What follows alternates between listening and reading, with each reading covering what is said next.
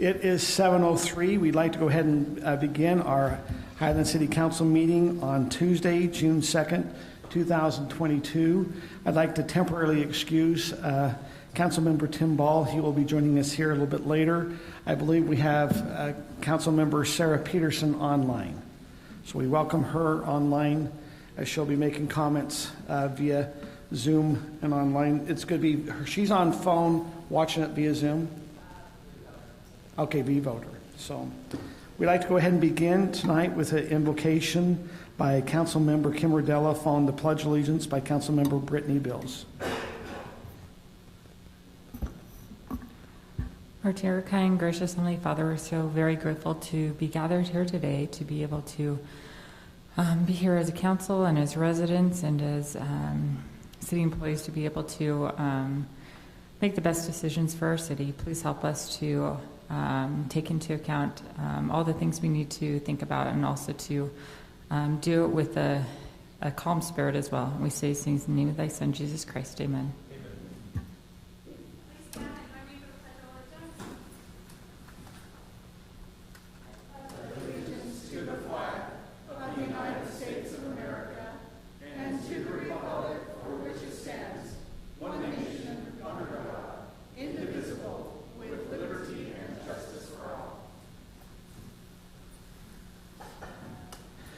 Thank you.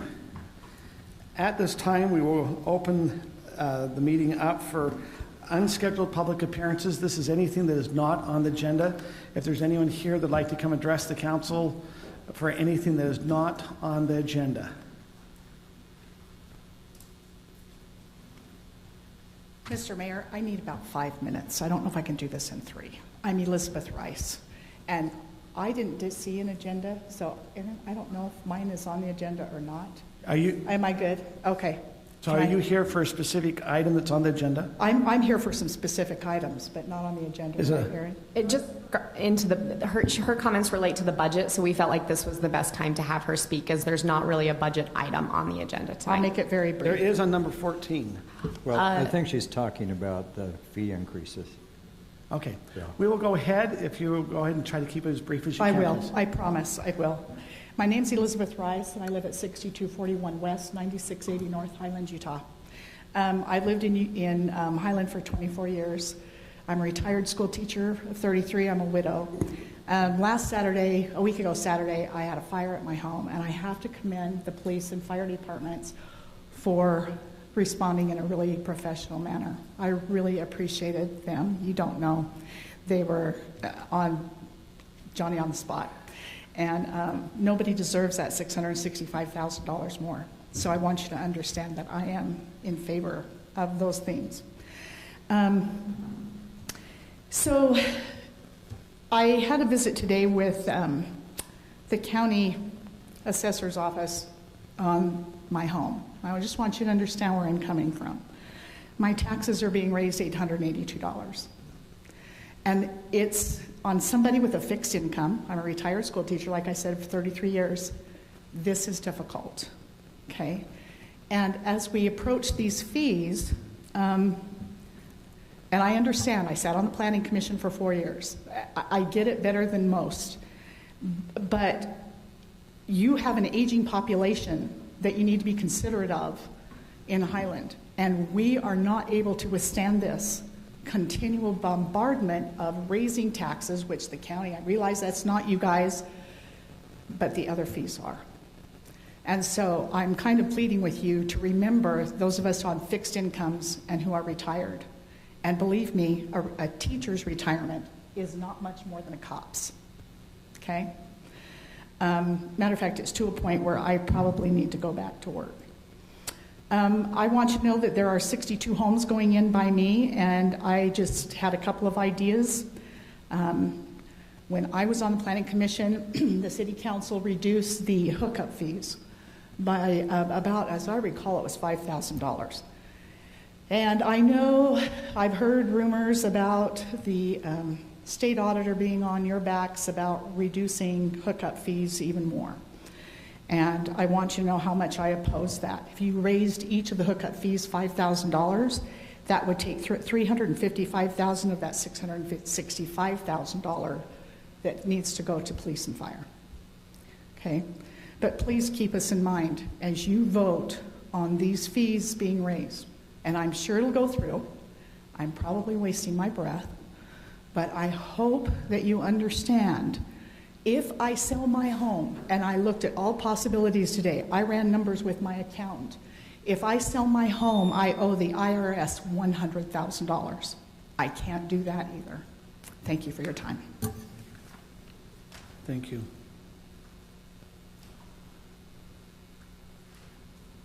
Go ahead and come up, Dave.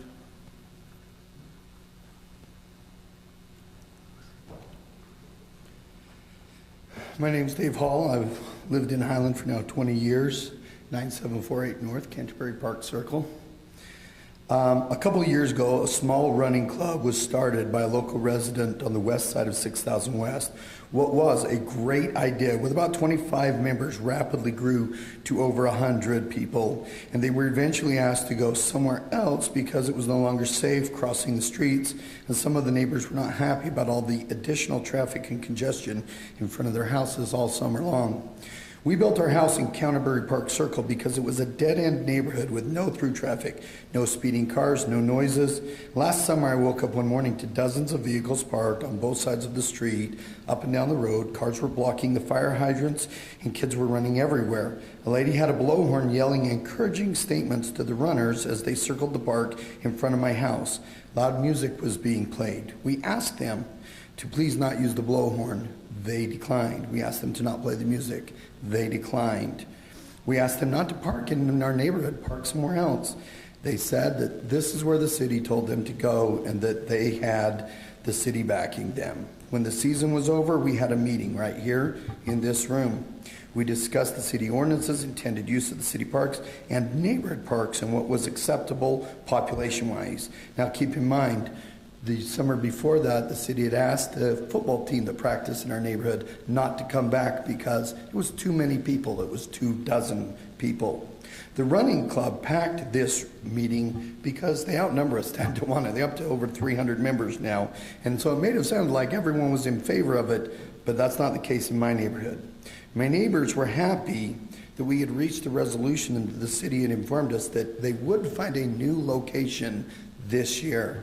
But to my surprise, I woke up the first Monday after school got out and they were back. Now I will give them credit. The blowhorns were not there. The parking was across 6000 west of the church on 9600. But that's still not safe to have hundreds of little kids crossing one of the busiest roads in Highland to go to running club. There's still parents that pull up and drop their kids off and then come back and pick them up. So it still is a lot more congested than what we remember it as when we bought and built our homes there. We're not opposed to a church group coming there and having an activity once a summer. We're not opposed to a family reunion happening there, and they might exceed 100 people at the pavilion. We're fine with that.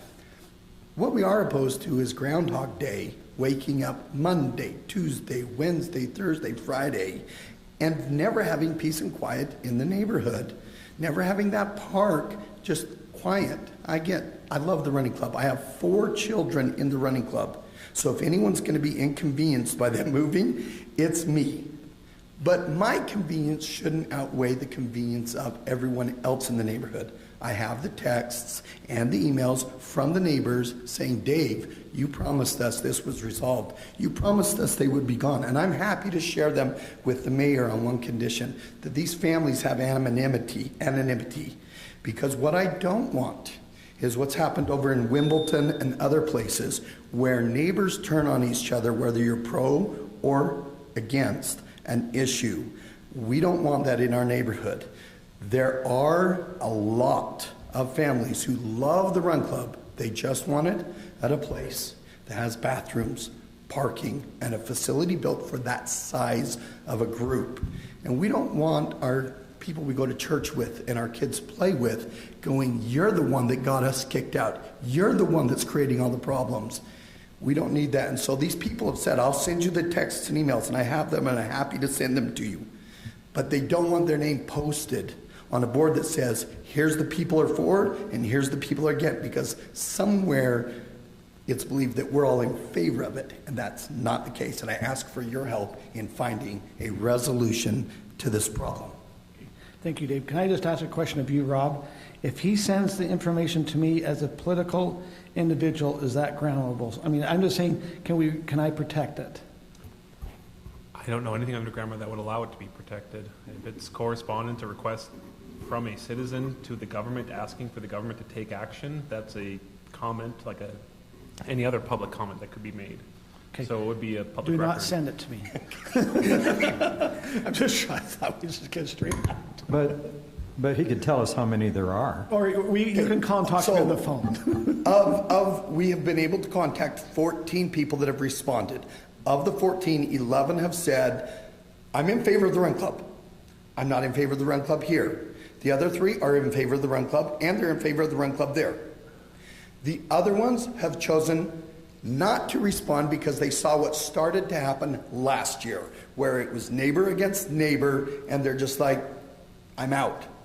It's a contentious issue that causes hurt feelings. And the thing is we had it happen last year, and then we felt like the wound healed. We put a Band-Aid on it, it healed, and we told everybody, guys, just bear with it. They're going to find a new place next year. We've been promised by the city they'll find another place next year. Now the wound's back open. The emails, the texts, the nasty little comments in social media, they're starting again. And when people see that, they go, I'm not stepping in that. I'm not going to. Dave, you know how I feel, but I'm not putting anything in writing. I've got the texts from the people that say, we love it, just not here. But out of 25 homes, you've got half of them that say, not going to step in it because these are my neighbors and I go to church, we sit in the same pew. And why should we live in a world where we have to fear this kind of stuff? It was a peaceful neighborhood before this problem happened. We're just asking for the peace back. And here's the last thing.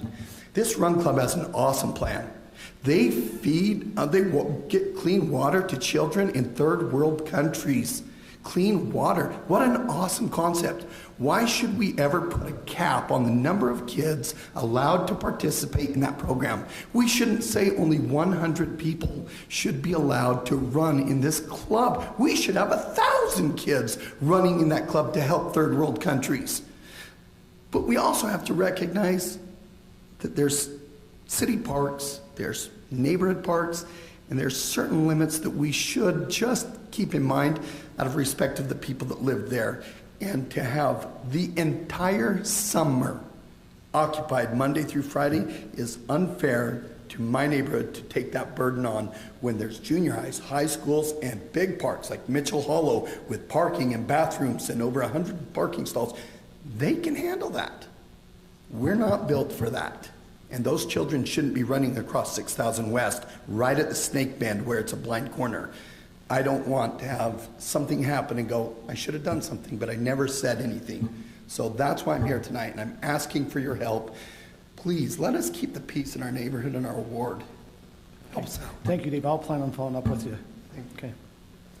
Is there anyone else who would like to come up during the public comments? Yes. Alan Rencher, 10224 North Yorkshire Court. This item is on the agenda, but I have a family thing I have to go to.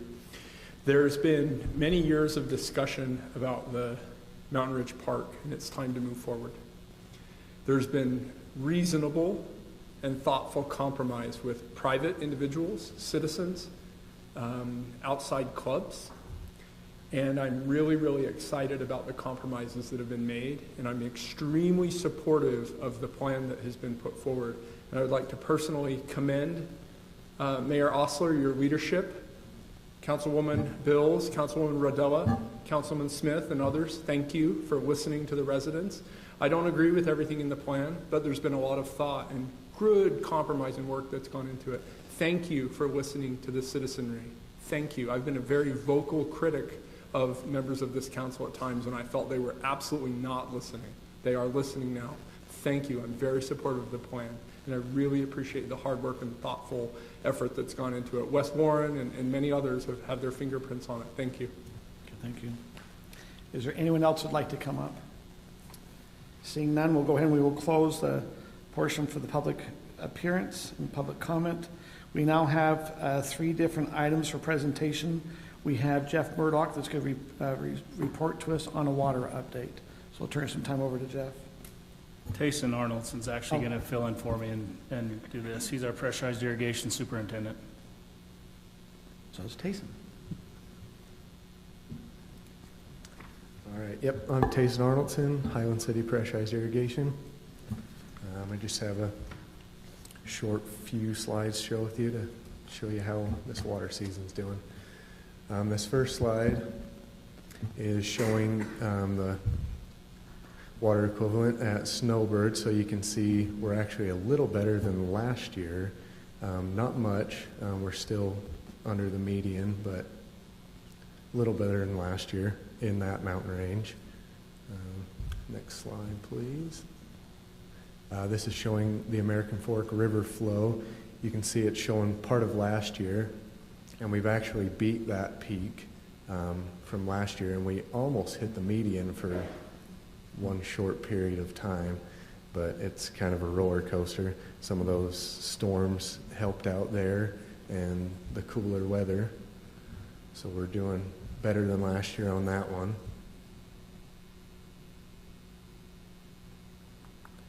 This is showing the drought across the state, and North Utah County is in the extreme drought category there, so we're not out of the woods. Next slide. And then, so far, we're actually saving 17% over last year, which is great. That's kudos to the residents and to Josh with the Parks Department. They've really cut back on water. And it's a 26% savings over 2020.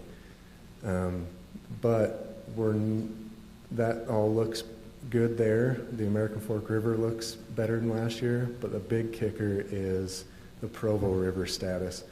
We're looking at a 60% allocation, whereas last year we got a 95% allocation. And so as this American Fork Canyon starts to drop off, and it's going to really soon within the next few weeks, that's where we're going to have to start using some of our other sources, the Wells and maybe some Provo River. And we just don't have a lot of Provo River. So seeing that and keeping that in mind, our plan is to give thanks to the residents for doing such a good job so far, and then ask them to keep doing what they're doing. Then we're going to start using our wells next instead of using that storage water in the Provo River, and then once that isn't enough, then we'll start to use the Provo River and just make it last as long as we can.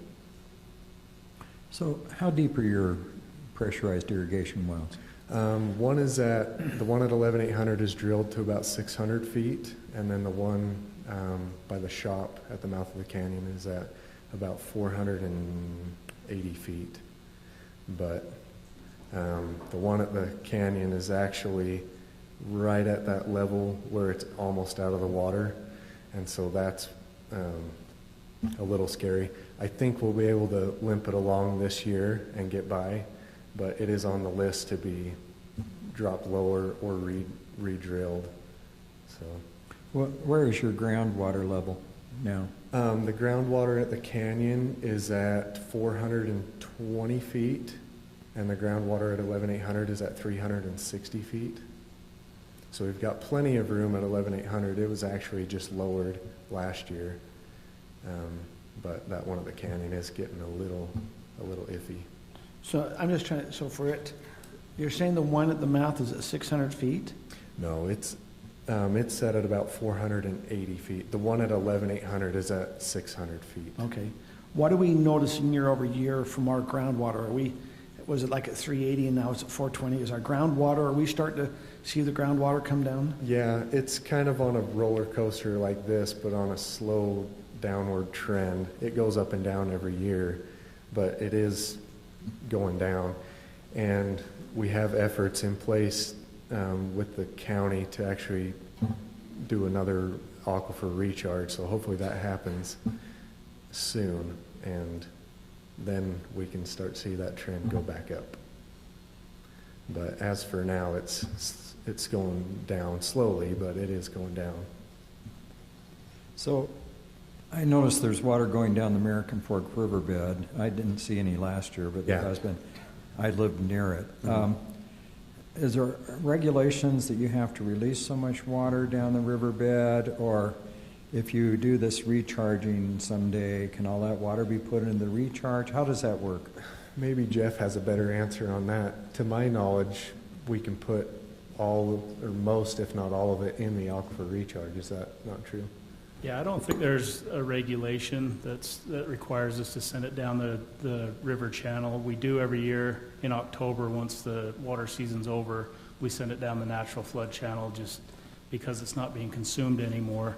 But yeah, that's something that I'd like to discuss with Ernie Johns. He regulates the American Fork Canyon Weir and the Tibble Fork, and discuss with him and make sure that that's kosher, that we can do that we can hold that water back and not send it down the riverbed channel anymore. But like you say, the last couple of years, we've had very little to no water running down it. This year, fortunately, it's good and bad. We are sending some down the river channel because we cannot hold anymore, none of the cities. And that it's just for this brief time with these spikes in the flows coming down the canyon.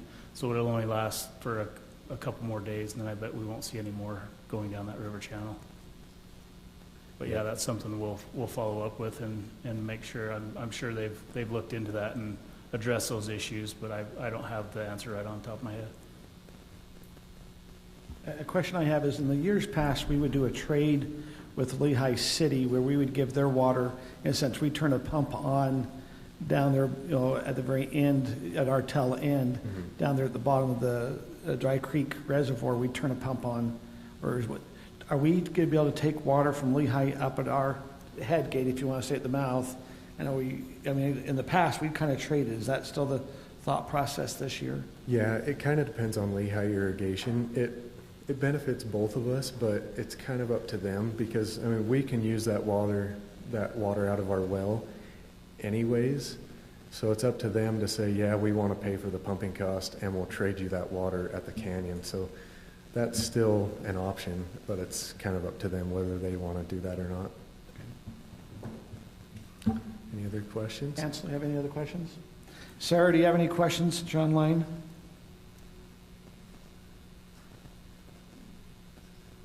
Is she still there? Okay. Does not have any questions?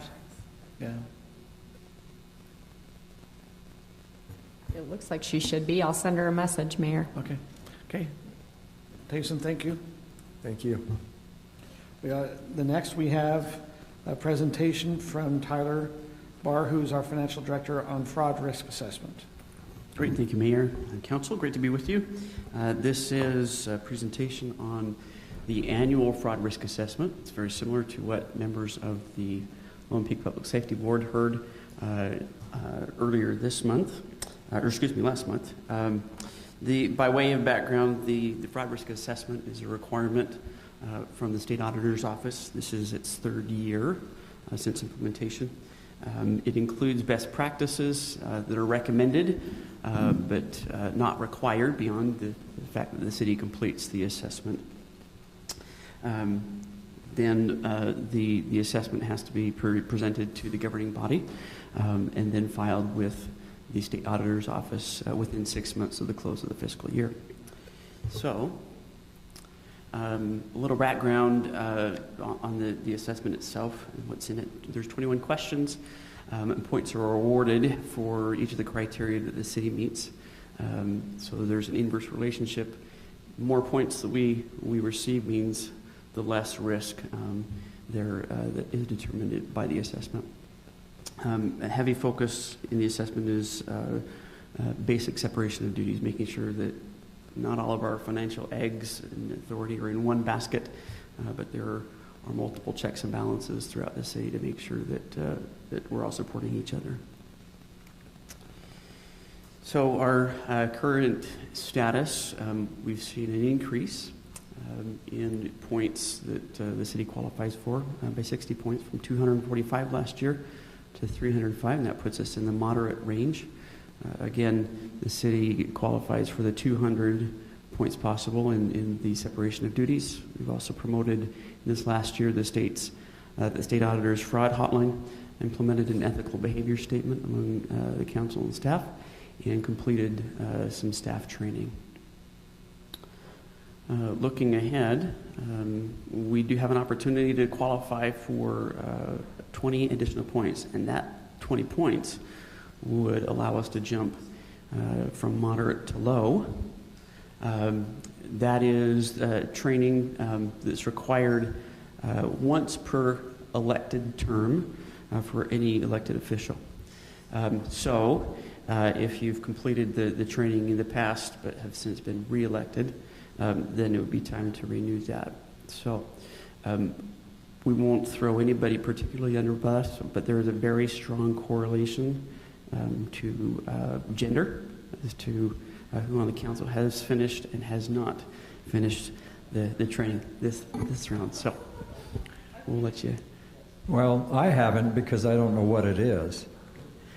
We're happy to provide that link again to the council. Okay. I think those that have completed can tell you it's some of the most thrilling and entertaining material that you'll come across. Is this the same training that I do for the special service districts that I have to do? The content is the same. But I have to do it again? Yes, because we both got re-elected. No, but if I do it for one of the service districts, because I have to do it for waste management, can't that count for this? Unfortunately not. So I have to do the same thing twice to have it count? Which is interesting because our state auditor is the master of efficiency, so I did email him telling him it was not efficient for me to do the same training twice. In fact, the special service district, if it's been a year since I completed that again, but I believe that the special service district training actually has a little more content than the municipal one. So if you've completed the special service district, click through and I'm sure you'll ace the questions. And You don't even need to do the videos. You just click on the answers. So now we learn the technique. Okay, very good. It's all about efficiency, as we've said. Okay. So we will provide that link again for your reference, and if you'll forward the completion certificate to me, then here this next year we should hit that other 20 points and be in this low range. So, okay. With that, happy to take any questions you have, and then we'll be filing the assessment with the auditor as requested. Is there any questions? If there are none, thank you very much, Tyler. We'll go on to our next presentation. Presentation from the Highland Youth Council. I believe we have a representative here.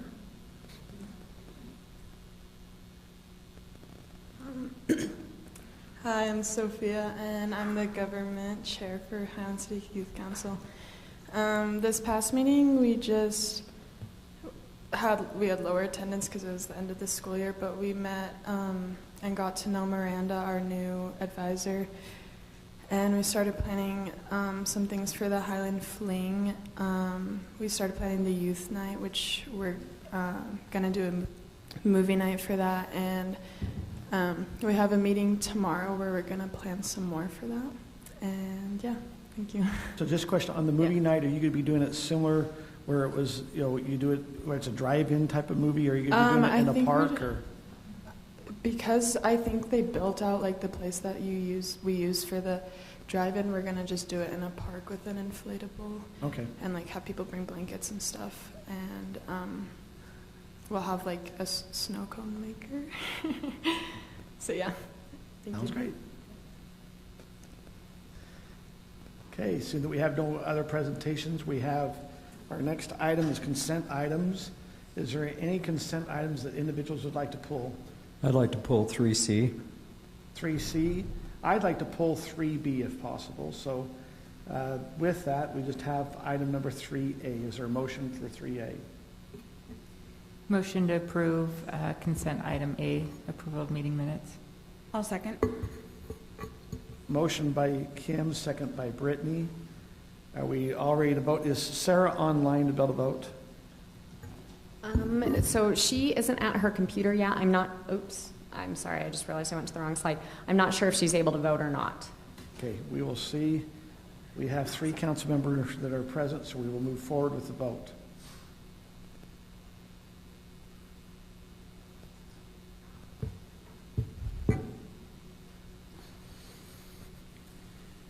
The results are 3-0, with 2 absent.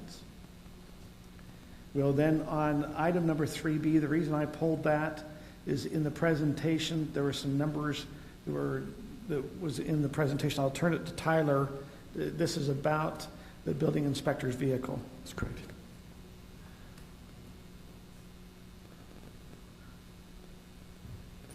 So, thank you, Mayor. The vehicle here in question is for the use of the building inspector. As you know, we hired a building inspector in addition to the building official because of the demand and the development activity right now. Supply chain has made lots of challenges for many aspects of our life, including bringing vehicles in, delays of 9 months to 12 months in many cases. So a vehicle became available unexpectedly. Another entity had ordered the vehicle but canceled the order prior to delivery. So the dealership let us know, and we were able to jump on that after consultation with the mayor. The cost of the vehicle is $40,752 roughly. And as the mayor indicated, the packet incorrectly mentioned that price at $51,000 and change. Apologize about that error, but the error now is in our favor, and we'll adjust the budgets accordingly. Source of the funding is from building permit revenue we have already received this year. Delivery may take place, we're hopeful, before July 1st, and that's the reason why it'll be presented to the council as a budget adjustment this year, but then also included next year in the event that the purchase doesn't take place, or the delivery doesn't take place until after July 1. So, any questions on the inspector vehicle? Once again, this is, I think, for our second inspector to be able to go travel to go on at the different sites. The revenue's been generated from the building permits. That's correct. Then, Scott, you asked to have number 3C pulled. I did. Unfortunately, Aaron, we're going to have to work on Dropbox. It's not been working, and I just lost all my agenda because I'm trying to do it off the city website, and it's not logging into it. So I just lost everything here. So I think everyone else has had some trouble here, too, getting the agendas off Dropbox. Yeah. Can you open it on the website? It's not opening on the website. I had it because it was on my computer when I came in. I clicked back, and I've lost everything. So I don't know what the deal is. So what I want to ask about on this is the block grant from the, it sounds like it's from Utah County. If you read through the information, the funding's provided basically through the federal government. And Nathan, I just had a couple questions. One, we've been involved with this the last 3 years. Have we got any money from this? No, we haven't. They've recently changed the program that we may be eligible for some different types of projects, and Stephannie has that information. So my concern is when I read through the background information, these block grants from the federal government oftentimes have a lot of strings attached. And there's a lot of talk of strings, including affordable housing. And that's usually code words for high-density housing. And, the high density that we put into the city now, the Bahr project and downtown and different things here, I have people complain to me constantly about that. So I'm really not interested in voting for a block grant that's going to have strings attached that requires us to have more high-density housing. Now, that may not be true, but if you read through this, it sounds like there are a lot of strings. So I'm having a hard time seeing the advantages of that because every survey we do with the citizens of Highland, everybody I talk to, they like our low density here. So I hate to be involved with federal programs, whether they give us a little bit of money or not, that forces us into doing things as a city that the majority of the people don't like. So that's kind of my opinion. So I'm going to vote against this personally. I'm not sure, but maybe you can tell me more about some of the, I know sewer and all that stuff is wonderful, but do we have to have high density housing with it at the same time? So I'll give you the information that I know about this program. Most of the grants that are awarded through this program are based on income. Highland City will most likely not qualify for many of the grants that they issue through this program. They do have some grants that are available for seniors. You know, for instance, if we were to upgrade a senior center, something like that, or ADA requirements. But they would consider seniors as well as those with disabilities. They might consider them in a medium income range, and so they might qualify if we did certain projects for those demographic groups. So that's the only, most likely the only grants that we would qualify for. And by signing the agreement doesn't necessarily mean that we're going to apply for a grant. So. Well, we didn't the last 3 years. Correct. And we had a similar discussion 3 years ago. Yeah. Signing the agreement does give you the opportunity if you choose to do so, but it is, once again, just for your consideration. Any other discussion from, now when I look across the grant, it talks about that we are saying, I thought it was more with housing, that we wouldn't be discriminatory, and that we, dealing with disabilities and any discriminatory practices. That's kind of, I guess, how I took it, but maybe I misunderstood it. Yeah. So the changes in the yeah. agreement are dealing mostly with the discriminatory issues. Though that would be the change in the agreement, but once again, Highland City doesn't qualify for so many of those grants because they are income-based. So.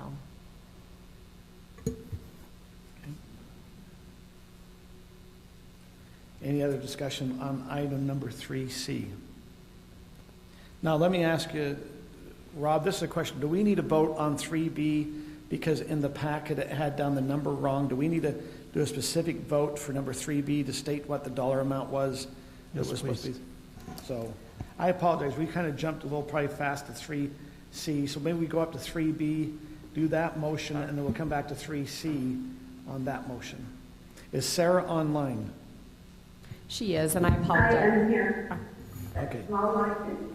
Is there a motion for number 3B, which is dealing with the truck? I move that we approve consent item 3B, the action on the building inspector vehicle purchase with the updated price information. I'll second. Okay, motion by Scott, second by Brittney. Ready for vote?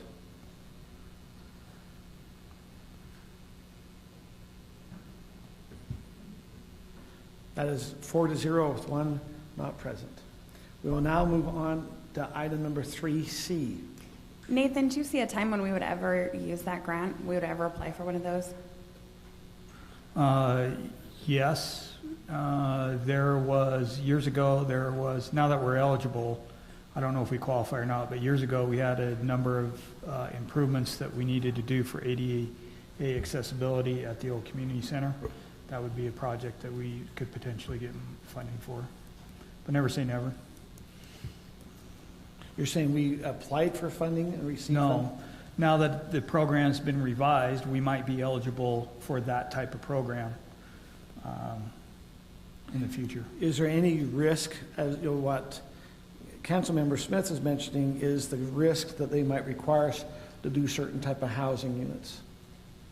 I'm not familiar enough with CDBG programs to do that. If they did, we'd just say no to the money. That would be pretty easy. So do you anticipate that we might need a grant for ADA, I'm sorry? So potentially, one project to think of is actually modifying the library doors so they're more accessible so people can get through those instead of it's split down the middle with the pole, because it has two doors you pull out, is actually modify that so it's open, more like this side.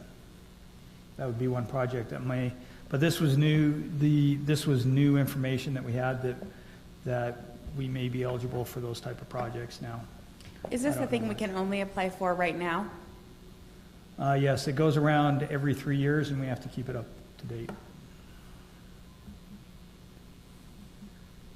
Do I have a motion?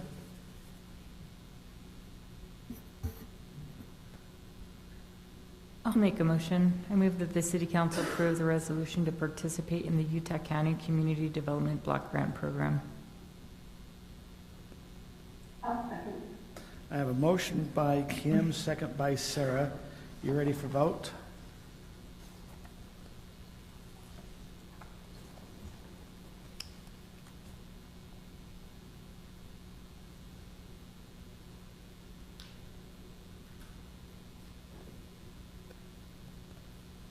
That is a 3-to-1 vote. So it passes. Item number C. We will now move on to agenda item number 4, which is a public hearing to declare surplus property and property exchange and a boundary line agreement. I believe that is Kelly. Yes, thank you, Mayor and members of the council. Let's shift this over here. So this kind of has 3 parts to it. There's a declaration of surplus, and then there's this agreement that involves a property exchange, as well as that boundary line agreement. So first, the declaration of surplus. This is a resolution that we're putting before the council. In our municipal code, we have a process that's outlined for the process of declaring public space as disposed of. That first step was to declare the property surplus by resolution. The City Council approved that resolution on May 17th, our last City Council meeting. And the next day, we as staff did publish the public hearing notices for the public hearing to be held today, which is that next step, number 3. And then number 4, that's for the council's consideration to basically officially approve the disposal of this property. It is a little over 13,000 square feet of property. And then kind of going to the next point, this shows where that 13,000 square feet is. It's that one that's closer on the bottom. Sorry, thanks, Aaron. That 13,000 square feet, 300 about, is right there. It's a 20-foot wide parcel. We are swapping that for the property that's north of it, just west of the PI pond, with Alpine Joint Venture. This is allowing for that trail connection up to the Hog Hollow Trail that will connect to the public property in Draper. And so that agreement is this property exchange, as well as this. It's a little difficult to see on the screen, but if you look back at this one, there is a gap. It's about 42 feet wide west of the PI pond and east of what we're swapping, or what we're getting from Alpine Joint Venture. So here's that gap right there, if you could put it right there. And so with this, it's a boundary line agreement between Highland City and Alpine Joint Venture, which is giving Highland City official title or ownership over this 42-foot wide gap. So those are the 2 parts of that agreement.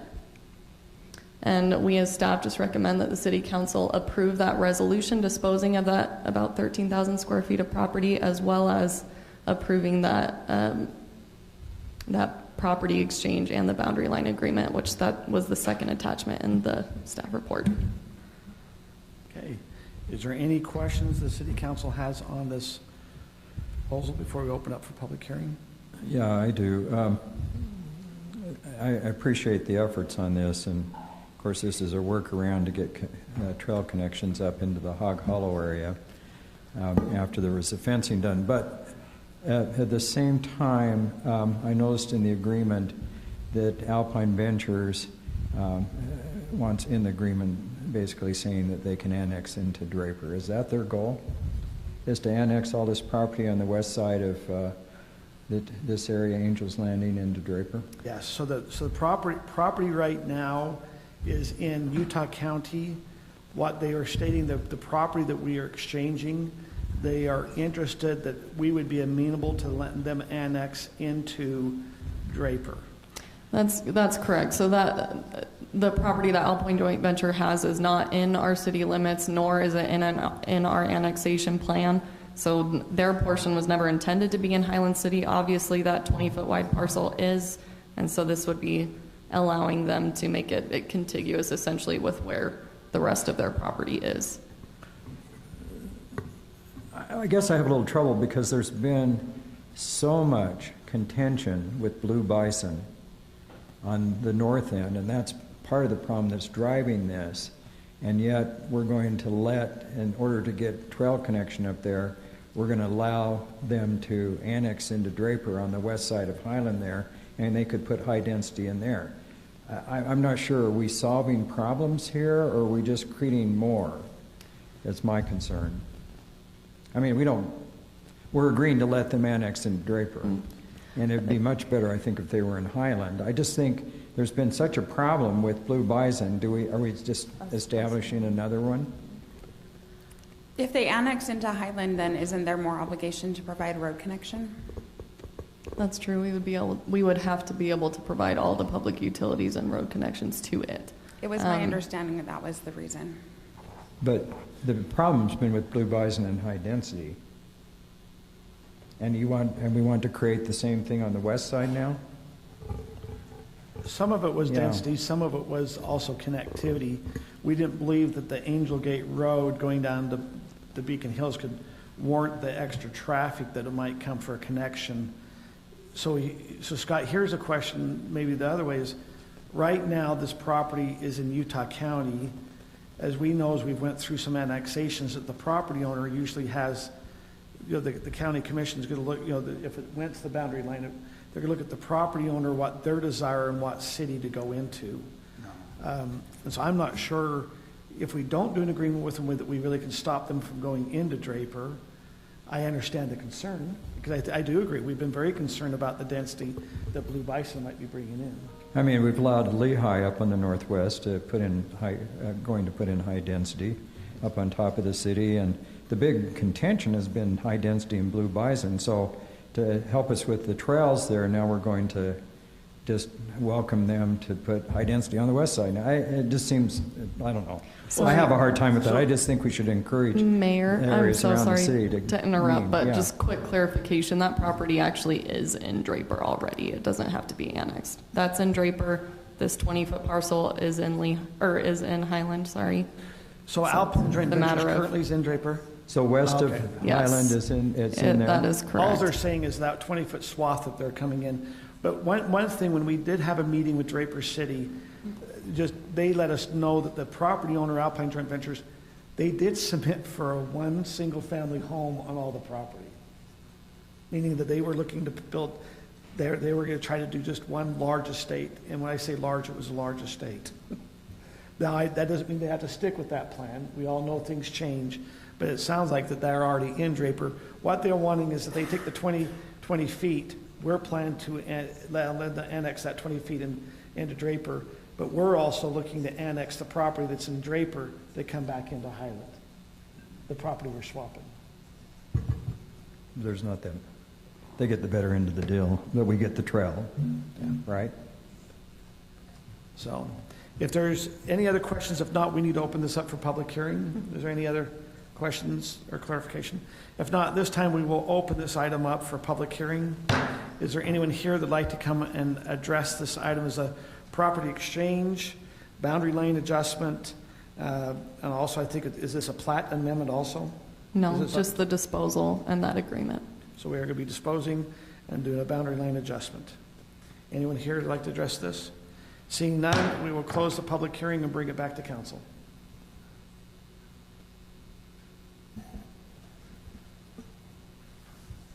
I think we've had a lot of discussion about this. I mean, really over the course of almost 6 months. So we have a pretty good understanding of what we're doing, why we're doing it, and this is a resolution that is beneficial to our citizens. So I'd like to propose a motion, and I move that the City Council approve the resolution disposing of certain open space in the Beacon Hills Plat H subdivision as shown in Exhibit A, and the property exchange and boundary line agreement between Highland City and Alpine Joint Venture. I have a motion by Kim. Do I have a second? I'll second. I have a second by Brittney. We ready to vote?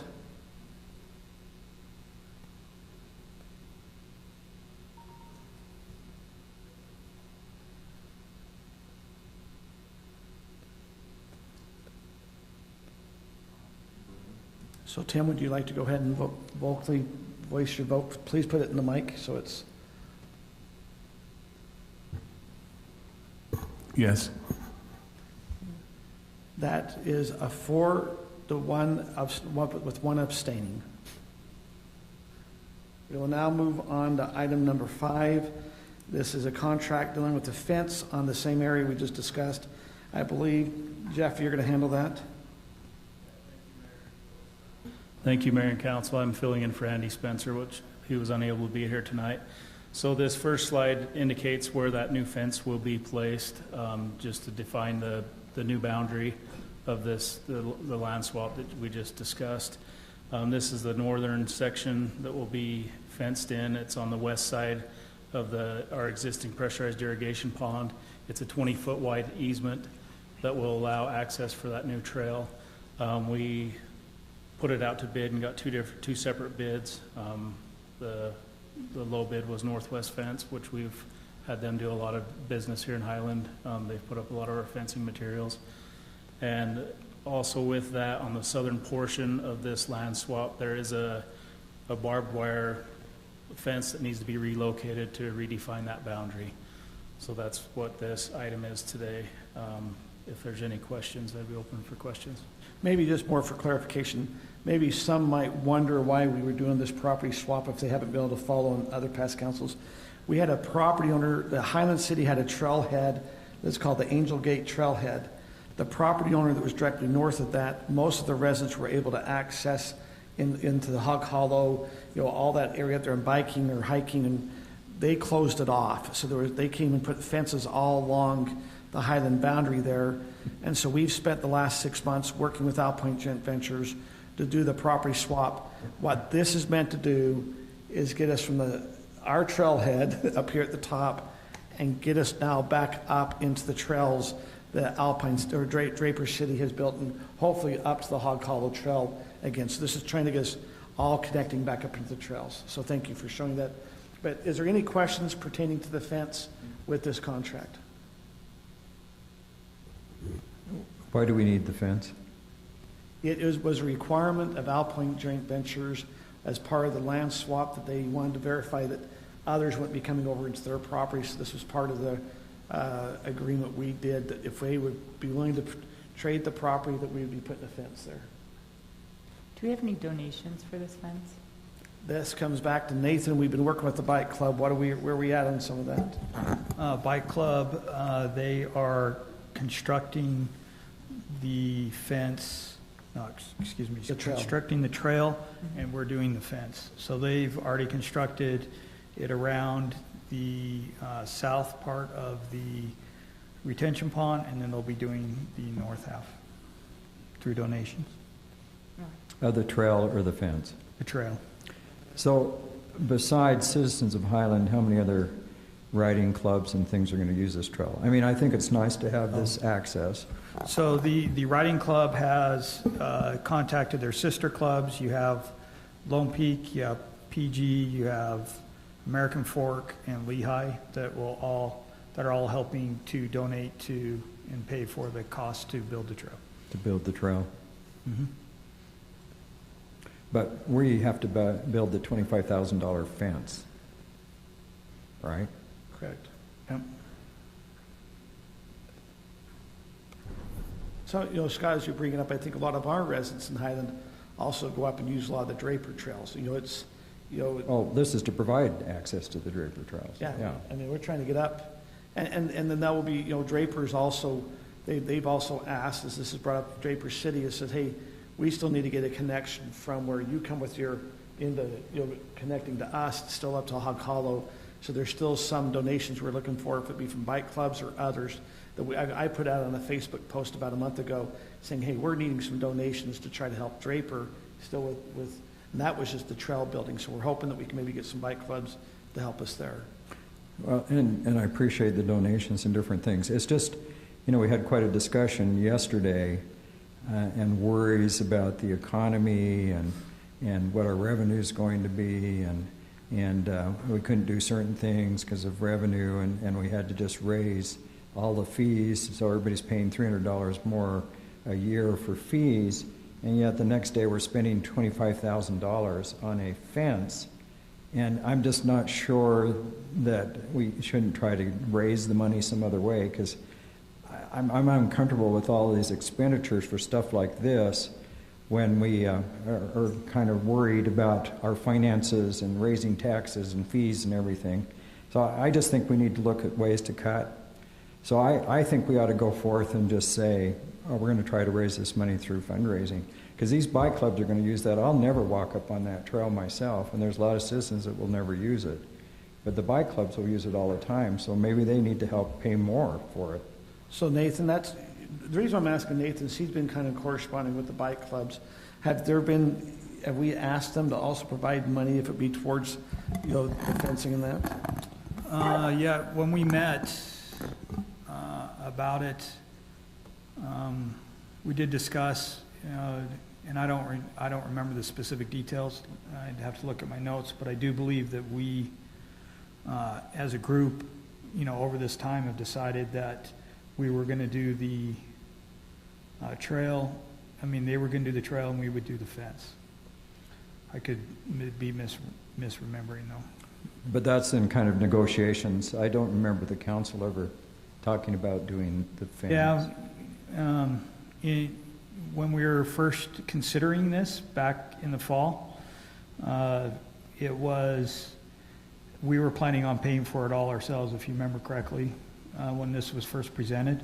And then we had an option to supplement the money and the cost by having the mountain bike folks, because they came and presented the council and said they would like to be part of the solution. And this is what was come up with based on that.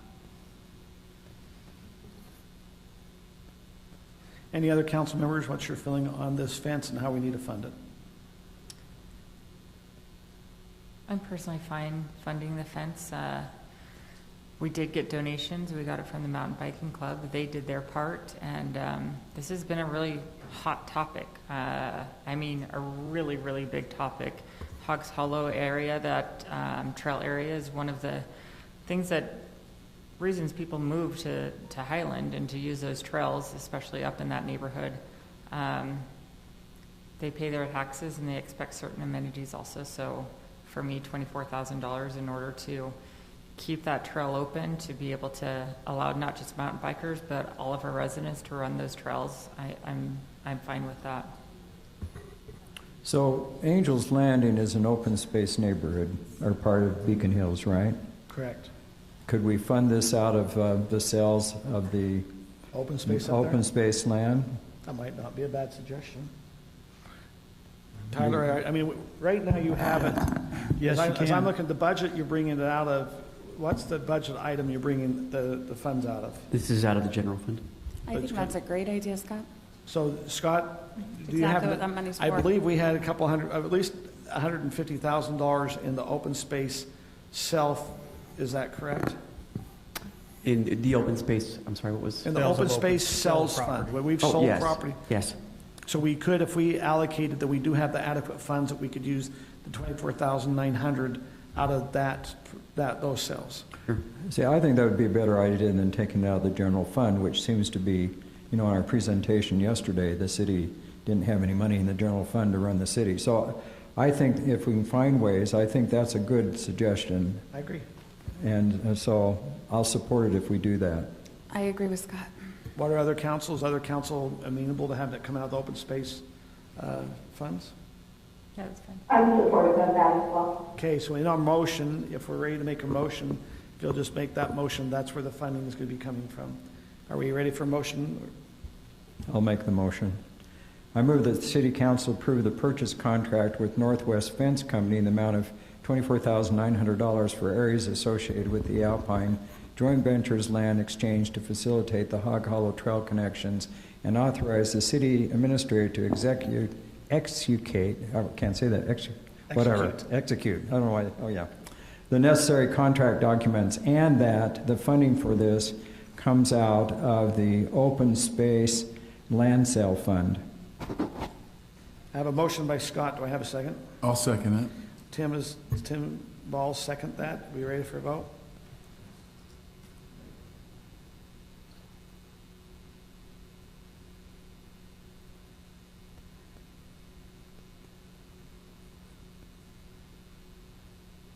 That passes 5-0. We will now move on to item number 6, which is the architectural review for 10,700 brownstone units. Kelly, I believe that is you. Yes, thank you, Mayor and members of the council. This is for the subdivision 10700 that's just right across the way, right there next to City Hall. For the architectural review, this is a quick vicinity map. What we're talking about specifically are these 10 units on the northern end. They're the brownstone units. So that's what we'll be looking at for the elevations. Back in August 4th, 2020, almost 2 years ago now, the Apple Creek plan development was approved by the City Council with a stipulation that, this is word for word the stipulation, that the architectural design shall be reviewed by the City Council for input. That's why this is being brought to you as a discussion item, so the council can look at the proposed elevations and possibly give any input as appropriate. These are the elevations. They were in the report. As you can see, unlike most of the front is just brick and you have those steel accents, lots of windows. I went through a lot of it in detail in the report. That's okay. The front doors are on the sides of the buildings. They're all attached in twos, and they also are 3-story buildings, which is something that was specified in the PD for specifically the brownstone units. These are in the architectural design guidelines in the plan development. These are the items that it goes through with certain specifications as to what they need to follow and what they need to follow in the style guide. So in the report, I do go through these in detail as to how these elevations meet these requirements. And we as staff just recommend, like I said, this is just a discussion item. McKay Christensen and Todd Ambry are both present if you have any questions for them specifically. Otherwise, it's just us giving the council an opportunity to share your input. Okay. We do happen to have the developer here. Would they like to come up and address the council at all, or just an invitation? And McKay, I can't believe it's been 2 years. Come on, McKay. You know you've been waiting for this. The whole pandemic, you were like, when can I get back to Highland City Council? There's an itch I needed to scratch, is that what you're saying? Yeah, it's been 2 years. That's crazy it's been that long. We talked about density earlier, just for you. I know. Yeah. I noticed. I took note. Trust me. Yeah. Yeah, so, I mean, you guys have everything in front of you. I think everything should be pretty true to, I think, what we originally contemplated. These are the brownstones, not the villas. I think that you guys have seen the villas since we've come back. And, yeah. What's in between, I mean, we just see, what's the setback between the two buildings? It's tight. That's the toughest part of this. I mean, Todd and I both are like, man, we almost would have preferred to have them attached, but we're only 5 feet between. And so okay, you're 5 feet between, so there could be 2 units together. It's like a twin home, but then you only have a 5-foot walkway from them. That's their entrance into the units. Yeah, so the one thing that we looked at, Kurt, if you, Kelly, would you mind going to the floor plan? I don't know if that's something that you have on this. We debated back and forth whether or not we should just put the front door right where that window is, if you can see that window right there. We even tinkered with the idea of alternating them. So if we alternated them, one would have the front door right there and one would have the door in that alleyway. But as we looked at it on the floor plan, and I can wait till Kelly gets that up. Sorry, Kelly, am I making your life a challenge? Todd and I recognize that it's not ideal. And so if you zoom in, maybe Kelly, zoom in on level 1 where the garage is. Yeah, that'll work. So we could put the door to the left of that little car. It looks like a Beetle. Up front, all the way up front. But then what we would have is we need the stair to be centrally located for a number of different reasons, just to divide the master living space on level 2 from the rest of the living space. And so the stair needed to be back in the middle of the unit, and we didn't want the arrival experience to be, we debated, do we have them come in the front door and walk down this long, narrow hallway, or do we have them walk down a corridor and have the additional space for storage? So people can line up everyone's going to have storage, right? And so we tried to make these units where we have a lot of living space. So in total, these are almost 2,500 square feet. To give you some context, Toscana is more like 18 to 21 roughly or so. 16 to 21. We have 4 bedrooms. We have two living spaces where you've got a downstairs kind of family room where you could send the kids, and then upstairs you've got another living space. But when it comes to that entry, that's one of the things that we went back and forth on. One of the things that we can do to try to dress up that experience, Kelly, would you mind going back to another one of the elevations?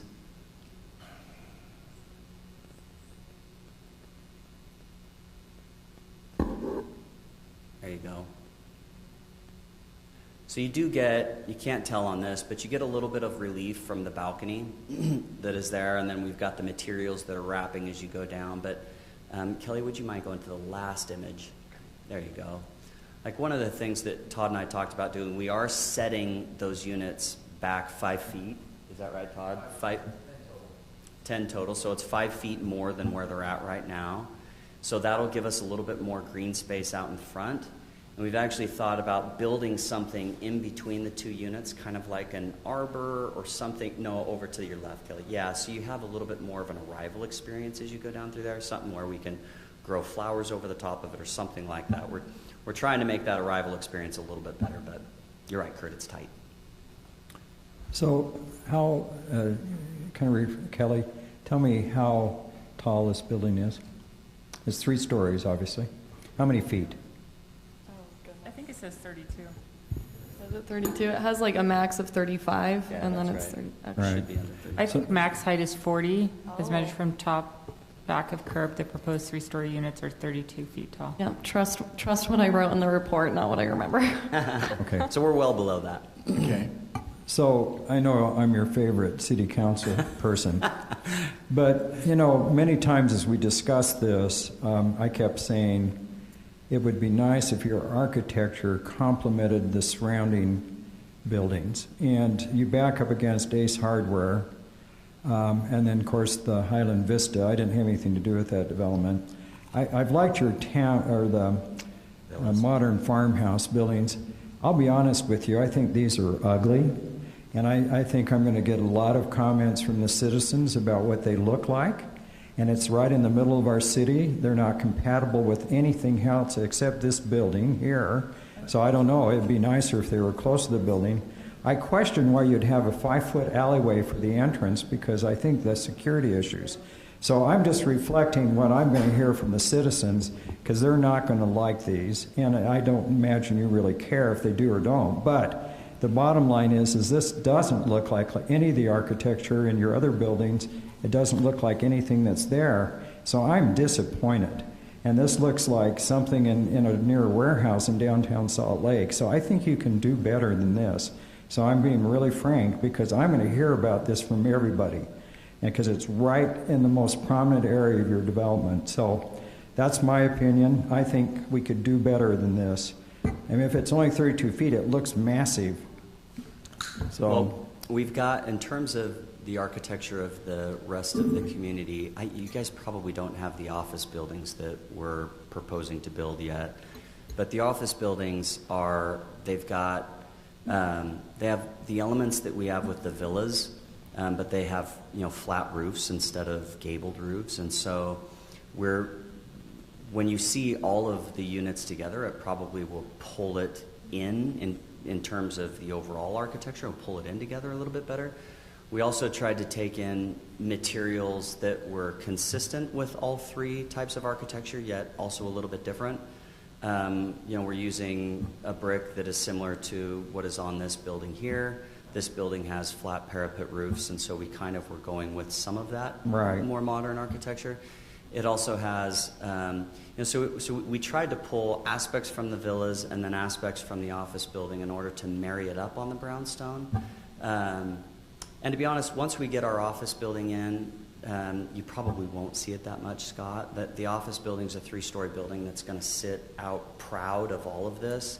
And then these brownstones are really Our biggest concern is they're kind of crammed in, and that's what we had when we came up with this. If you remember, it's back up against Ace Hardware, which really, these units probably sit another maybe 5 feet or something, 7 feet over the top of that. And then you got J. Thomas that's over on the other side, which is bookending it, and then you'll have our office buildings and then the villas in the front of them. I'm not sure that, as they go up, people will see them. By the time the community is built out, I think it's going to be kind of tucked away.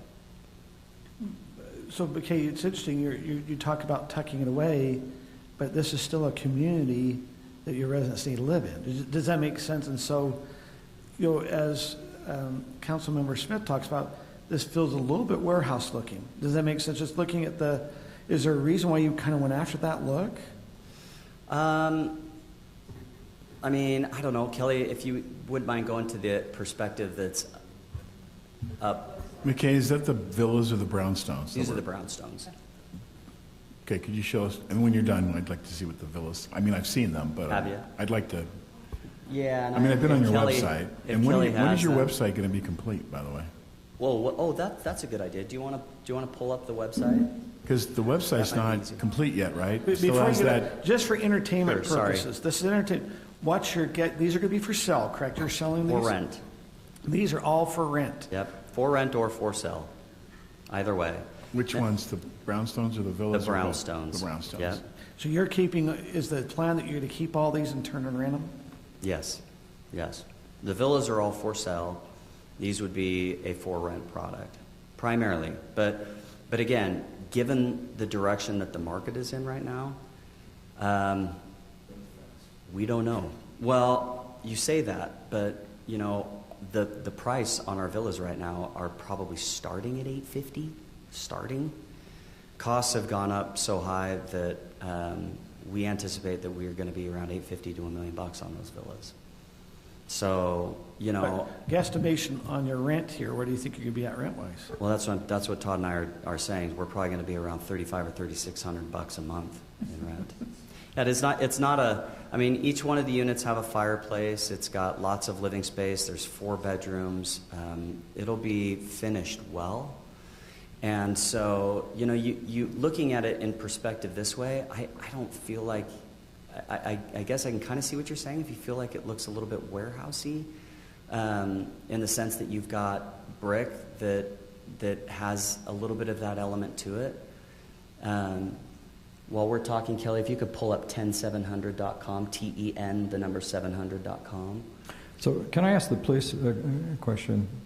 Chief, do you have any concerns about having these little alleyways in between the buildings and that's where people enter their homes?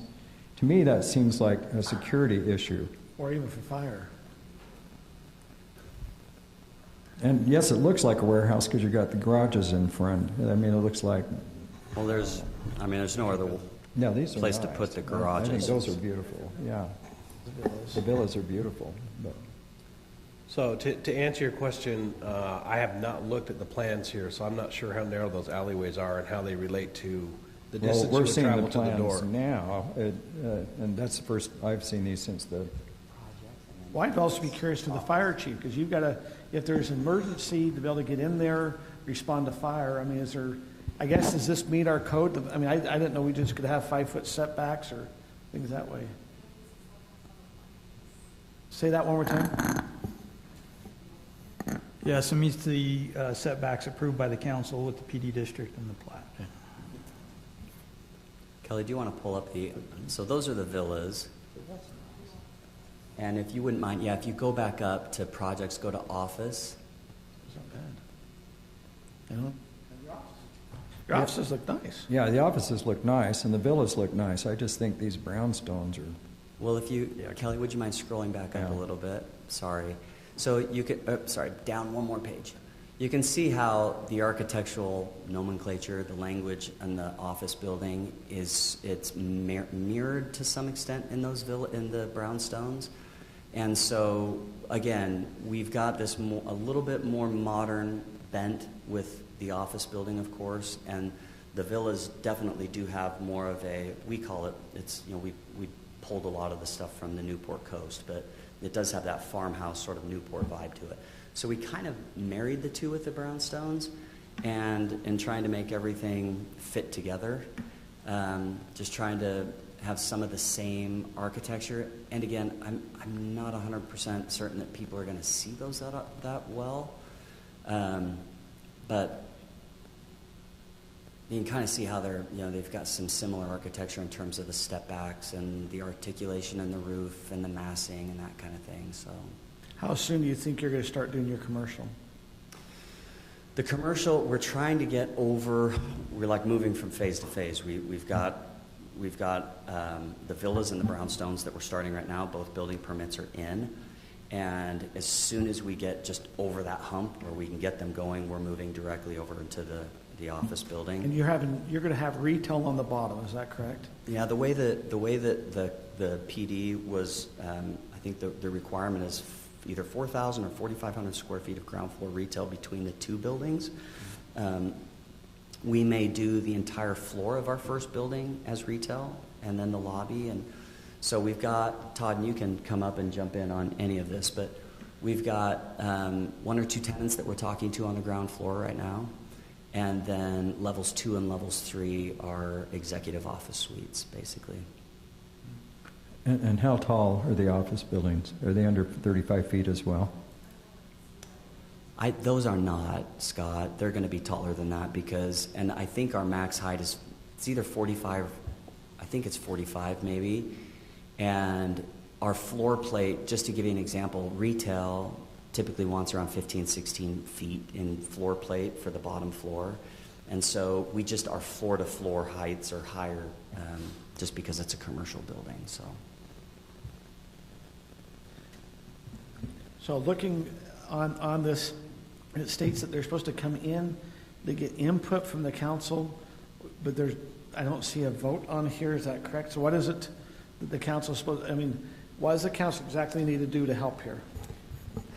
It's just a discussion item and giving y'all an opportunity to discuss with the developer, share any opinions or preferences. It's honestly, or if there was something that you noticed that I may have missed in my staff review, if you think that it doesn't meet certain criteria in the PD, it's something that you can note and we can take it back to staff. But like I said, it's just for discussion. I have my concerns about the alleyways. I don't think they're safe.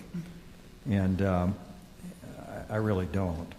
And I like a lot of the architecture I've seen in the townhomes, the villas and all that. I just think these look like little warehouses, and that's exactly what people are going to tell me. And I know you think it's going to be tucked behind, but there's an open parking lot as far as I've seen from the plans in front of it. So I don't know. I'm just a little uncomfortable with the style. I think it doesn't fit with Highland that well. I think your other things do. So you've got my opinion for all it's worth. I'm sorry, Scott. One of the other challenges is, given the height restrictions that we've had, we can't add gables to them, which may have, I don't know. I don't know if that, to be honest, I think that would have hurt more than helped, trying to gable the roofs and do something like that. I'm not sure that it would have really added much, but. Okay. Rest of the council, any other input you'd like to give on this? I like it, McKay. I have a more modern, taste, though, but I think you did a great job of tying in the villas, the office, and the brownstones all together, and I'm really excited for this project. I think, do you already have a list of people wanting to buy them, or? On the villas, which is kind of the only thing that we've let out, we've got a list of like 5 or 6 people that have just been anxiously waiting for them to come online. And with cost increases being the way that they have, it's been really hard to figure out where we're going to land. But yeah, we have. So you're in the anticipation that we will start seeing dirt movement and building in the next 60 days. Is that about right? What do you think? And on the townhomes too? What do you think about the villas? On the villas, yeah. I'd say most people in the next 60 days office will fall right under that. Okay. Any other council input? McKay, do you feel like you've been through every economic scenario? Kind of. Yeah, of trying to figure out what these are going to sell for and be worth? I know, it has been. We've had a crazy, over just the course of the years it's taken to get to where we're at. Yeah, we've had a lot of economic, things have gone up, but costs and interest rates and stuff like that worry us, but it's been a wild ride. So you're not going to thank us for all the delays? No, we're happy. All right. We'll be happy when it's up and going. Good to see you again. Thank you. So when do you anticipate the office spaces and retail going in? So on the office, before we go get our construction financing, our lender's going to want to know that we have, particularly for the ground floor, at least a letter of intent or something like that from the retail standpoint. That's, if you guys remember, that was always kind of the hardest get for us that we anticipated. With the office building, as soon as we get the website finalized, it's not finalized, it should be finalized within the next 30 days or so.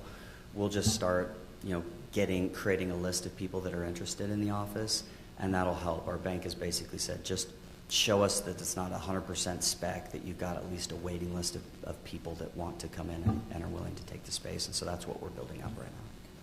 And then if you need help, with retail spaces, us as a council would love to help out and make sure we get some quality retail in there as well. You guys have my phone number, and if you don't have Todd's, we can get it to you. But if you know anybody that you would like to have, or anybody that's expressed interest, we'd love to talk to them and figure out. There's been different, as we have different retail area that's starting to open up, and so we've had different retailers, or maybe the food concepts talking about different locations.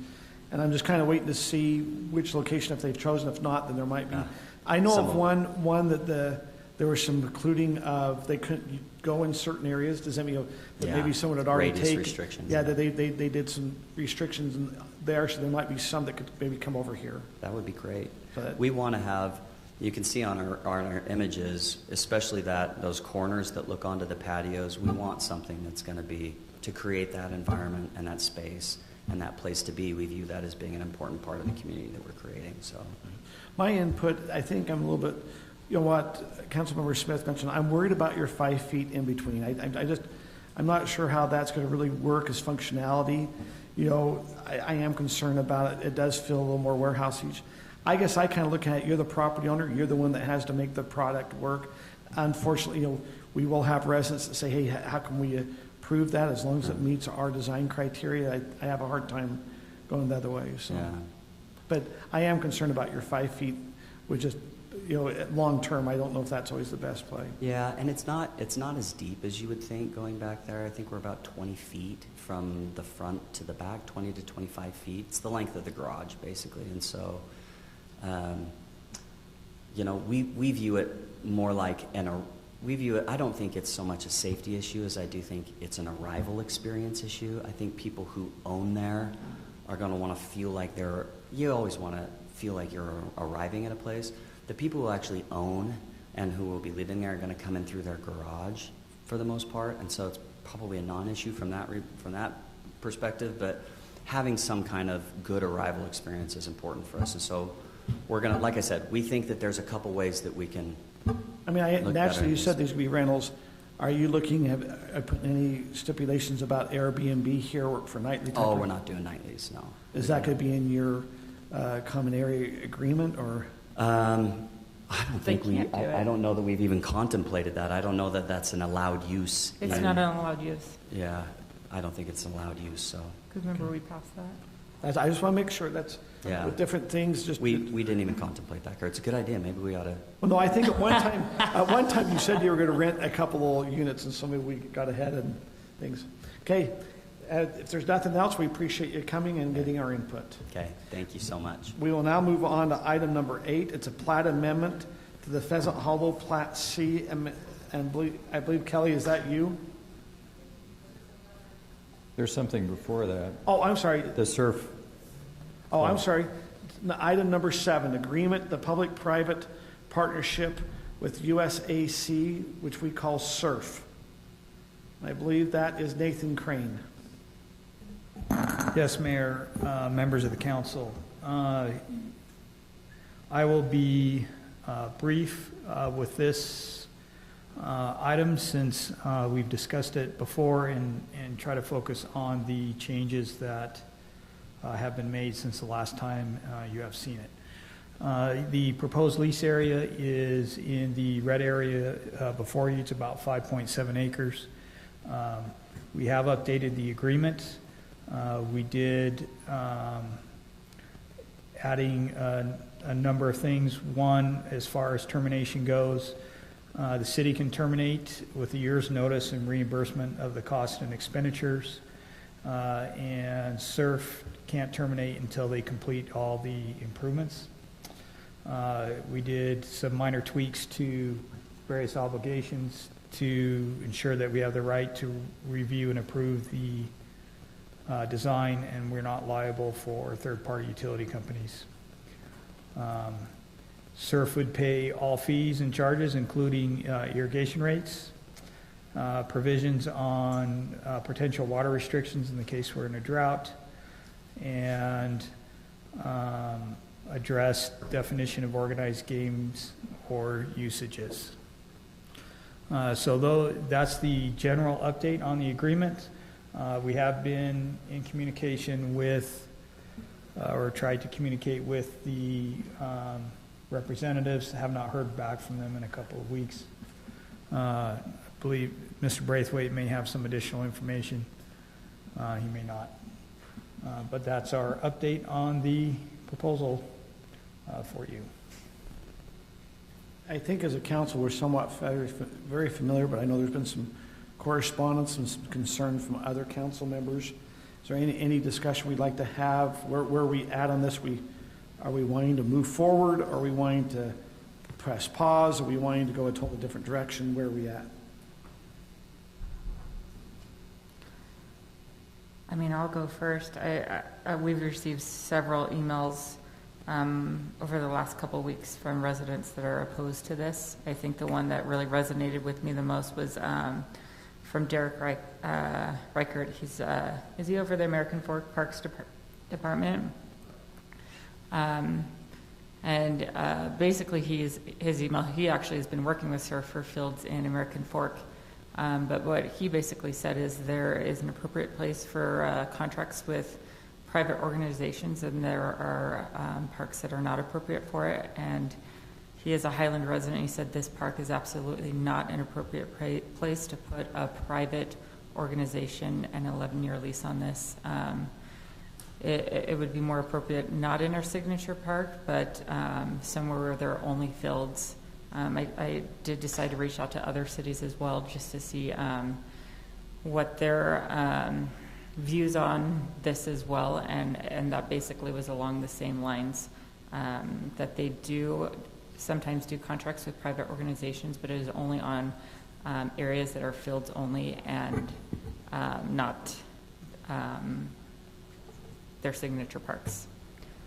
Okay. So I am against this. So I guess my question is how are we going to pay for these soccer fields otherwise? Because I get so many promises of this person's going to donate $500,000 and this one, this and that. So far, I think that's come in the foundation is about $44,000. So my feeling is on this is that there's a lot of advantages in having SURF do this, in that they maintain it, they're going to build it. I don't know how we're going to fund this otherwise, because I have a lot of qualms about finishing this park anyway with all the information we received yesterday about the shape our general fund is. And so there's been a lot of correspondence and talk with the SURF people, but all these people that are opposed to it really don't have ways to come up to pay for this park short of bonding.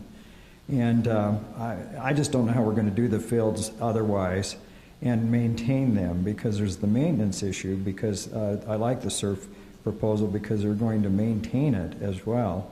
And yet there is a fair amount of public availability. It's kind of same as the ball diamond. So I guess my question is to Councilwoman Rodela is, do you oppose the ball diamond as well? Or is it just the soccer? Wait, what was your question about the ball diamond? That's being donated. Yeah, that's being donated. Yeah. But the SURF thing is basically being donated. They just have some restrictions on it for a period of time. There's Longer. 11 years versus a non-period of time on the ball diamond. So there's a large exclusivity on that versus I think it's 4 hours on the ball diamond a week. So how would you build the soccer fields then? Where would you get the money? That's my question, because that's a been the big fair issue question. throughout. Yeah. I think there's other ways to look at it. I'm not saying that we should stop all communication with SURF, although I'm wondering why they're not here tonight and why they haven't communicated with us in the last couple of weeks, but Brian might know that. I'd rather just be able to broker a deal on a different field area, and then we could take that money and put it into this park, or Nathan has some other ways in which we could pay for those fields. So earlier in the week, when we started getting some emails, I did reach out to Brian Braithwaite, who's over our parks, to say, hey, if we looked at another area, just looking like the Lone Peak fields, maybe having surf move there, would they be willing to donate, since those fields are already in, would they be willing to donate some money to come back here to kind of address what your question was, Scott? Well, yes, the money is the issue. Yeah, it's for the money. If there's, do we want to have any other discussion before we invite Mr. Braithwaite up to maybe discuss what his conversation's been with SURF? If there's not, Mr. Braithwaite, would you mind maybe coming up and sharing a little bit input from this, and maybe addressing why SURF not here tonight? Thank you for giving me some time up here. I'm Brian Braithwaite. I don't represent SURF.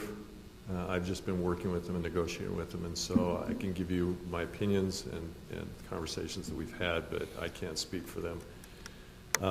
They are in the middle of their time to recruit people, so they are swamped to be able to do things, and so they have been diligent in providing us a lot of information. We have a contract in front of us because they have spent time and effort into this. This is where you put your money where your mouth is, and they have put that.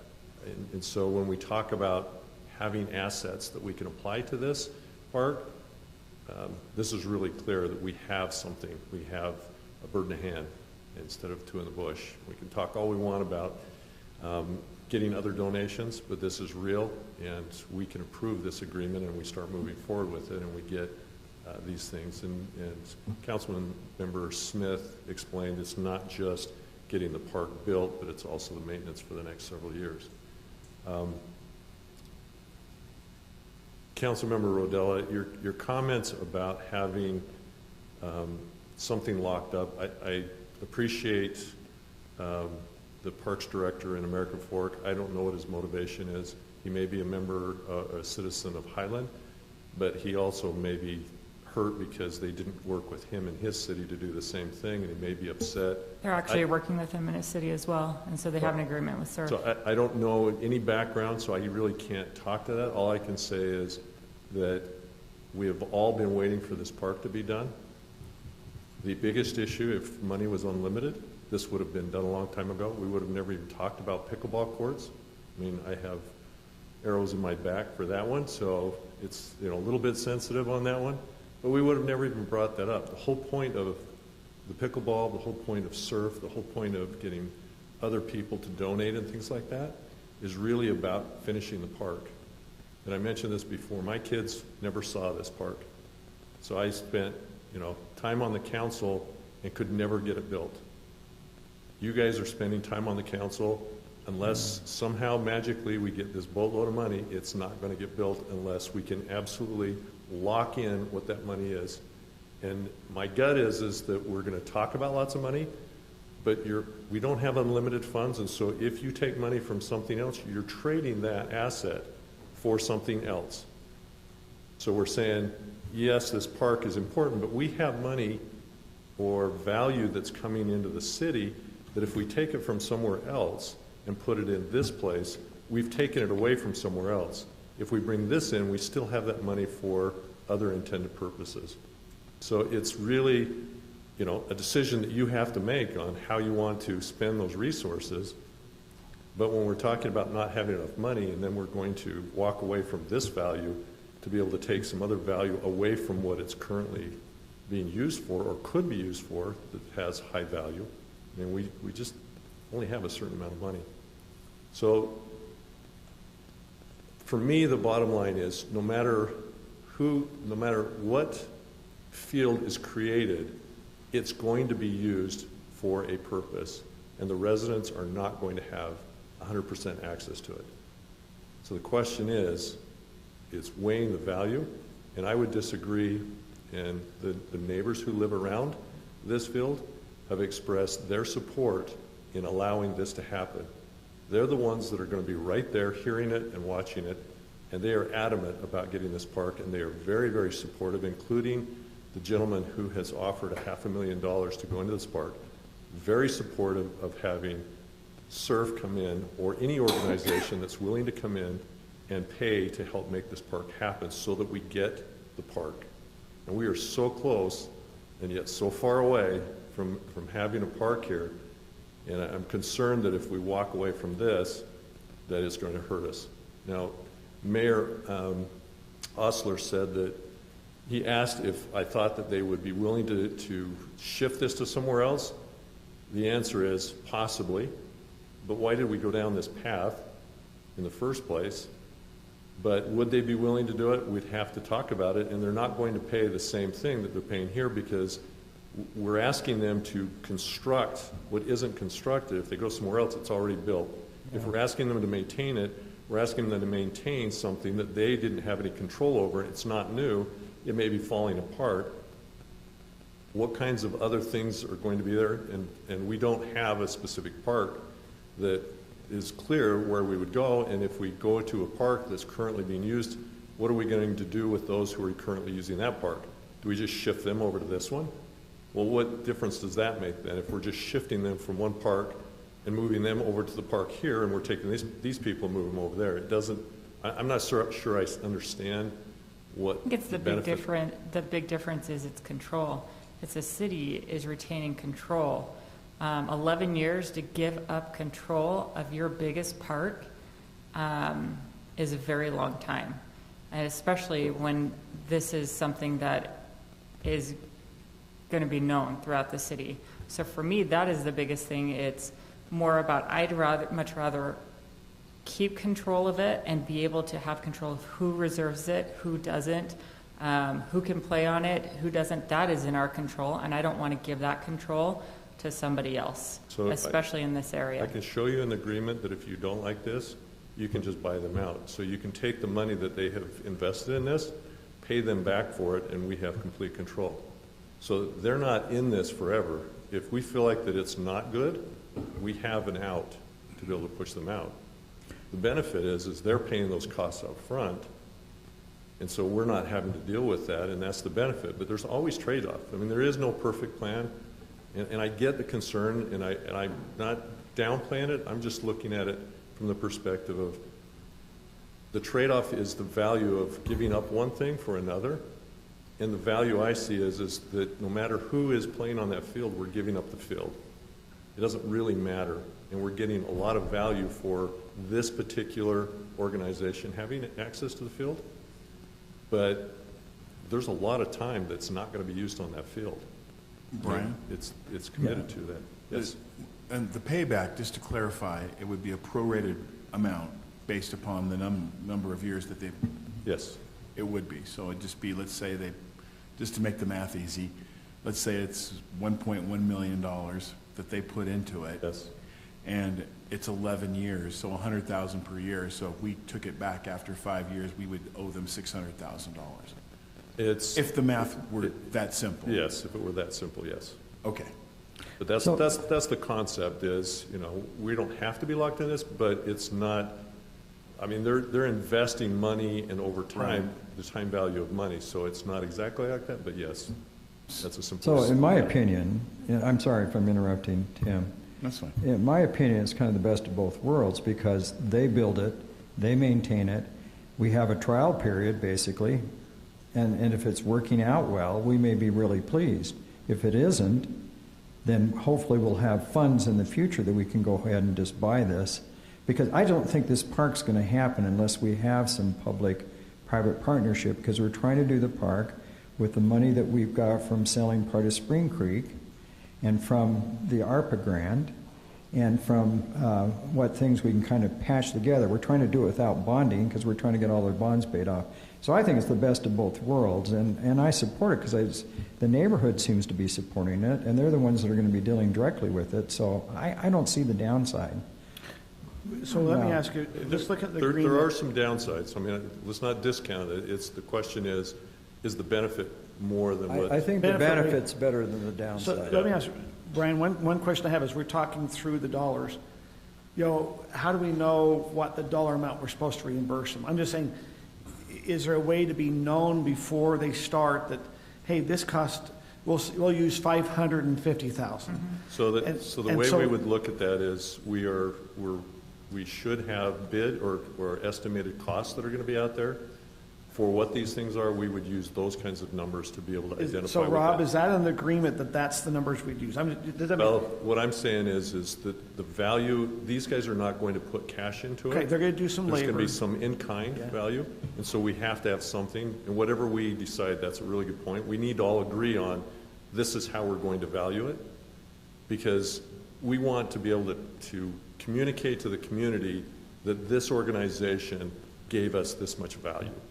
Whatever that is, we want to be able to say that this is real value that we got as a city, and so we need to somehow identify that. So Rob, looking at this agreement, can you help point me or even the rest of the council? And I'm not, naturally, we don't enter an agreement to try to It doesn't have it terminate. as I'm thinking about that specific kind of thing. It doesn't. It just says they're going to be doing this, but we still need to, we can put it in the agreement or we have it outside that we agree upon, but we do need to identify that value. Yeah, so I think we need to agree upon that value, because we're in an agreement that hopefully it works good for both. Yeah. But like Councilmember Rodela mentions that if we get there and we see this is not working for us as a city, we need that poison pill that we can buy out. We need to have a way, and that way when we talk to the residents, at least as I'm looking, we know that, hey, this is working out, this is how we're getting it funded, but we have a way if it doesn't really work that we're not stuck for 11 years. Yeah, and I support that. I think, you have to know if it's working, but. And we should know what that number, everybody, both parties should know what that number is And and agree agree what that number is, because that will be the buyout number. And it should be based around what the estimates or some real bids that are coming in on those numbers, so that we can feel comfortable that it's not being raised too high by either party or too low by either party, that we both agree on the same thing. So Nathan, do we have a general sense of how much it would cost if the city were to put it in? Yeah, so in looking at the park to do the 2 soccer fields, counting on donation, and what is being for the baseball field and what's being provided for that, we figure our estimate would be between $500,000 and $600,000 to complete the 2 fields. The 2 soccer fields. So Two the soccer 550, we could say it's 50,000. I'm just using that as, so it's 50,000 a year, that if we buy it out at year, because no matter what, they have to get it complete, then we have a 1-year notice to give them, so no matter what, they're using it for 1 year. We could be if we want to buy it out at any time, we have that option. Yeah. Is that my Rob, do you understanding? want to review that? That, Rob, it's not in the agreement. Do we have the language where we have to The agree upon language- what a buyout would be before they begin? The language of the buyout is in the agreement. I don't know that There we is have some the language numbers. regarding buyout. It's not as specific as that, Yeah. so we can tweak that further. Mayor, could we also hear from, if he has anything to say, the other half of the Parks, Trails, and Tree Commission? Just because I know he's been working on let's it. make Get Wesley up here. We'd have to. We want Wesley up here, because you want to hear what his group, this is the group that's right around it. Come on up, Wesley. While he's coming up, Nathan, I have one more question for you. So if we don't do this deal with SURF, do we have a way to pay for it? So there's a number of different things to look at. One is we have reserves, that's an option. We have potentially revenue over expenses at the end of this fiscal year that we'll know with the audit and looking at preliminary numbers, that might be an option. We also came across some additional funding from a reimbursement from MAG for a project that we weren't planning on, that we just got, that could possibly, if the council chose to apply it to this, they could do that. So we do have a way to pay for it if we don't want to be locked into an 11-year agreement to not control our signature park. So just for clarity, to do those kinds of things, there's something being given up because those monies can be used for other things or maybe allocated for other things already. I don't know. But it's that trade-off that we were talking before. This is real value coming in. It's not taking value we already have in and reallocating it somewhere else. This will allow those dollars to continue to be used somewhere else. But it's an exchange. It's to your point. It's an exchange for what we're giving up. Okay. Wes?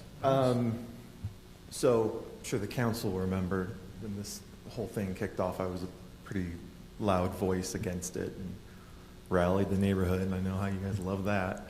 And then we were able to sit down with Surf and with Brian and work out the many wrinkles, and we felt pretty good about it. And then I've been able to talk to Kim and other members of the council about concerns, and so I turned devil's advocate with my neighbors and the neighborhood. We have a new puppy. I got a lot of dog walking time. So the last 4 weeks I've talked to a lot of people and kind of playing devil's advocate, being like, yeah, but what about this? You know, what about that? You know, and the control issue. And maybe not surprisingly, I was going to say surprisingly, but I don't think so. There's unanimous, from whom I've talked to, approval, Alan Rencher level of excitement about the agreement with Surf.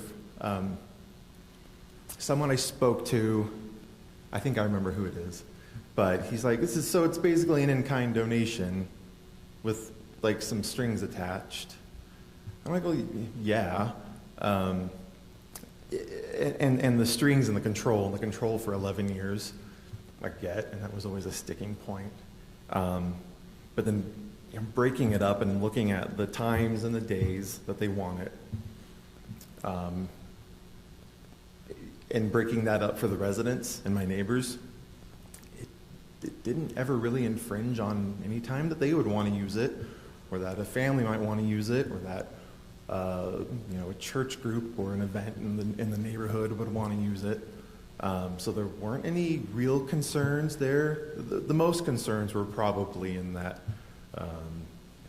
that area of when Surf wanted the field. I think for the quality of field that Surf is wanting to put in, and a couple of my neighbors are very familiar with these kinds of facilities. They have kids that play in Surf or in these other organizations, and so they're familiar with what kind of field is going to go in there. I think it's perfect for Highland Signature Park. I think anything that the city puts in, no offense, isn't going to be nearly as good as these fields will be, and as meticulously maintained as they're going to be. So that actually was an unexpected point of excitement for a few people that I hadn't really considered. Is we're going to get some really nice fields in here, and they're going to stay really nice because there's a vested interest from Surf to come in and keep our park looking pristine. Did Derek, was it Derek Reichert? Yeah. Did he have any specific concerns? I know that he said that it doesn't belong in the park, but you didn't mention anything specific that he said. Yeah, there were a bunch of specific concerns from Derek. So I'm genuinely interested in that. I talked to Cedar Hills and I talked to PG about these certain things, and basically every single city said, no, I wouldn't put it in this type of park. Lehigh does an arsenal field, but they would only do it in an area that has fields only. Same with American Fork. They find underutilized fields, and they use those to do private agreements, and Cedar Hills will not do them. They were approached for Hurry Park. Derek was approached for Art Dyke Park, and they said no on that. Did they say why? It just was not an appropriate place for it. That was basically that they wanted to retain control of the park, but basically that if they were to do a private agreement, that they would want it to just be in an area that was underutilized and basically would be the perfect spot for a private partnership in fields that were not utilized by residents. But they didn't say why. Let me look at Derek's. Well, but Derek let's had a talk very long about the agreement difference about it. with Art Dye. The county dumped a bunch of money into Art Dye, and so they had a lot of other resources that we don't have. So again, it's funding, funding, funding. So if the county's willing to dump a bunch of money into our park like they did Art Dye, let's make it all public. But I think this is the only way we're going to be able to build this and maintain it to a high quality. And it looks to me like we're able to leave it at some point if we need to, if the agreement isn't working out. But I'm always kind of surprised when last night we went through and we had the city staff basically, and I appreciate the information, basically telling us we had to raise the public safety fee and all these things because we really only had $2.5 million in the general fund that we can use, and all of a sudden we found $500,000 that we can build soccer fields. So I get a little frustrated as a member of the council because I'd like to know where all this money comes from all the time, because we really don't have it if we believe what we're being told. So my feeling is I think it's a good deal. I think it's going to be well maintained because it's the maintenance part that's the problem. I mean, we're going to talk later on in the agenda about purchasing 85 trees, but the problem is why do that if we can't maintain them? So it's kind of the same thing. So I support this agreement. I think there's some distinct advantages financially for the city in it. And I've been, working on this part for a long time and trying to get every dollar I can wherever I can, and I still want to make sure I'm sensitive to where this money's coming from and what it could be going towards, if not this park. It's funny speaking with Alan Rencher, who went before his company's board to about fundraising and had very productive meetings with them, and they actually decided for this year to put their donations or corporate donations towards the Ukraine effort in building some apartment complexes for displaced Ukrainians, which, when you hold that up against our affluent city and our park, it's like, yeah, good call, good call. And I kind of feel on a smaller level a little guilty sometimes when we're taking money from here and here for this park that's next to me. What else in the city could benefit from this money? Because I know things are tight. But I guess the long and short of it is from what is we went over with a fine-tooth comb the agreement, and from what we can see in black and white, it looks like a pretty good deal from our end, from those of us that live on and next to the park. And Kim, I wasn't trying to be obtuse or anything. I genuinely am interested in the feedback, why he would say, no, you want it in a dedicated space versus a big park area. So, that's why I was asking. Yeah. So basically, his reasoning was, so when you're doing field usage like that, it'll basically be known as Surf Park. Mm-hmm. So when you're putting it in here, not only is Surf getting the deal of those fields, but now they're getting a deal of a $2 million playground. They're getting a deal of pickleball courts. They're getting a deal of baseball. They're getting a deal of parking. They're getting a deal of a whole entire park like this. Whereas if you did a different deal in an area that is exclusively fields, that's what they're getting. So they're not just getting 2 soccer fields. They're getting a whole entire park. Is that a bad thing? I absolutely think, yeah, the deal should be that it should be going to our Highland residents. I believe that if we do this with Surf, it won't be known as Mountain Ridge Park. It'll be known as Surf Park, just like Arsenal Fields. The park isn't known as anything other than Arsenal Fields. If you see residents play on it, you don't, because it's Arsenal's Fields. Mm-hmm. Do you remember his comment, Surf's comment about how many residents or what percentage of residents are actually on Surf and would be using it? Yeah, but one of the things you got to realize about competitive soccer, if you understand, so Avalanche just got bought out. Blue Sox just got bought out by Avalanche. We have La Roca and Arsenal just merged with them. One of the big factors of why they did, Blue Sox has field in Saratoga Springs. They did it for the fields. Same with Arsenal, La Roca.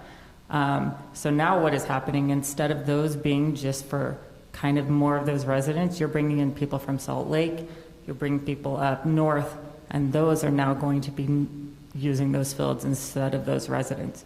When you have soccer, competitive soccer like this, and they have fields like this, you'll see merges happening, and you'll see residents coming or people coming from up north from other different parts, and it won't be just your Highland residents. And that can always happen with surf as well. I mean, it just happened this last 6 months, 2 clubs merged for their fields. So that is how big of a deal these fields are. It's just not 2 soccer fields. These are very prime fields, and it makes surf a very valuable company now. Do the 2 fields release? Do you know how many fields are involved in those mergers? Can you make sure you're speaking in the mic, because Sarah Peterson's online. Do you know how many fields were involved? I don't think the scope of this has gotten as big in my mind as Yeah, so Arsenal has those 2 fields in Lehigh, and then Blue Sox has their 2 fields in Saratoga Springs. Arsenal has 8, 10. You probably know more than me. 10 fields. Yeah. That they have. I mean, so that's a big difference. But again, coming back. Just make sure you're speaking in the mic for Sarah. Again, one of the key elements that I see that in listening more about this gentleman from American Fork, the reason we're doing this is, and he said the less used fields. I think that land over there is as less used as any field that they could possibly have in American Fork. This money is going toward helping make that field into something. And that's really the issue, is trying to make something out of that land that's there right now. And I think he was saying the same thing. Yeah, we put these organizations in fields that are less used because they're going to enhance those fields so they get used more, so there's more value to the city. I mean, I'm assuming that that's why they would even do it with any organization, is that they're getting something in return, and they're making that field better for the city, so they're doing less because they'll be maintaining it. If they're not maintaining it, then we're not talking apples and apples anymore. And if they're not adding something to the capital improvement of that field, they're not adding anything either. And that's what we're looking at here. Is that's one of the prime reasons for doing this, is we're getting money to finish our park, and we're getting money for it to be maintained for those years. And we could always step out. We need to know what those dollar amounts are. Yeah, I'd like to know what those are. I mean, I guess I do know that if we don't sign this contract with Surf, it is 11 years. It is basically giving up control of a large portion of our park. It is meaning that we are kicking off people on our signature park.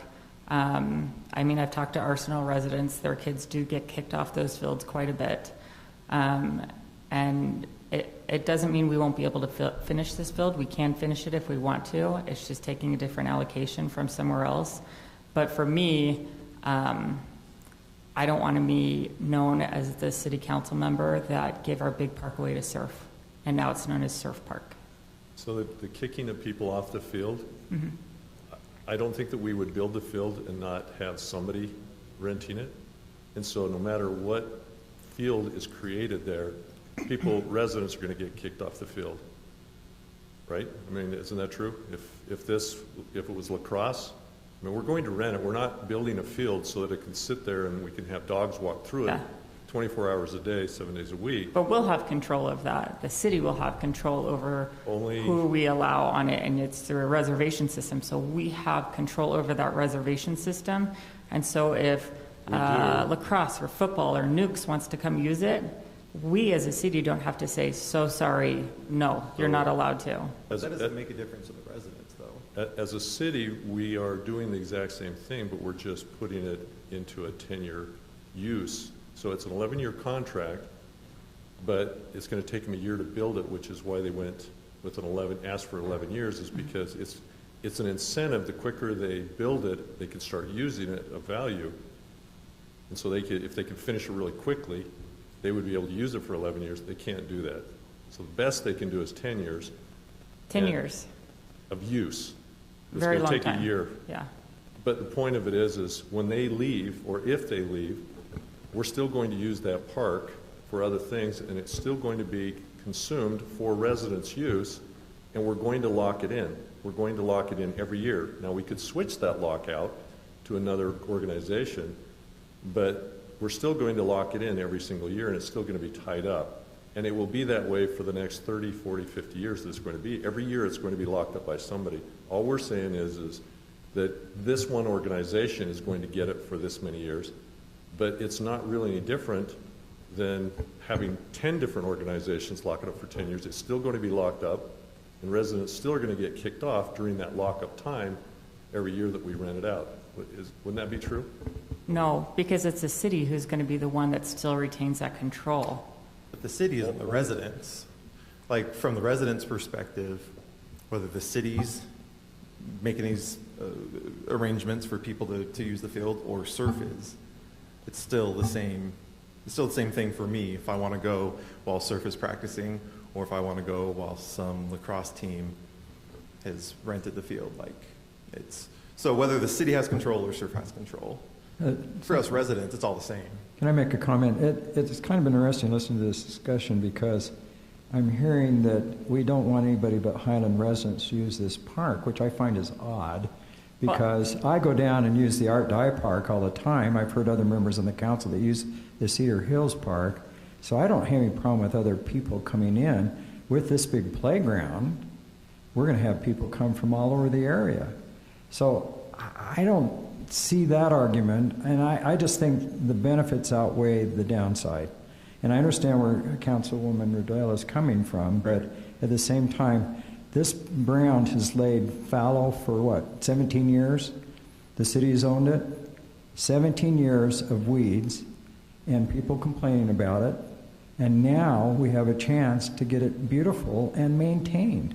I think it's a good deal. We could name it Surf Park. That would be fine with us. We'd get a park, and the city would save $1 million plus 11 years of maintenance. We'd have put to their name huge and neon sign, like we got no pride. We get a park. You'd have to put some place where we could surf, though. You know, those wave things like. Okay, let's kind of wrap this up. So we have an agreement before us with surf. As Councilmember Rodela has mentioned, there's other options if we want to look at it. What's come up is that over previous years' savings, there's some money inside the general fund that could be allocated here, but what's mentioned is if we allocate it here, it wouldn't maybe be able to be used elsewhere. There's some funds from 6800 West. What happens, we funded a lot of that money at 6800 West over several years, and now that's a MAG project, we're getting that reimbursed. That's one area we can get funds. However, the surf agreement has a buyout that if we decide to go forth with surf, as I look, there's an option if we see that this is not working for the residents, we have an option to get out of it after its 1 year notice. So there is a way to do that. And as Councilmember Smith mentions, that doesn't take up the funds, and we're having someone else kind of help complete the park and things. Council, do you have other questions you're needing to ask before you are able to make a decision? Sarah, do you have any questions you have? I don't have any. Okay. I'm really on the fence about this, but the way I sit tonight, I do not feel comfortable moving into a contract for 11 years, and so I won't be able to support it tonight. I think that there might be some other options, and frankly, I'm not even convinced that that bill should be two full soccer bills. And so that's how I feel about it. I don't have any additional questions. I really appreciate everyone's work and research into this and diligence. Okay, thank you. Commissioner Bills, or Councilmember Bills, do you have any? I mean, I actually just felt kind of like frustrated between tonight and last night. I'm frustrated. I think it's frustrating to have had our Parks Committee working on this for so long if we're this opposed to it, number one. But I actually am going to go back to what Councilmember Smith said, which we didn't get along last night, but we're doing better today. We got along okay last night. Oh, I didn't feel like we got along so well last night. Oh, it's because we Okay, got tired. well, how's your Okay, go ahead. So, we can kumbaya later. So here's what I think. So last night, we looked at that list of expenses, right? And we were trying to decide what to fund and what not to fund. Christmas lights, the skid steer, whatever, with this pot of money that we had. But we didn't really consider in that pot of money these other funding sources that now we're talking about. So that's frustrating to me, because then I feel like we worked on the budget and we didn't have the entire picture. And if we're like, put it in the whole picture, and then we're lining up needs and just putting soccer fields on our list with all of those other things that we were saying yes and no to, some of them, you know, like things that Public Works needs to do their job, would we prioritize spending this much money on soccer fields or on finishing that park? So I don't think that we can look at this as like an isolated, do we want to do this or not? We have to look at our overall budget and say, we have this extra funding from extra revenue this year and from the county reimbursement for that road and whatever. And then we still have to prioritize what we're going to not do in order to do this. I don't see how we can make this decision in a vacuum without looking at the rest of the budget. Okay, Tim. And I echo that with Brittney. It is frustrating to hear tonight about other pockets of funds that we did not hear anything about last night. And so I'm not saying that we should fund this bill with the money that we have and the things that we are prioritizing, but I am saying I'm not comfortable voting for it tonight. Okay. Tim, would you like to chime in? I mean, we could always look at a continuation. I know we've looked at it. I mean, if it's something we need to continue to get more, if you feel like, Sarah or Brittney, do you feel like we need to get past the budget to be able to come back to this? Or is this something you feel like we can make a decision on? And Tim, I'm sorry, what would you like to address? Brian, if you look at the map, if you would please, or the layout, if you go to the south, I don't know if it is north or south, but just from the diagram, if you go south from the baseball field. South is bottom. Pardon me? Bottom. The bottom is the south side. Bottom, below the baseball field and to the right of the red line which outlines the soccer fields. There is a significant area there that could be used for open space, isn't there? There is. In fact, there's only 5.2 acres. Is it that much? That is. I mean, obviously that doesn't have to be entirely a baseball field. If somebody's going to hit the ball that far, they shouldn't be playing in that field. They should be playing for the Angels. In the red is the 5.2 acres, and so you can get a feel for size. So let's say that bottom 40 to 50% of the base of that area to the right of that. So allowing sufficient, yeah, exactly go take the arrow up a little bit, like starting about, down a little bit more, and then going to the right. So that pretty much shows, that would outline what the baseball field needs. No, straight across to the right. Yeah, there you go. Right below that, how much land is that? So it's a quarter circle that's going to swing all the way down. So it starts. There's a walkway or an alleyway between the red line and where their fence would be, and we're still talking about whether that's a field distance of 400 feet or 350 or 300 feet. 400 feet? Yeah, that's what he wants. So yeah, there's no kid's going to hit the ball 400 feet. So we're talking this line here. Yeah, they're not going to. We're trying to develop talent here. Well, I think 300 feet is pretty ambitious also, but. It is. But that, if he's willing to donate it and that's what he wants, I don't think that we really want to argue over that. No. But that determines how much area is in there. So depending on where it's at, if it's 400 feet, it's about to where that red line is. So for every 50 feet less, you could move over, and there's kind of an alleyway between where that red line is. I guess what I'm referring to would be a line that runs perpendicular to that red. I understand, but you have to curve it like this because that's his outfield, so you can see Got it. I see what you're saying. So assuming that were to take place, yes, that particular semicircle, right, how much land would be below that? That would be open land. It's about 20% of that whole area. So what would that be? How many square feet or acres? Or best I could guess is that's probably 2.5 acres, maybe 3 acres. And then 40% of that? 20% of that would be what we're talking about. You said 40% of that? 20%. 20% of that? Yes. So that's about 50, so 2 acres. 2 acres is about 90, a little less than 90,000 But if- square feet. Just for simplicity, if that were 3 acres, it's 20% of 3 acres. Yeah. So would that be, so let's say 2/3 of an acre or whatever it is that sufficient for an open field? So let's say a family goes there, the soccer fields are being taken.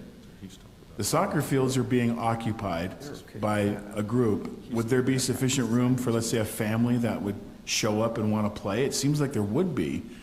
So It would depend on the size of the kids, because the size of the field is relevant. So if they were little kids, yes. If they were just playing and kicking around, yes. If they Yeah. want to do a picnic, plenty of room for multiple families to be there. Yeah. That's still, you know, it's less than an acre. It's more than a half acre. It's somewhere between 2/3 and 3/4 of an acre. could actually say if the soccer fields are being used, those individuals could not occupy that family field to the, Correct. They won't be able to go in there. yeah, because And then citizens would have precedent If we over. grass around, so where the trail goes around, Yeah. we can choose to either grass that where people could go there on both sides of it, or we've talked about xeriscape. On one where side, yeah. On the one side of the path that goes around, so there wouldn't be anything for residents. So if we wanted more grass that people could go out there, that's not part of the soccer field. So there's a distance between the trail that goes around and where the soccer field is. There will be grass Okay. between those, but on the other side of the trail, you guys have to decide whether you're going to put grass between the trail and the wall. And Are the you fence. referring to, let's say, a line that's parallel to the vertical red line? It goes out X number of feet. That's the trail you're referring to? You can see the trail. So Yeah. down at the bottom, you Oh, can see down where at the those bottom, trees sorry. are. Yeah. It's covered with goes all the vegetation, way- okay. Well, it goes all the way around, so All right. it goes along the bottom, then it goes Got up it. the left side, and then it goes up into the top part. All of that is not part of the field. Correct, okay. And so depending on how, as a council, you want to landscape that, could determine whether you have more grass, because you would have grass between that trail and the fences that are there, which is his neighborhood, or you have rock in there so that you're saving some water and you're not having to do it and it's decorative. But it could be a multi-purpose grassed field. Well, the kids can play there. There's still quite a bit of room there. I mean, I mean, last time I just saw it, assuming there's a baseball game going on and there's 2 soccer games going on, there would still be some grassy area There would be, remaining but and the baseball reserved for diamond families is, on a yes. first come, first served basis. 20% that's there, it's Yeah. whoever shows up, and then around that trail would Yeah. be there, as well as up at the top. If you look right in the middle of the whole thing, straight Yeah. above By the that, large right there pavilion. is grass as well. I mean, it's up to Yeah. you guys how you Right. design it, but yes. I'd like to make a comment if I could. I've been thinking about this, and then I'd like to make a motion. I'll tell you, one of the problems I have is last night we agreed, and of course this is not official yet, that we're going to raise everybody's fees by $300 a year because we need to fund our utility funds and the police and the fire and all of that. And so at the same time, we're going to build a 17-acre park. And that's a little hard to explain to people how we've got to raise your fees and taxes while we're building this park. So to me, it's a better explanation to people that we're building this park from one, donations, of which the surf is a big one, ball diamond's a big one, and that we're using one-time money that we've got from the federal government. And so we're funding it also from land we've sold in another park, which we did when Councilman Braithwaite was here. So we're basically doing it without bonding, and we're not raising taxes for this park because we're being very fiscally responsible. But if we start going and saying, we're going to build this park from some other funds we just magically found that we didn't know about last night, I think that's a little disingenuous when we just raised everybody's taxes. So I think it's a better sell to say we have public, private, and donations building this park and other fiscal decisions that we've made. And so I'd like to make the motion, and I'd like to move that the council approve the lease agreement with the Utah Surf Athletic Club for the lease of 5.73 acres at Mountain Ridge Park. I have a motion by Scott. Do I have a second? Scott, you don't want to wait and see what the buyback option would come back as? The No, question you don't want so- to. so- I didn't. Well, with the stipulation that we see that, if you prefer that, but, you know, I guess we can just always continue things, and we've been continuing it for 17 years. I guess we could do it another. So you know. Rob, here's maybe the question Yeah. that came up about the buyback. Is it better for us to hesitate on this agreement to put something in about the buyback, or is that already in the agreement, an assumption in the agreement that there's going to have to already be a calculation in there? Can I just make a quick comment? I think it has to be a fair amount of value that's put in there. And so it really doesn't matter what that amount is, because we would either be paying it. I mean, it has to be reasonable amount that we would have paid or that they're covering. And I think that's really what the bottom line to it is. Because if it's worth that value, and maybe it's important for Councilmember Rodela to see what that is, to know how big of an amount that is in saving us, and that makes sense if you want to make sure that you know what that number is. But it really doesn't matter what the number is, because it's a number that's going to be identified that we would have paid or they are covering, but either way, we're going to have to get the number and plug it in there somewhere. It makes sense. So Rob, are we okay as the way the agreement is with having that? Do we need the number before, or are we okay with the way the agreement? Given the way that the discussion has gone, I would prefer to be a little bit more clear in the contract how that number will be calculated. However, I also don't want to spend the time to do that and, you know, take another crack at the contract if this is not the direction the council wants to go, if that makes sense. I'm happy to do it again, you know, and I'd like to clarify that so the council's comfortable that we have a good buyback provision. But how are we going to know the exact amount, money-wise, they're going to put into this because of all the cost overruns everybody's having? I mean, we're not going to know how much it costs until they do it, are we? No, and Yeah. I think the way I would write it is something along the lines of we would have bids that or submittals from them that say we are doing X amount of work, and we have good staff. We know how much things generally cost to do certain work, so we can do estimates of what the cost is, so we know what we would be agreeing to. That's what the process we would be going through anyway, but that way it's just a little bit more built into the contract. Can we put that into the motion then? Yeah, I would say, like, if you want to approve it, it could be, after we revise that buyback provision to address how the pro rata division would work. So the contract won't be signed until that's worked out?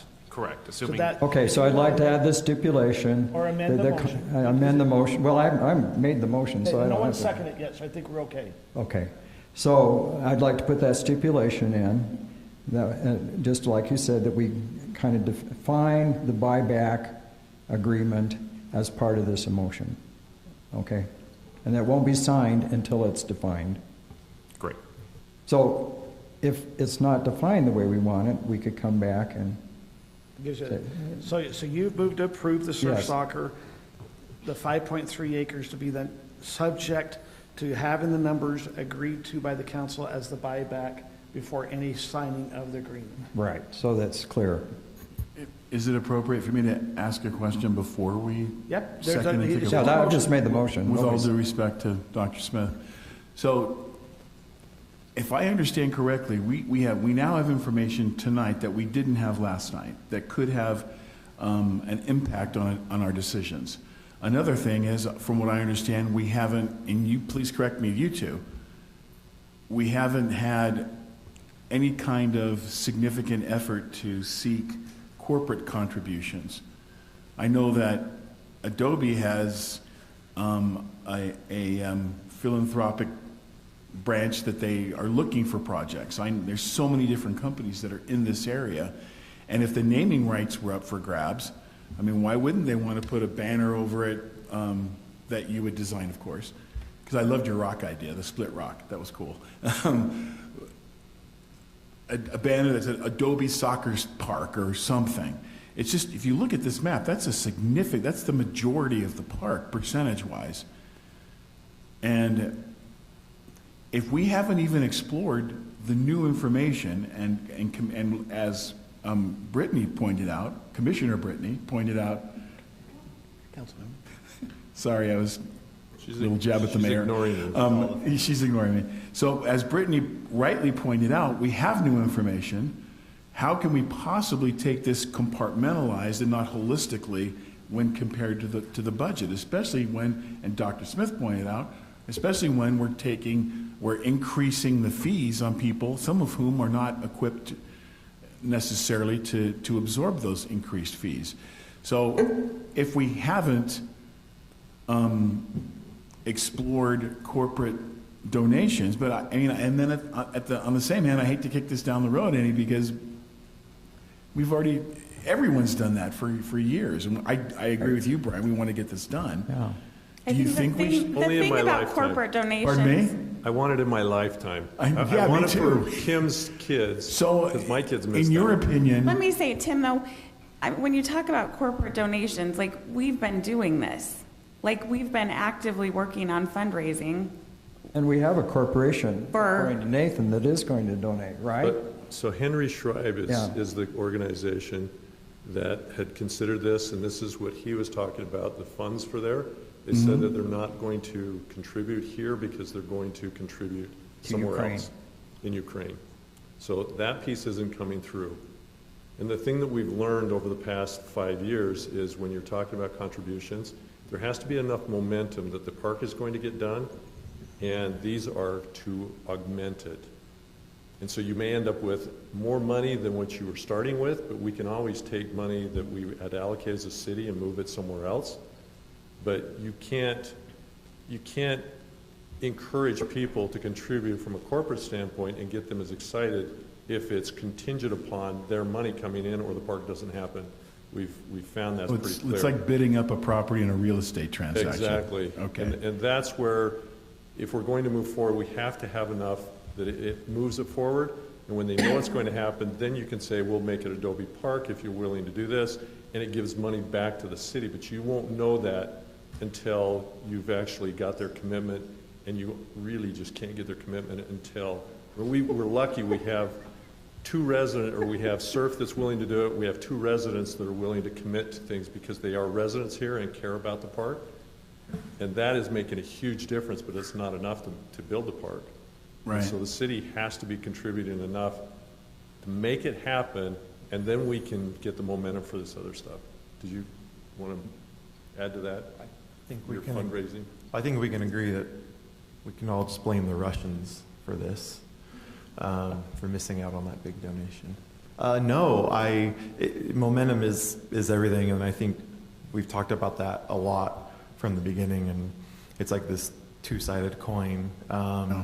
Having donations come in builds momentum, and we've had a couple of really generous big donations come in. But then the flip side of that coin is that having a project that will be a real boy, that has a plan, that has a way forward, is also critical in getting fundraising. It builds urgency. It creates a little bit of that corporate FOMO. It's like, oh, this is going to be a thing. Yeah, FOMO, and if corporate I FOMO. don't act on it now, I'm going to miss out. Yeah. Versus, it's not going to be a thing. If I don't donate, it's not, however. Aaron, what was the percentage of people that wanted to, I know we did a survey, that wanted to partner with Surf on this?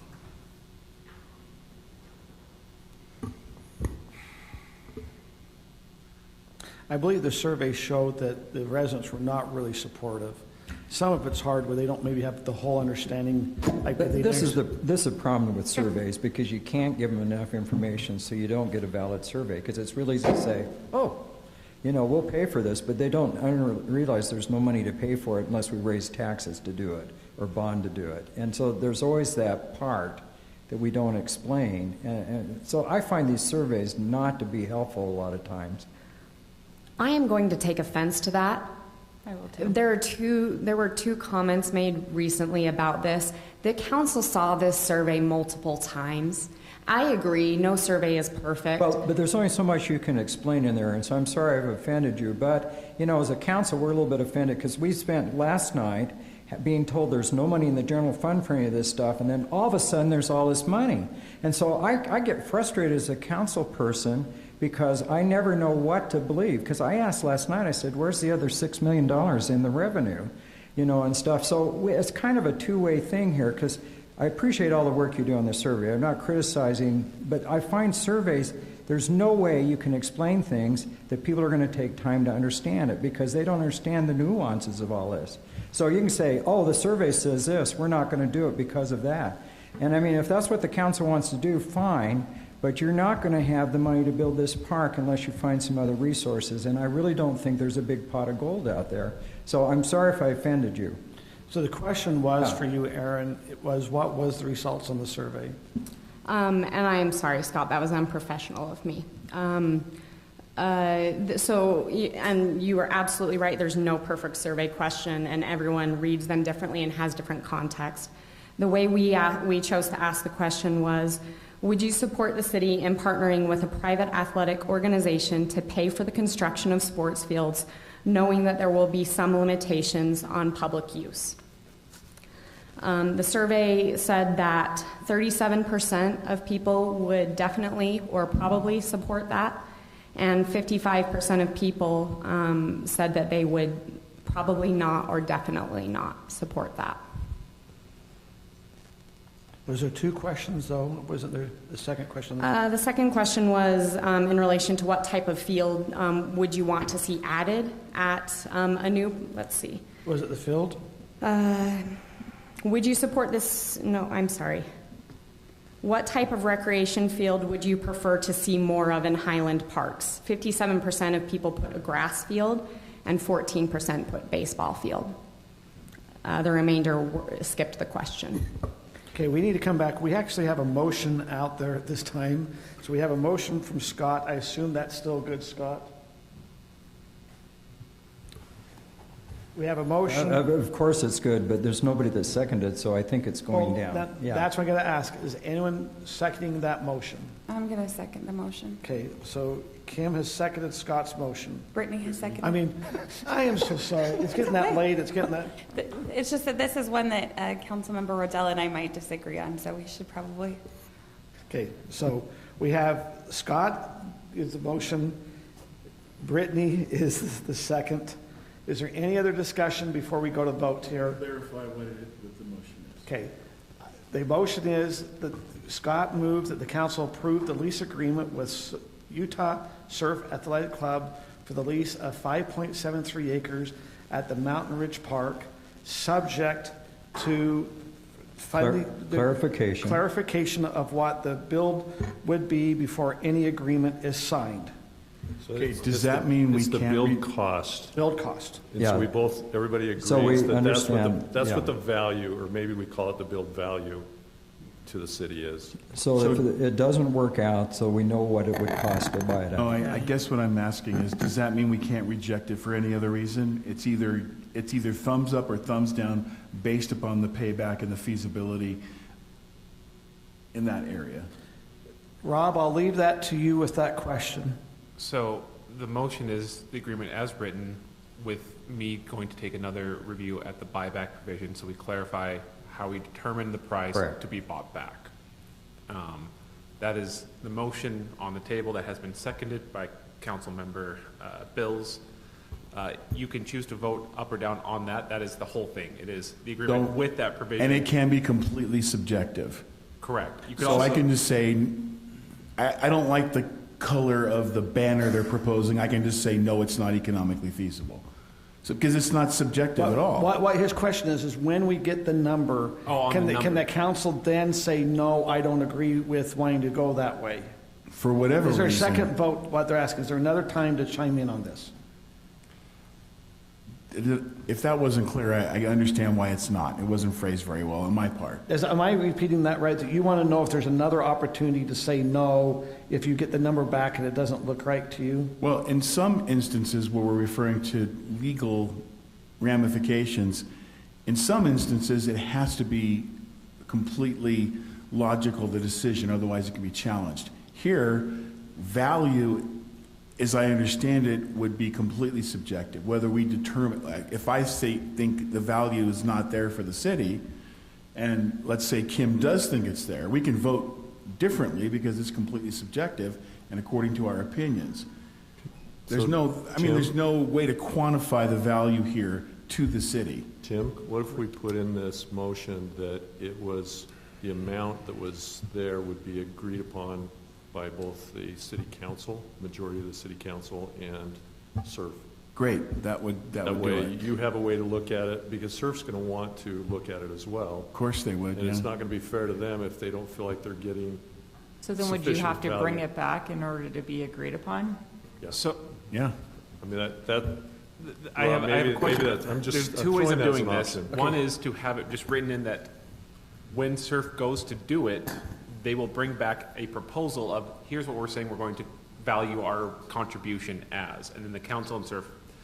But that's separate from the agreement. I wasn't planning on writing a number into the agreement right now that says SURF is contributing $1 million. It's SURF will be contributing certain services as listed in the agreement, and I'll be adding in, this is what, with Councilmember Smith's recommendation, a provision to explain how the council and SURF will agree on what that contribution value is. Right. Because at a later date. I don't know what, you can't tell what the contribution is until they do it, because the Correct. cost changes and things. So I don't know, you can't say they're going to do $1 million, but it may cost much less, it may cost much more than that. So if it costs more than that, who's going to pick up the bill?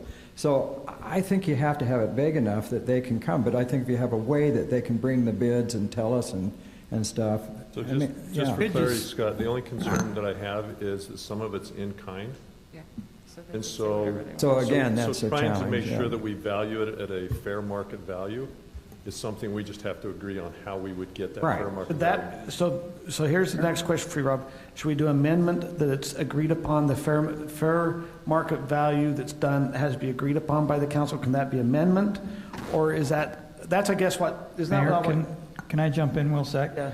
In a lot of agreements, there's always, for example, I go back to our interlocal agreement with the Lone Peak Public Safety District. When a city leaves, the cost of the buyout is negotiated. Okay. If this was something, the agreement could be very easily amended tonight, if this is what the council chooses, to reflect that process. It's basically kind of mitigation. You negotiate the buyout and you go from there. Well, Rob, I guess. Can I just make one comment to that?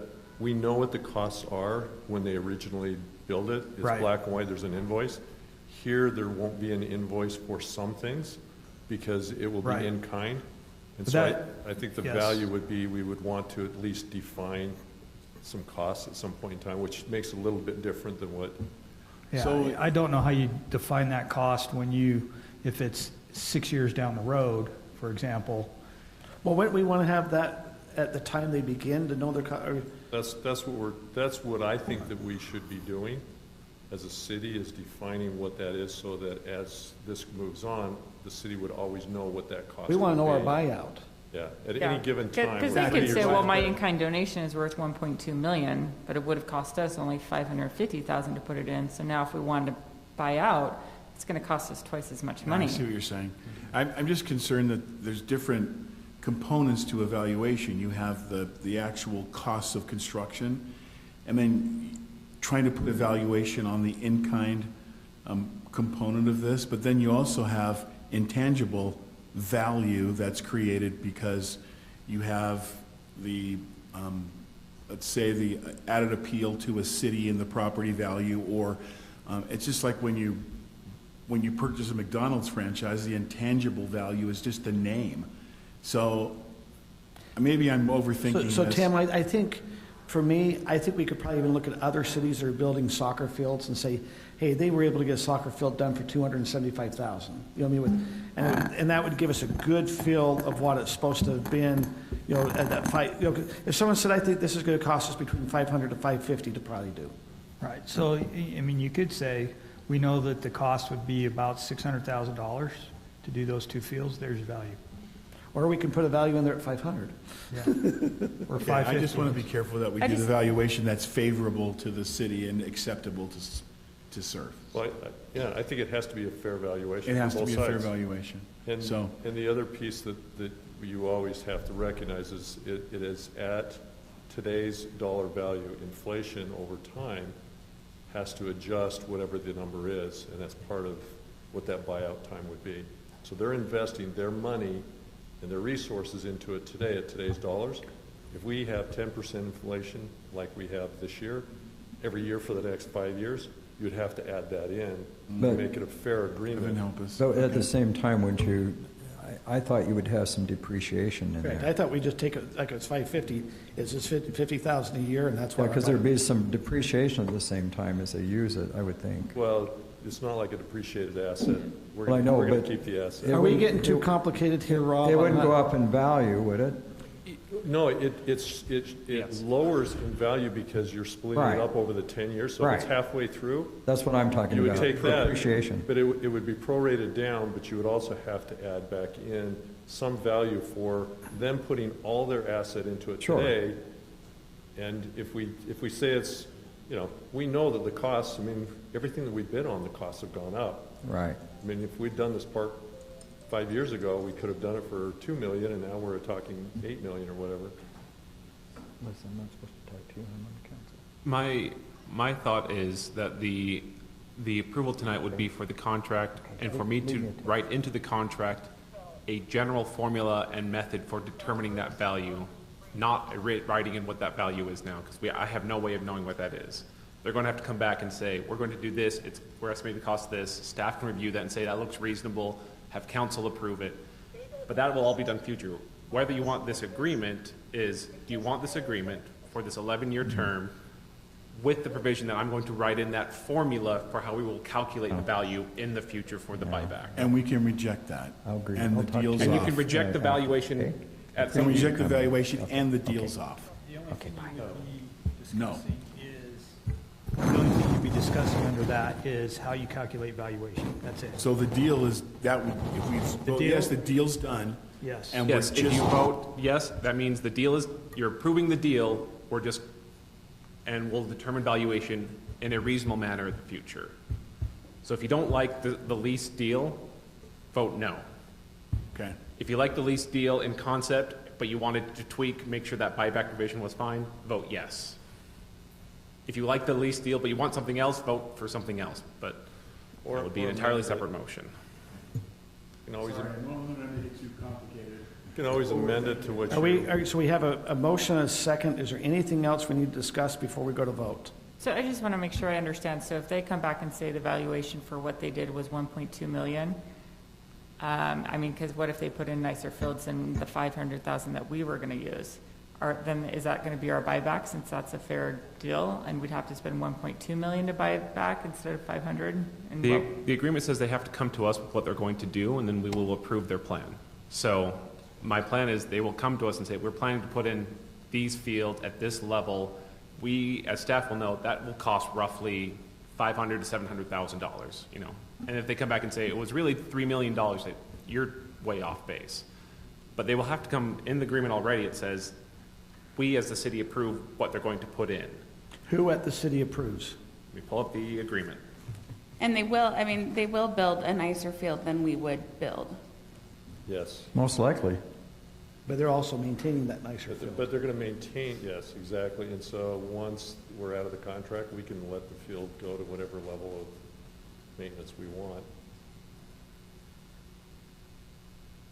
We don't do trashy fields, but they are very meticulous about how they want this And how they'll maintain it. and how they'll maintain it.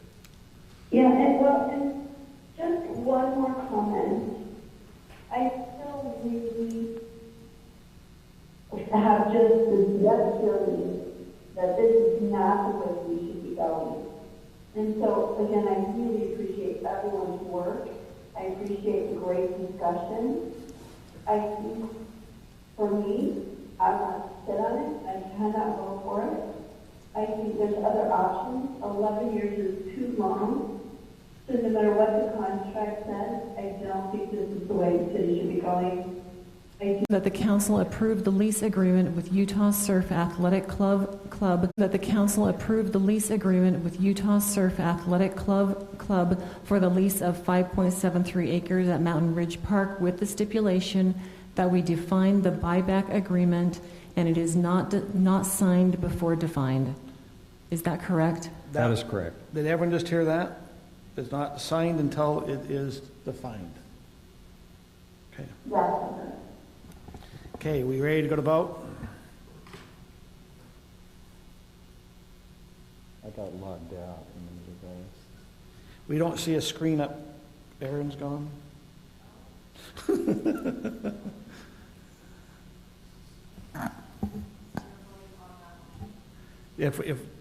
Yes, we are voting on that motion. Is everyone is clear about the motion they're voting on?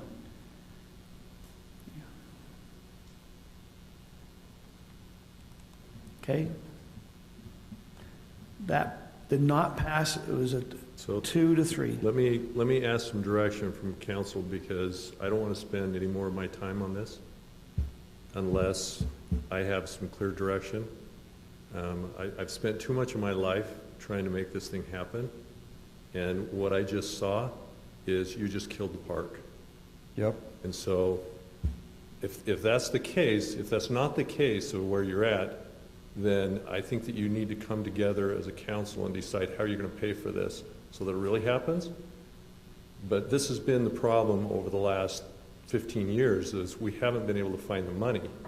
You are as close as we've ever been to finding the money and being able to do it. And I don't hear anybody coming up with any clear direction. We just walked away from a big chunk of money, and even that chunk of money isn't enough to finish the park the way we would like to do it. So you don't have to give it to me tonight. I'd love to have it tonight or whenever you have it. But I need some direction, because I don't want to spend more time on this. I was given direction by the city council to go pursue this. I pursued it.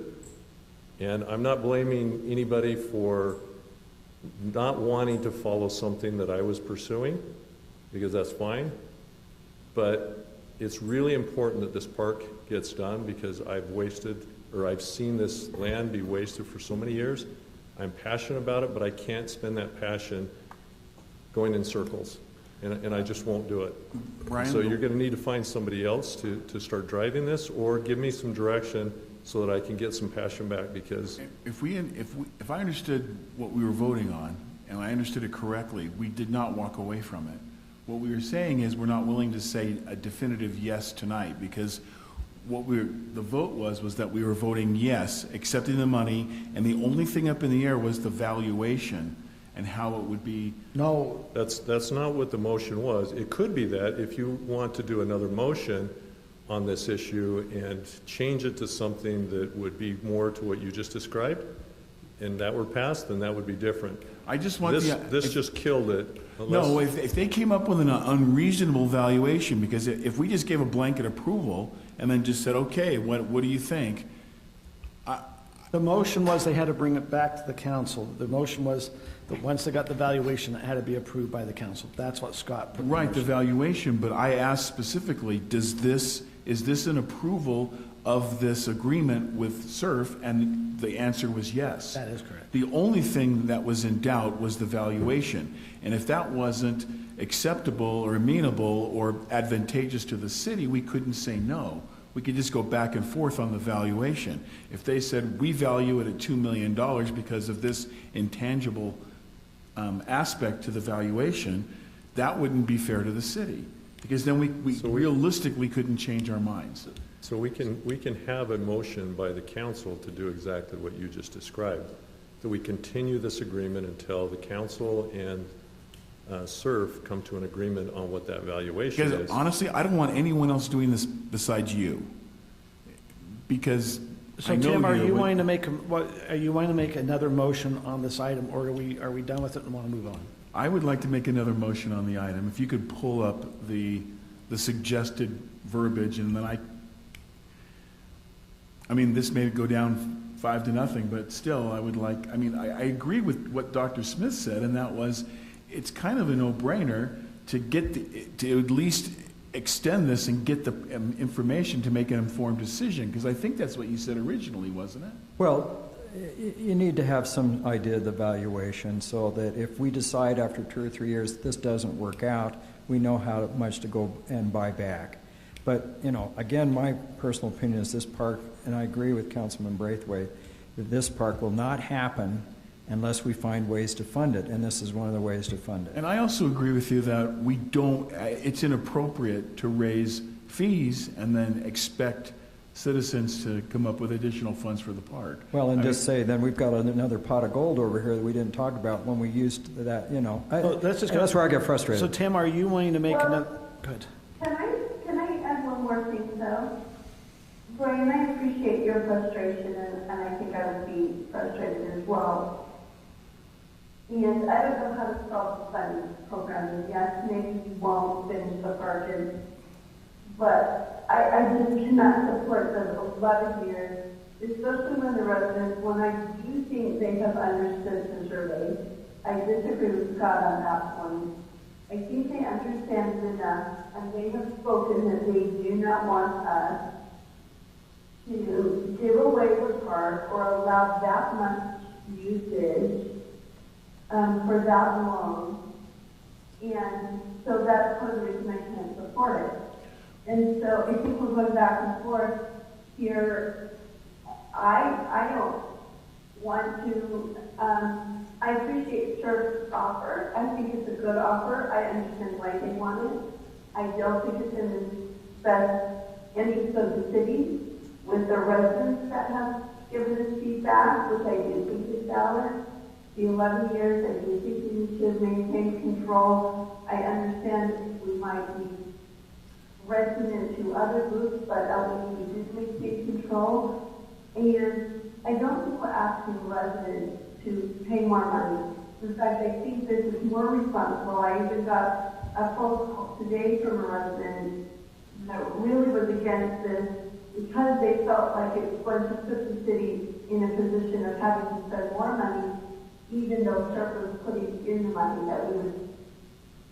Anyway, so I just can't support it, and I would encourage the other council members to really give this some thought.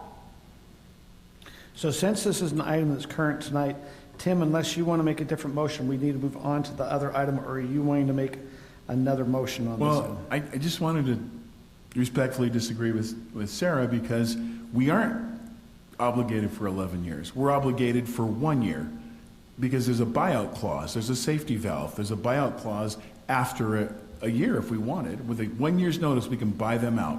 So if we were able to... Where we have the money to buy them out. If we don't have the money to finish the park, we will not going to have the money to buy them out. So that's Right. Sarah, that's a circular discussion, because if we don't have the money to buy it out, then we don't have the money to build it. If we don't have the money to build it, why would we even consider buying them out? So it's, unfortunately, you can't have it both ways. So if we need the money to build the park, if we didn't need the money to build the park, then we wouldn't be doing it at all. So you have to pick and choose which way you're going to do it. So I also agree with Dr. Smith in that this is, in a way, as best as you can, it's the best of both worlds, to where we get the money, we get the park, and then we do have the ability to buy them out if we find the arrangement is not advantageous to the city. Is that what you said, Dr. Smith? That's basically what I said, and if you want to make a motion, I'll second it. I'll make a motion. Okay, what's your motion? Yeah. Can I, okay, and then we'll move on, but I told you I had a lot to say tonight. Can we see the Would you mind putting up there what? recommended verbiage and then, pardon me? I'm sorry? The what? There was No, there was a slide that had the There was motion a, on it. because I read it. Yeah, Yeah, they're Scott looking- read it. There was a slide. How about, okay, I'll help you. I'll do it. I moved, this is what it was. The motion was, I move that the council approve the lease agreement with Utah Surf Athletic Club for the lease of 5.73 acres at Mountain Ridge Park. Then Scott then said, based upon going and getting approval of what the funding would be, and then the council would approve it. Is there a different motion you want to do with that? Yes. Okay. Possibly, I don't know if it would be considered a completely new motion or if there would be an addendum, Okay. but it is. This is a new motion. It's got to be a new motion because we defeated Okay, the other one. and unfortunately, I've got bad eyesight, and I can't, there's no way I'll be able to read that. But They're trying to get it bigger for you.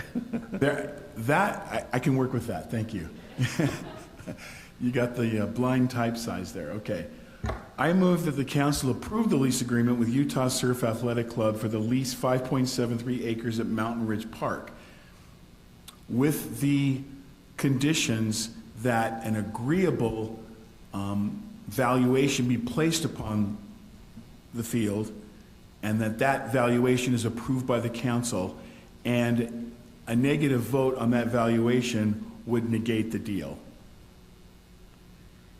Okay, any clarification on that motion? Or That wasn't well phrased, but I'm sure Rob could work with that. So Rob, what Okay. he's saying is that no matter what, the valuation has to still be approved by the city council. Is that the correct? But we're not obligated to continue with the deal. We can get out of the deal. And that way we can have all the information. And perhaps let me rephrase it in a way and see if I'm repeating back to you what you're thinking. Okay. How I see this working is I'm going to write into the contract a new addendum along the lines of what I talked about previously, how we're going to evaluate this. I'm going to basically add in a provision that says this contract will terminate prior to them doing anything if, when they submit that plan to the city for us to review and approve, with that plan, we also agree on a valuation. And if we cannot, the contract ends and there is no lease. Boom. Yes, that's exactly what I meant. Is that- You know what? You should be a lawyer. That is good. Okay, Stephannie, does that help you? Can someone restate that, please? Brian, does that, I mean, I absolutely do not want to negate years of your efforts. Is that acceptable? At least that Hey, gets us. I'm going to try, okay, Absolutely. The issue for me is not to go away and not have a value out there that we're all aware of. That's absolutely, if I'm in your shoes, that's exactly how I would want to have it. I want clarity and the clarification of what it means in the future if we want to walk away from this. Everybody should have that. Both sides need to have that. Because surf may look Exactly. at it and go, that's not fair, and they walk away from it. Right, because if That's we not fair. say $200,000 and we only have to give you 20,000 times Exactly. the number of years, that's not fair to them. And so the agreement has to be a win-win. It has to be good for Okay. Highland. hey, It do has you be want to good go for- through it, or do you want me to try to put down what I understood what your motion was? I think Rob kind of clarified. Rob Let's see, Rob, you have clarified it? it very well. Can, Can okay. you clarify what the motion, what we understand? So, Do you want me to read what I've got? And Yes, see read if- what you have. Okay, all right. Councilmember Timothy A. Ball moved that the council approve the lease agreement with Utah Surf Athletic Club for the lease of 5.73 acres at Mountain Ridge Park with the conditions that an agreeable valuation be placed upon the field and that valuation is approved by the city council. And if not, the agreement is null and void. Or something, Prior to signing the agreement. correct. And then. That well, agreeable valuation be agreed upon by the city council in conjunction with the approval of the design of the park, or of the Fields. fields.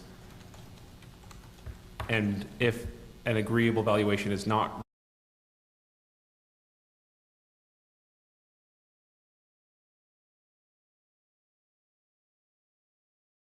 agreement will terminate and neither party will proceed with the lease. That's it. Is that how you see it? Very lengthy motion, but Okay. I think it'll cover at least all the Do you mind points. reading that back to make sure? Yeah, make it clear that it's not just the city council that has to agree with the valuation, it's SURF also has to agree to it. Okay, let's try this. 5.73 acres at Mountain Ridge Park with the conditions that an agreeable valuation be placed upon the field and that valuation agreed by city council in conjunction with the design of the fields, and if an agreeable valuation is not reached with design and valuation, the agreement will terminate and neither party will enter the agreement. That sounds great. I think you need to make sure that it's clear Counselor? that SURF has their agreement in there. It's kind of inferred, but it's called out by the council being able to do it. But they're going to be providing the numbers to us. Did that sound good, Rob? Well, I think there's a negotiation that Yeah, goes on. you're probably right. Yeah. So we're agreeing to the agreement that's in the packet. What Brian is recommending that is in the motion is that also SURF agrees to that evaluation. Oh, absolutely. There's there's language that says valuation agreeable to the council, insert, and SURF. the association. Yeah. Surf Association. Okay, that sounds good.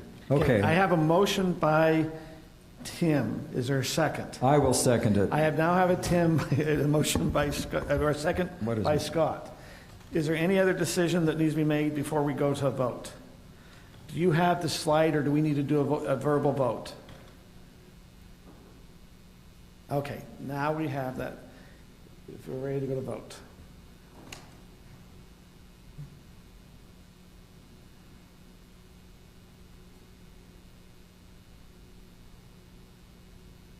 Now that passes 3-2. Okay, any other discussion? Okay. Thank you, council, and I want, you know, where I'm coming from is I want the park, and I see this as an avenue.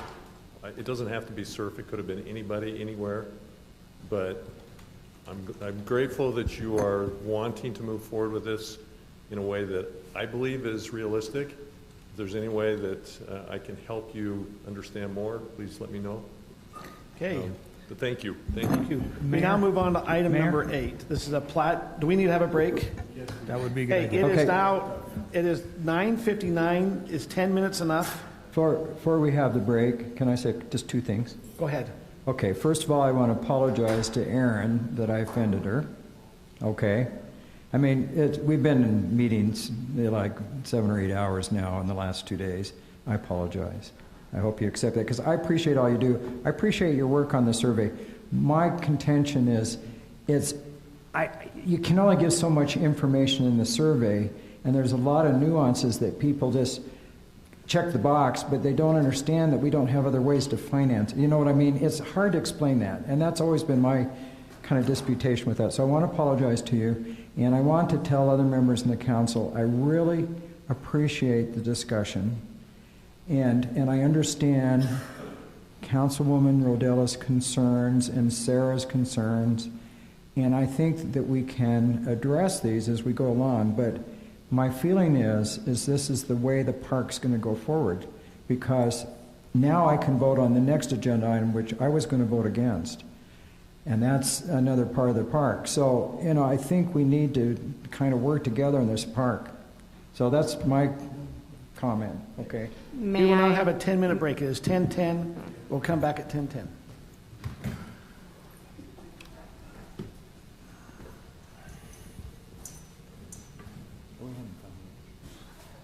Okay. Guys, I have tickets for the home show. Oh, is this so we can see that $7 million house? Would anyone like to go? When is it? My husband has forbade that from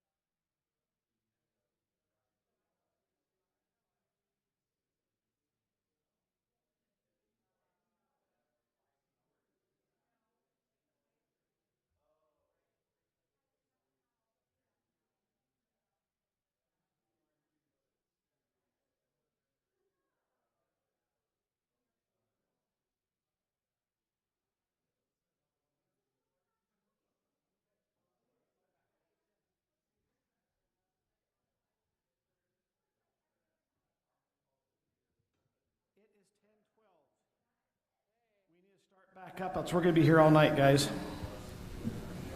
My computer's dying. This is the first time my computer's been dying. You need to, oh, you don't have them. I can look at it.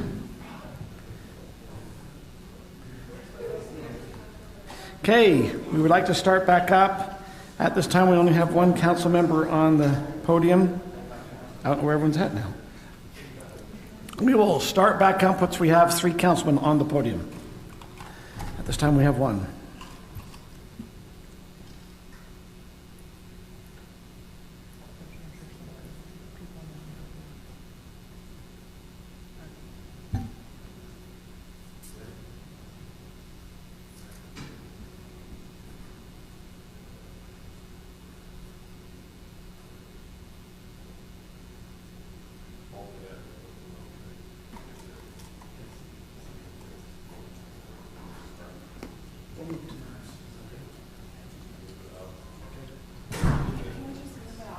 Brian, just say you want to go on early morning run.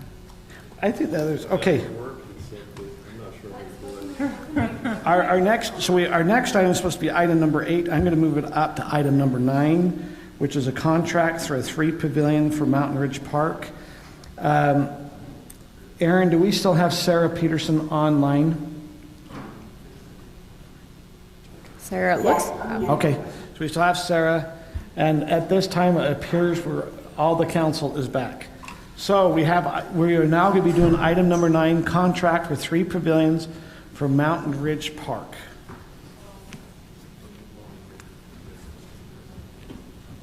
Okay. Sorry.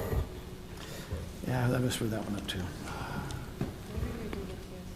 Okay. Mayor Ostler, were you wanting to do TSSD for Brian Braithwaite? I'm sorry, which? Yes, well, we're going to be doing number 9. I think, Brian, is it better for you to do number 9 or the TSSD? Let's do the number 9, which is the 3 pavilions for Mountain Ridge Park. Maybe. I can pretend. I can read slides. Or would you like to do TSSD first? Let's go do TSSD. We are going to now move to item number 12, a resolution and agreement, amendment to the agreement with Timpanogos Special Service District. All right, thank you, Mayor and City Council. Aaron, do you mind moving to our next slide? So just briefly, this is a new amended agreement with Timpanogos Special Service District, who provides our sewer services for most of North Utah County, actually. So Highland City's agreement with TSSD expired in July of 2019, and TSSD is requesting all cities enter into this amended agreement. Aaron, do you mind doing our slide again? Thank you. In the new agreement, there's just a few things that I want to point out. What was added in this new agreement, the collection system maintenance agreement was previously a separate agreement entered into by the city. It is now included in this new agreement. In article number 4 of this new agreement, it stipulates that the location of TSSD trunk lines are protected under grandma. And then it also, TSSD considers the disclosure of the location of these lines could possibly jeopardize the security of this system. Also, in article number 4, it states that the city will not interfere with the operation and maintenance of the interceptor lines, such as modifying or vacating public rights-of-way or public utility easements. Finally, in article 7, it talks about impact fees. TSSD has formally adopted an impact fee, and that's been added to this agreement. Brian will be speaking a little bit more if you have questions about that. Highland City has already been charging a fee to any customers who connect to the sewer system, and we have been collecting that in behalf of TSSD. And this agreement also clarifies how we report those fees that we've collected, as well as the timing of passing that money back on to TSSD. That's kind of the agreement in a nutshell. If you have any questions, we're happy to take those questions, and Brian is the TSSD expert here who can answer those questions for us. So, Brian, is there anything, Brian Braithwaite, who is on the TSSD board on behalf of Highland City, Is there anything you'd like to input on this agreement before we make a motion? Unless you have a question, it's a great agreement. It evens out. We have some big cities that are involved and growing fast, and this helps clarify how to handle their growth and how it impacts all of us. So it's been needed. We've been working on it for several years. We finally had Lehigh and Saratoga Springs and Eagle Mountain, American Fork, Pleasant Grove, the ones that are growing the most, got them to agree to this. And it covered the real concern issues that we were struggling with. So is there any cost up front for the city? I mean, there'll be impact fees and things as we expand. As an organization for us, there's nothing that's changing. We pay impact fees that we create, and we go through and do it just like as a city, how we figure out our impact fees, and our user rates, exact same process. We go through that. It's very transparent. You can see what it is, and we tell you what those are, and you just transfer them through. And how often? That process isn't going to change. Okay, and how often does that happen? There's not a big increase this year, is there? That I'm aware of? We are working through that process. There will be an increase on probably both of those, but we are going through that process just like you don't. So it's not this change your fiscal rates. year 23 because we're at the end. We can't put an increase on our residents right now, right? Whenever those rates go through, you just communicate it to your residents that it changes. It's not tied to a fiscal year. You just say this rate has now increased. So rates are not like taxes and something like that where you change your budget. This can be an amendment to your budget if those rates were to go up sometime in the year. I don't know exactly when we're going to change those rates. I don't know what the amount is going to be because we have to get the experts to come back and tell us how it's going to work out. Well, that's still pending. Do you have any idea? Because, I mean, we're going to all the citizens saying we're going to raise all your fees now, and, oh, guess what? In 6 months, we're going to raise another one.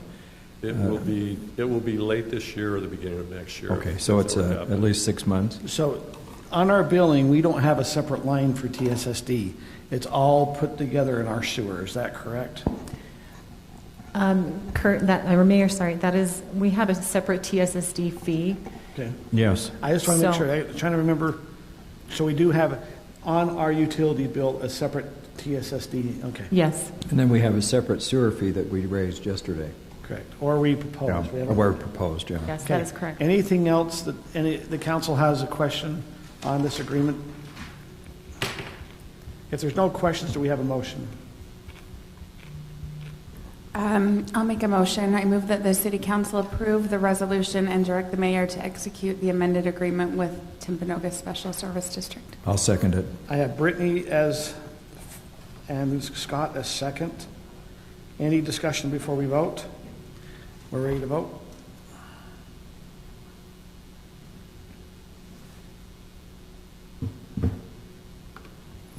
That passes 5-0.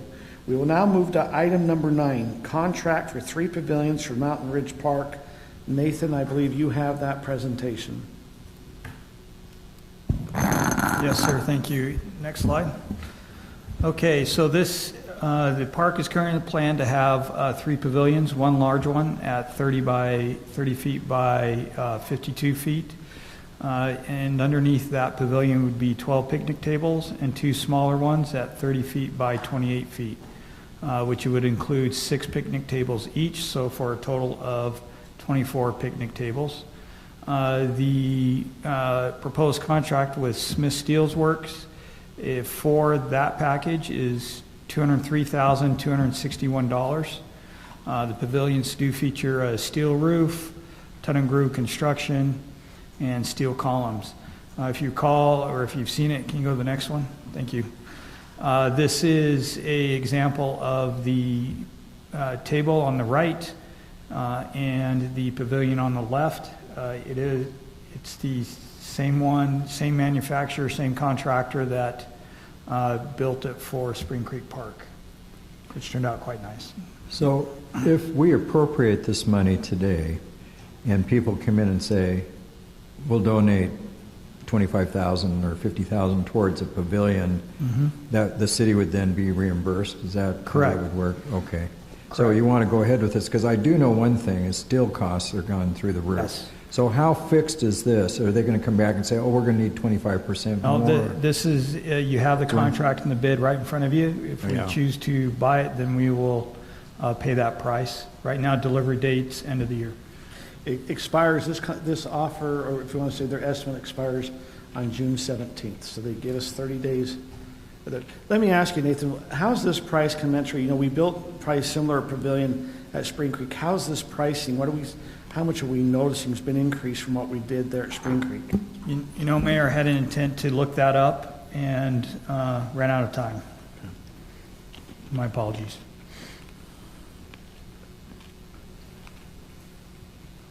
Any questions on the pavilions? Do we have any people that are interested in donating towards pavilions by chance? Yes. Oh. Okay. So as a disclosure,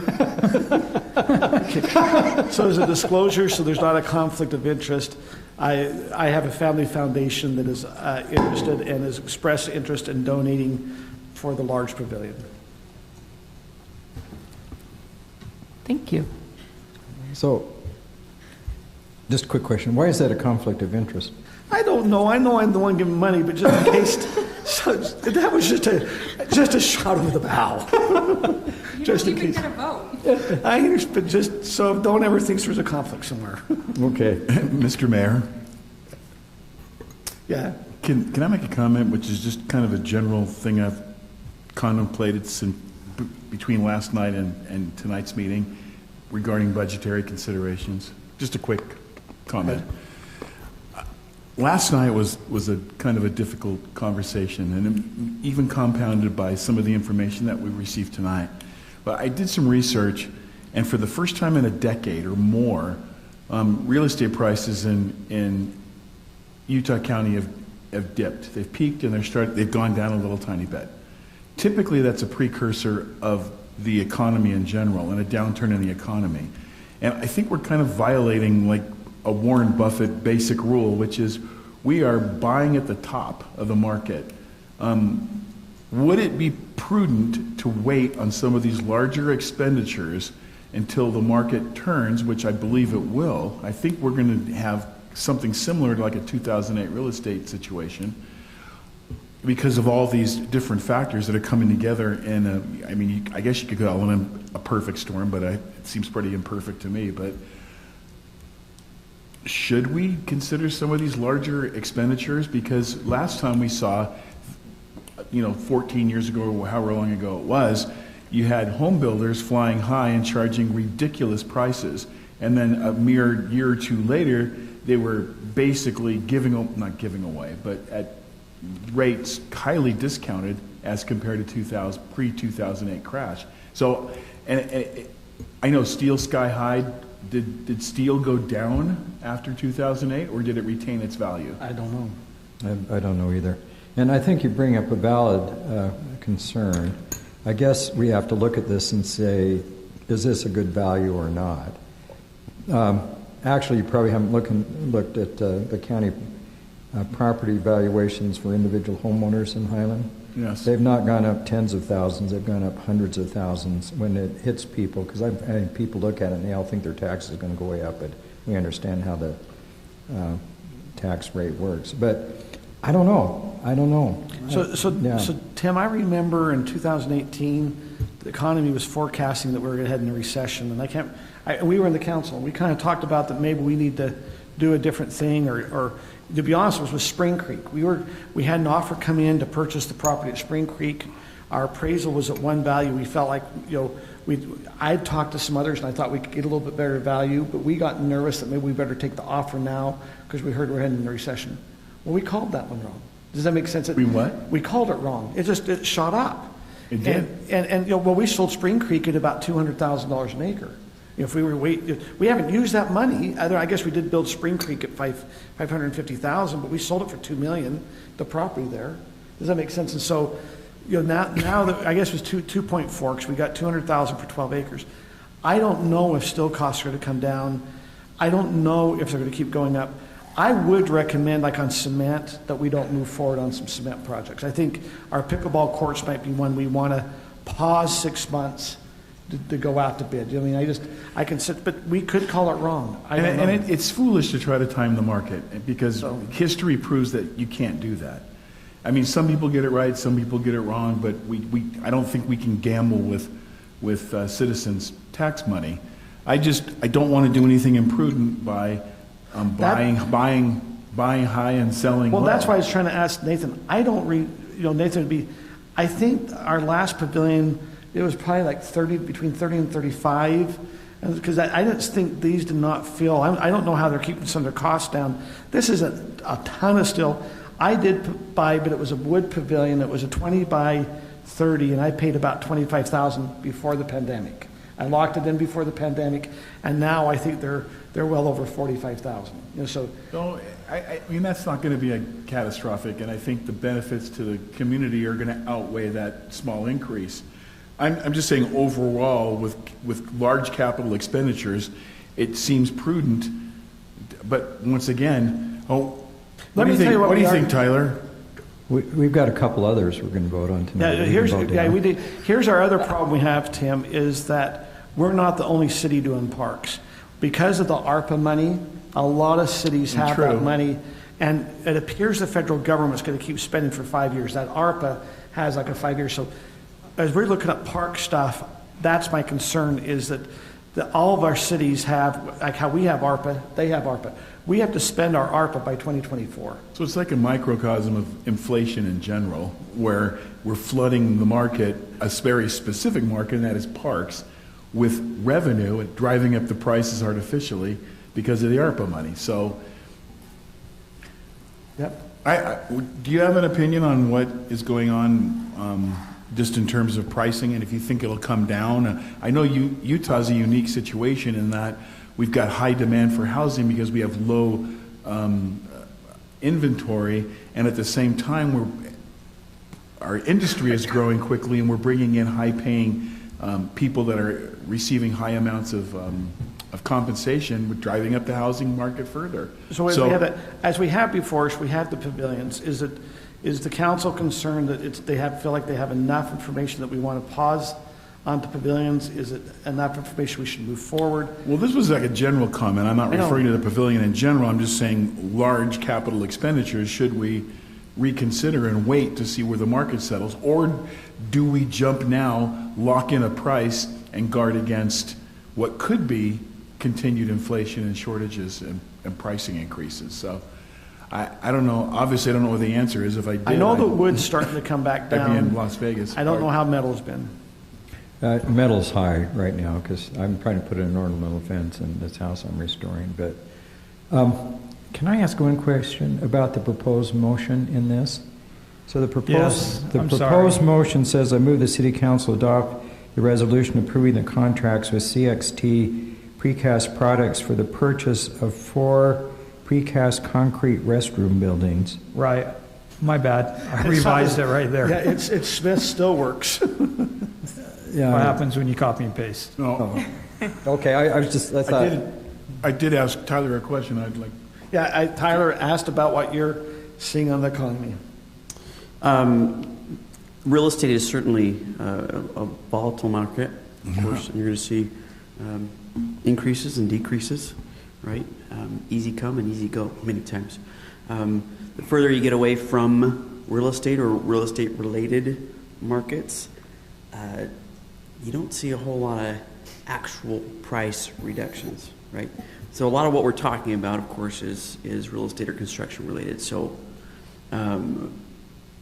obviously there are probably going to be some price reductions, but the timing is anyone's guess.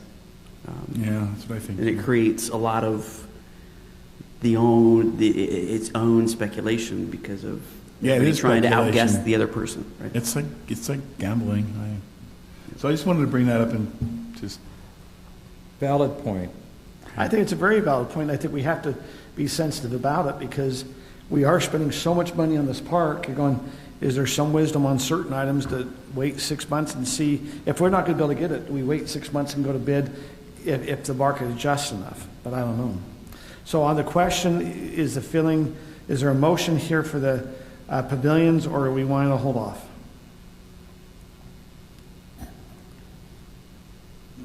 I'm fine to move forward just because I can't predict the future, and Okay. I mean,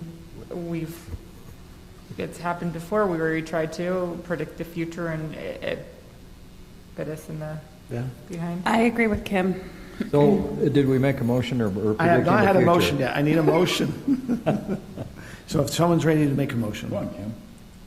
I move that the city council approve the purchase contract for 3 pavilions and 24 picnic tables from Smith's Steelworks for Mountain Ridge Park. I'll second. Oh, go ahead. No, I'll second it. Okay, I have a motion by Kim, second by Brittney. Do we need the number in there of what we're actually, the contract, does it need to state the 200, well, I think for clarity, yes. 203,261? Yeah. Does that need to be added to the motion? That would be great. Okay. Are you okay adding that to the Yeah, motion? and add, what was it, 203, 261? 203, 261, okay.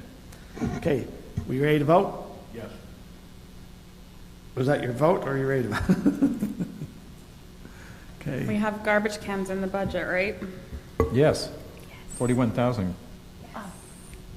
That passes, or does not, what's the vote? That passes 5-0. We will now, Mayor, excuse me, who was the second on that? Brittney, Brittney, thank you. we'll now move back to item number 8, Plat Amendment, Pheasant Hollow Plat C, amended. Sure, if you want. I think that's Kelly. Yes, it is. Thank you, Mayor and members of the council. You may be familiar with these lots. We had a plat amendment in the past that y'all saw a couple months ago. Maybe it's been longer. This is a city-owned property. This is coming back to y'all because on the southern portion of the lot in the previous plat amendment was a 30-foot wide building setback access. I'm reading this off, so I didn't remember this word for word. Trail, fence maintenance, and storm drain easement in favor of Highland City. It was that 30 feet wide because there was an assumption made of the location of the storm drain line. We actually went back and had it actually surveyed as to the exact location of the storm drain, and as if you can see it on y'all's screen, it's that purple line that's on the south end. It basically just follows a little bit south of the fence that we built. So the easement for the sewer, or the drain, Storm drain.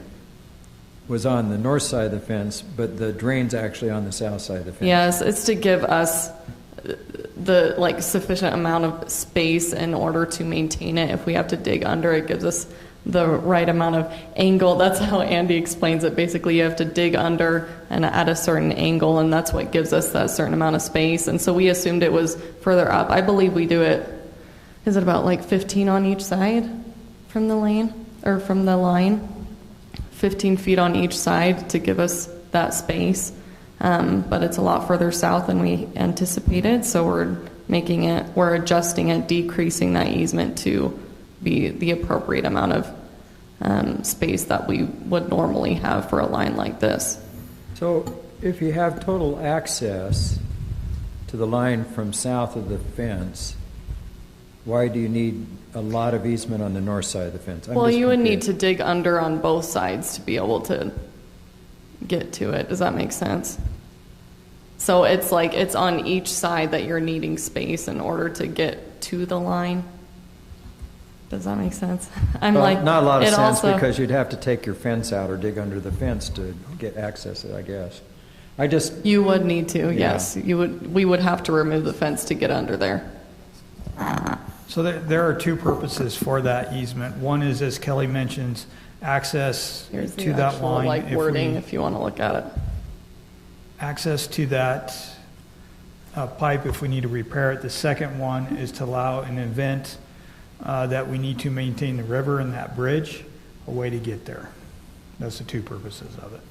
So that makes a little more sense to me. Yeah. So this is that updated plat with the updated wording. When we say building setback, there is a note on the plat that basically that 15-foot side setback that's called out and the 30-foot rear on the east side, those will switch depending on the orientation of the home. It's kind of a unique shaped lot. If the front door is facing west, that 30-foot rear setback will be on the east side. If the front door is facing north, that 30-foot setback will be on the south side, just depending on whoever buys it, however they want to build their home. And we as staff just recommend that the city council accept the findings and approve that final plat amendment. So Kelly, do you think making this change is going to make that lot more sellable? Yes, Because I think it gives any buyer a lot more flexibility when it comes to building. It's actually a condition of of our current contract. Yeah. It's currently under contract. One of the concerns they had was this easement. Well, I can understand, yeah. So, but if we make this, they're more willing to do it, is that right? I believe that the person under contract has seen this and is agreeable to what we're amending. That's correct, Nathan? One more time. The person that has this under contract, they've seen what we're amending and they're agreeable to move forward if we make the amendments. Yes. I think that was your question, right? Yes. I'm having a hard time with clarity, I'm sorry, but yes. Okay. Do we have a motion? So, Mayor, I'm going to recuse myself from this. Okay. Because I live in that neighborhood, and I will, if that lot's sold, I will benefit also because I'm on the irrigation company and also as a homeowner in the HOA, so I'm just going to recuse myself. Okay. So we have... I support this, by the way, though. Councilmember Smith is recusing himself from the vote. Is there a motion on this?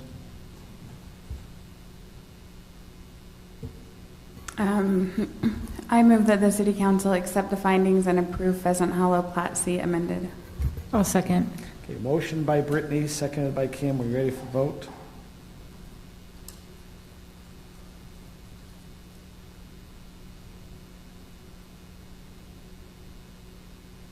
And that passes, or not passes, passes 4-0.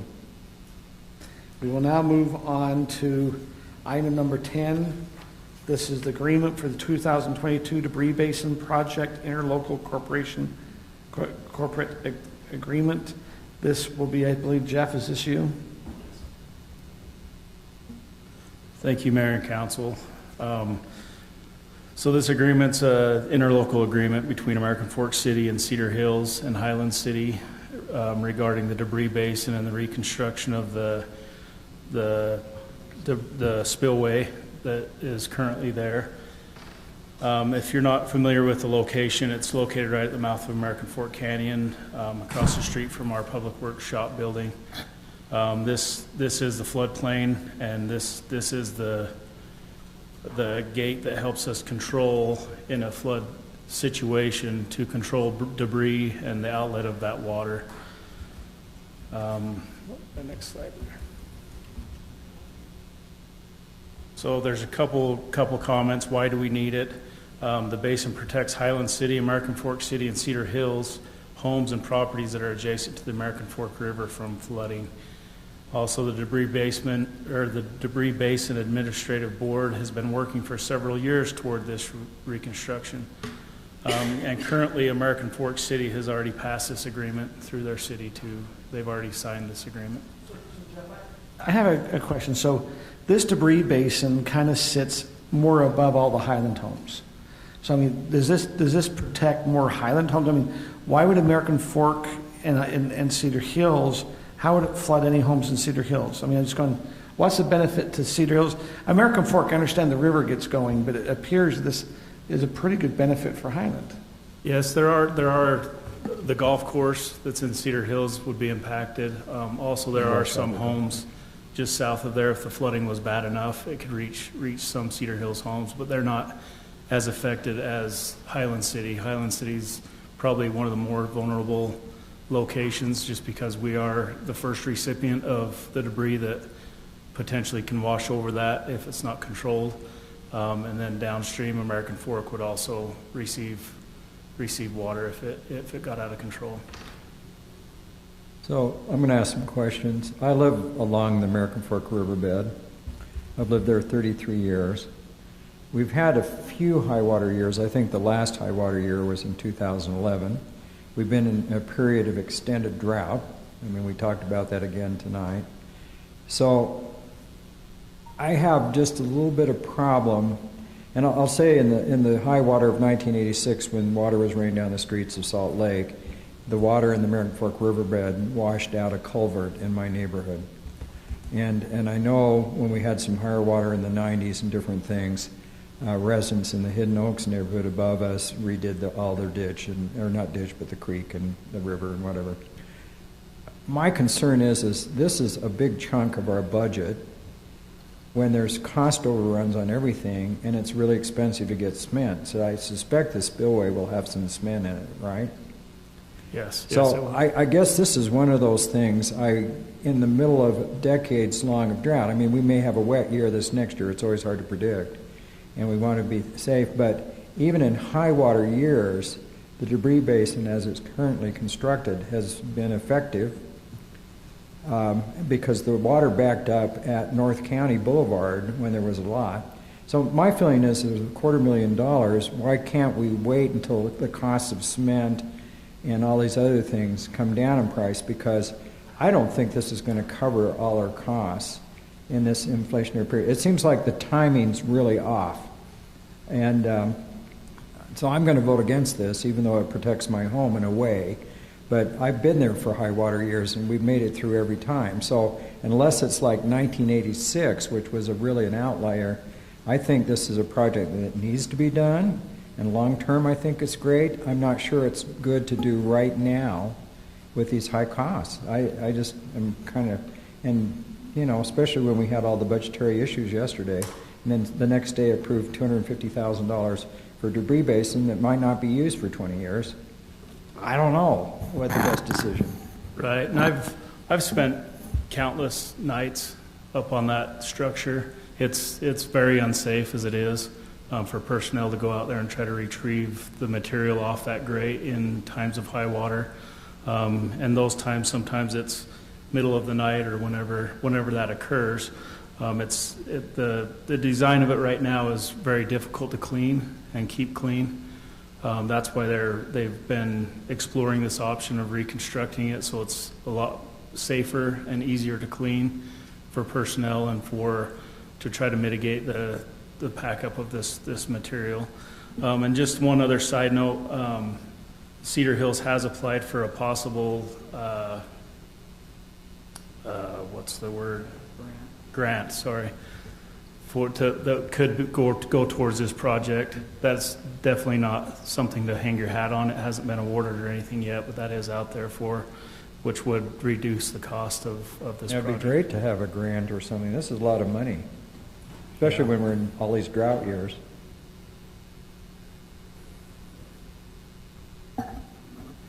So the grant that Cedar Hills has applied for, would that just go to cover Cedar Hills' cost, or would that be the overall? I believe it would be a shared cost going directly towards this reconstruction of the debris basin, which would be shared by the three entities. Correct me if I'm wrong, Nathan. That's my understanding. And have the other two cities already approved this? American Fork. Currently, we have the signed American Fork contract. Is Cedar Hills waiting on that grant to approve it, or? Unknown. Yeah. That's a lot of money for Cedar Hills to come up with. Council, what would you like to do here? Do you want to move forward with approving it? Do you want to delay it until we see what Cedar Hills has done? What would you like to do? I'd like to continue it until I see what Cedar Hill's done, because I think the grant's interesting, because if the grant applies to all of us, it'd be nice to know that before we vote on a certain amount. Because again, you know, they're wanting to do this when cement's super expensive. I mean, I support it, but is there a rush to do it this year or next year? Or are we going to have a really wet winter? We don't know, I guess. So one of the functions of the debris basin is it catches the logs and everything that comes down. So it really doesn't matter if it's a high water flow or low, or if it's normal. That's what it does, and we clean it out yearly Yeah. multiple times a year to, without it, those go down and it'll catch the first catching point is the covered bridge in Highland Oaks, and then the next one is the one in Pheasant Hollow. Well, your first choke point, though, is North County Boulevard, because the river has to go under Yeah, that. when they built North County Boulevard, they built the trail. the trail, but the area underneath the bridge to accommodate the additional flows. Where flows are restricted, the next checkpoints are the covered bridge and then Pheasant Hollow. But Hidden Oaks rebuilt their bridge, so they're really the choke points in my neighborhood. Could be. But, I don't know. I mean, I've seen water in the creek now twice in 2 years. So you got to have water flow to bring debris down, you know. So funding comes from, funding will come from the storm drain fund. It doesn't come from the general fund, which we've been collecting the revenue for. But we just increased, is that why, one of the reasons we increased the storm sewer? Storm It's drain? part of that, yes. And I received a text from Andy, just another tidbit, is that with signing this contract, they're going to allow for a longer construction period to try to obtain better costs. This is just entering into that contract with the 3 cities that this project can move forward. And So do we get money back if it comes in less over time, or? Well, the money wouldn't go out. it's just a contract currently. So what the agreement says is, yes, we will contribute up to this amount for this project. If a grant or something else comes in and those costs are reduced, then obviously we would owe less. But we don't have to commit the funds until they do it, Correct. and they're thinking about holding off. I don't know if they're thinking But about what holding fiscal off or year does not. this come out of? Is it going Next. to come out of? I think they're still in 23? the Fiscal year. in this next fiscal year is what they're hoping. We're planning to bid this fall, This if I fall. remember correct. So I have a question. It talks about administrative board. Who's the administrative board over this interlocal agreement? Administrative board exists of staff from Cedar Hills, American Fork, and Highland.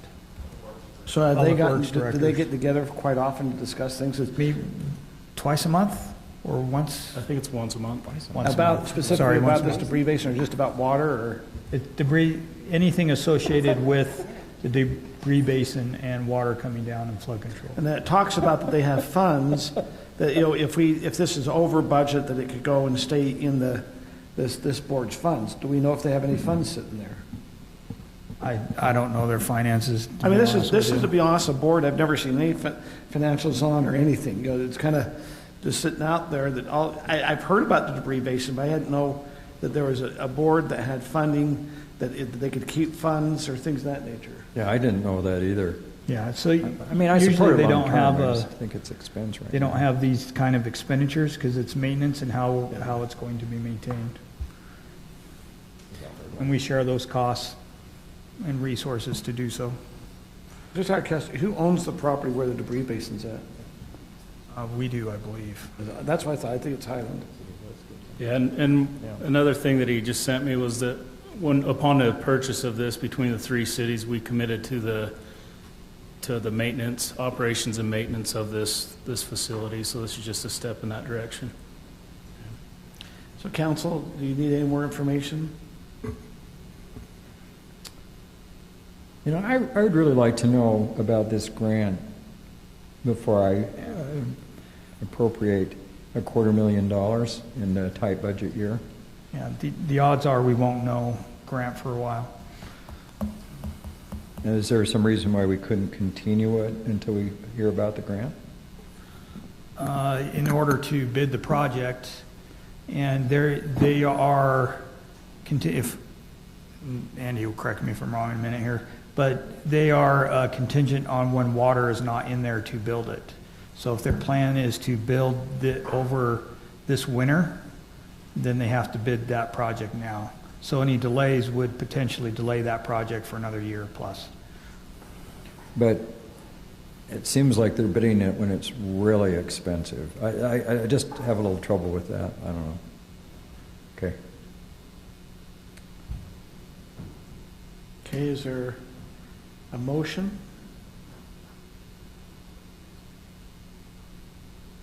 I mean, I'll just admit to being unprepared on this item. I feel like we've spent so much time on the budget and encroachment and other things that I don't feel like I have studied enough to know if I want to spend $250,000 on it. My tendency would be yes, because we've had floods in my neighborhood, but I mean, I can't say that I have researched it enough to feel good about it for tonight. And if this debris basin is causing floods in your neighborhood, we got problems. That's true. That was not this debris basin, but it sure would have been nice if we had had something that would have prevented that. So I would like to postpone it based on my own ignorance, but I recognize that you guys might have studied it more than me. So are you making a motion to continue it? I am, and Well, I hear that. What's your motion? I motion to continue. I'll second it. Okay, motion by Brittney, second by Scott. Any other? I'm fine with that, and I'd like to see what Cedar Hills does. Okay. We ready for vote?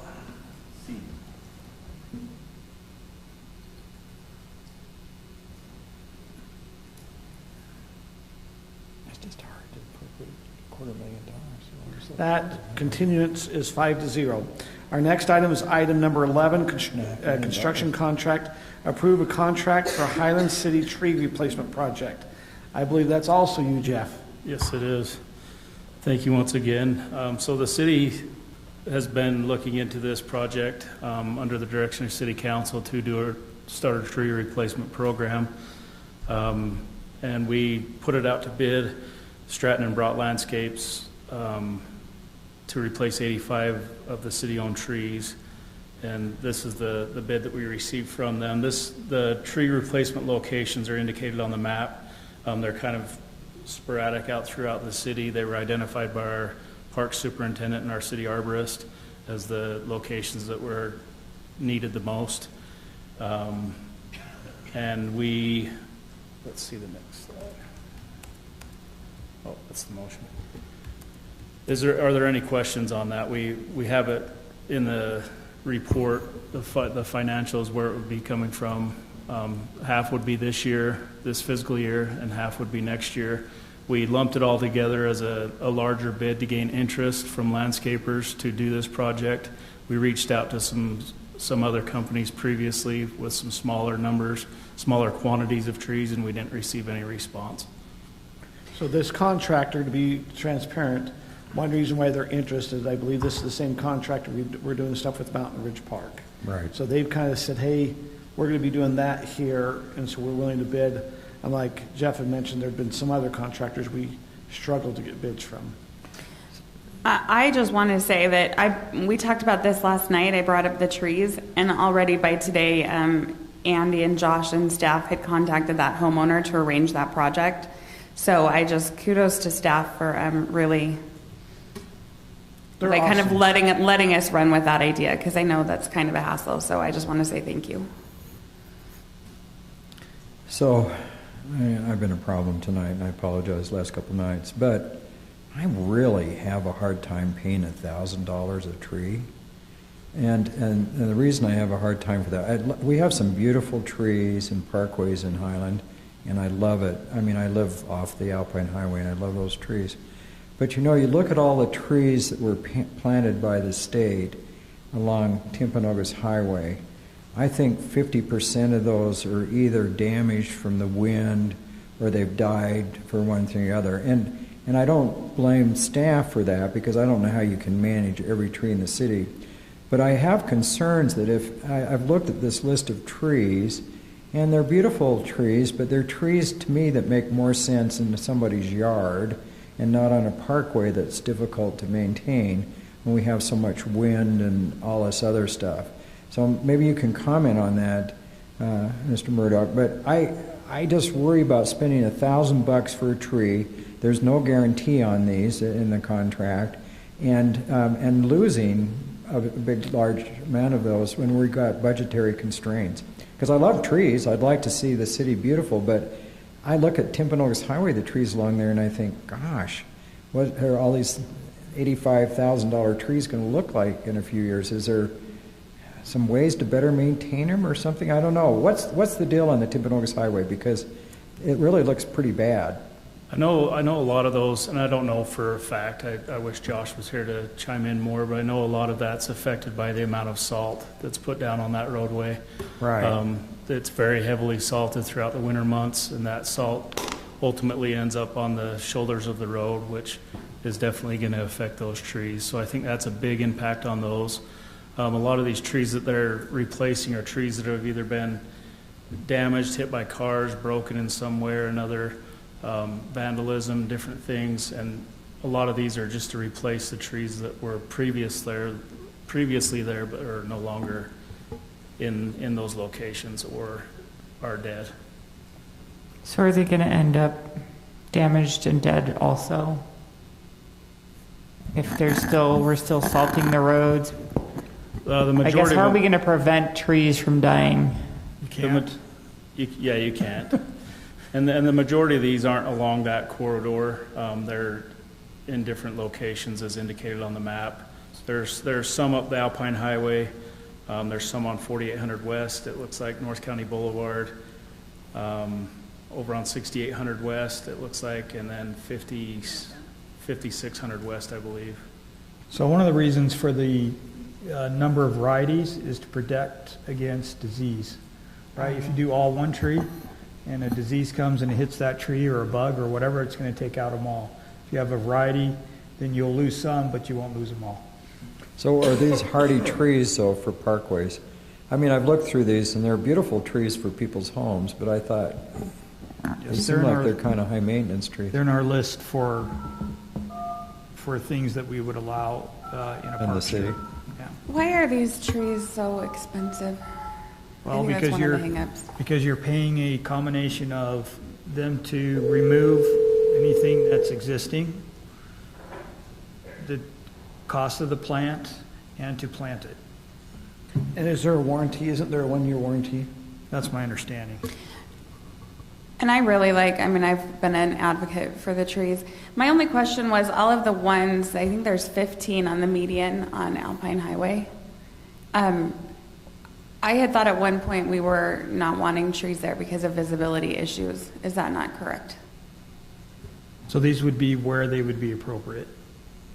But the only place I recall that is down by Canal. Right. And they took out the medians there, but the median strips are kind of beautiful, I think, in Alpine Highway. So council, we've talked about trees. They're going to be $1,000 each. Is there a recommendation what you'd like to do with this? I mean, we kind of knew this was coming in, the $1,000 cost. Did we? Well, no, we've been talking that it was going to cost a lot to have someone plant them. That's why we came up with the program that I think Brittney did, trying to find some residents maybe to go and help plant, where we provide the trees and we plant them. Is that correct, Brittney? And how many trees are we going to do That's that? correct. They had allocated, I think, half and half. Or how many trees was it to be planted by residents? 100. It was a lot. 100 It was about something. So the original council approved $50,000. So this is funded over 2 fiscal years. This is funded this year and next fiscal year.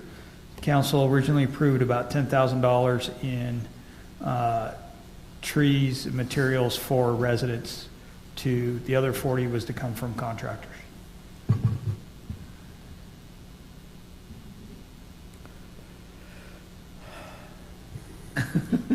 Well, I like the idea of beautifying our city. I just have a hard time with the $1,000 tree, and it's kind of hard to say, we just raised your taxes $300 a year, and then we're going to go out and pay $1,000 a tree. I understand that. I just have a hard time with that.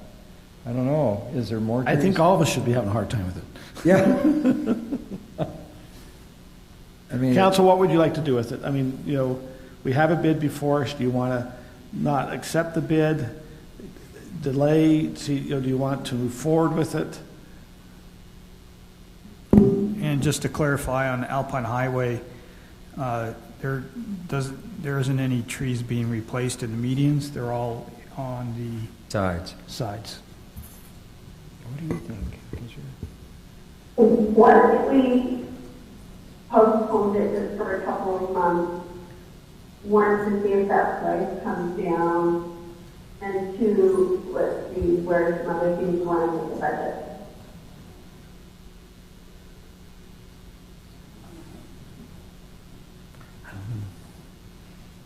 Okay, Sarah's made a recommendation that maybe we postpone this. I understand we postponed something. I'm going, this is the hard thing. We are in amongst a cost. We don't know if the cost changes or what happens on this. But this is, Well, one thing though, if we push back and say this is too expensive, maybe some of these contractors will get the hint. I don't know, because I think everybody charges cities just as much as they can. And so maybe if we just say, hey, this is just too much. Remember, we did get some that were interested at all, though. I mean, Right.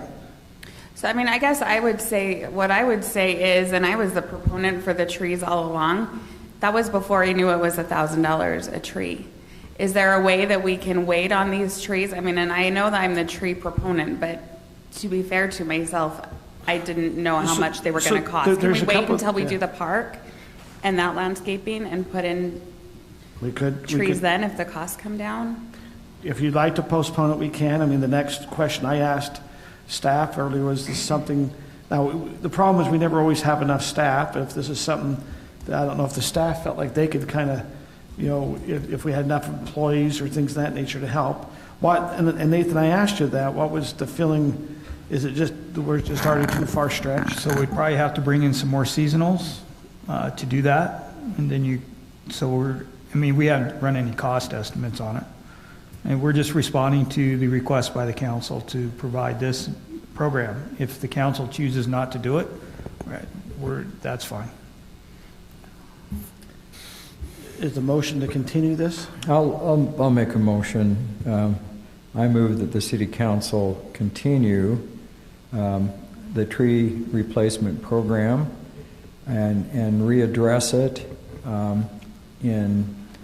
I would say we ought to readdress it in 6 months' time, because I think they'll give us an idea, one, what kind of job that the Broad-Stratton group does on the park, if we're really pleased with that, and two, maybe costs will come down a little bit. So is it better to postpone it than to just say no? He continues. Well, is it better to just, if we're going to continue it for 6 months, is it better to just? Just remember, if you want to do this and it's still $87,000, you're increasing next year's budget by another 50. But we save it. We could always keep the 40,000 from this year and move it to next year. I'm just, Yeah, I'll change my motion then. I just move that City Council deny the tree replacement program contract with Stratton and Brott Landscape LLC. I have a motion by Scott. Is there a second? I'll second. Sarah, second that. Any discussion before we go to vote?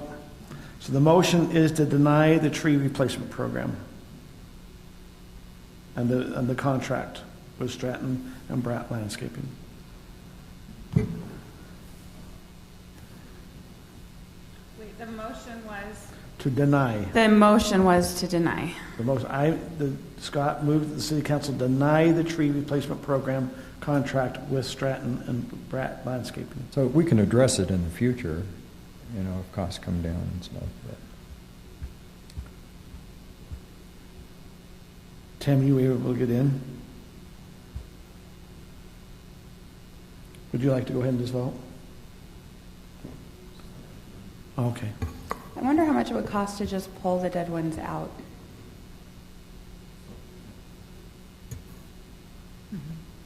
$9.99. Okay, are we ready for reveal? The denial passed 5-0. We now move to item number 13, construction contract for Timberline Drive and Wildflower Lane Road construction.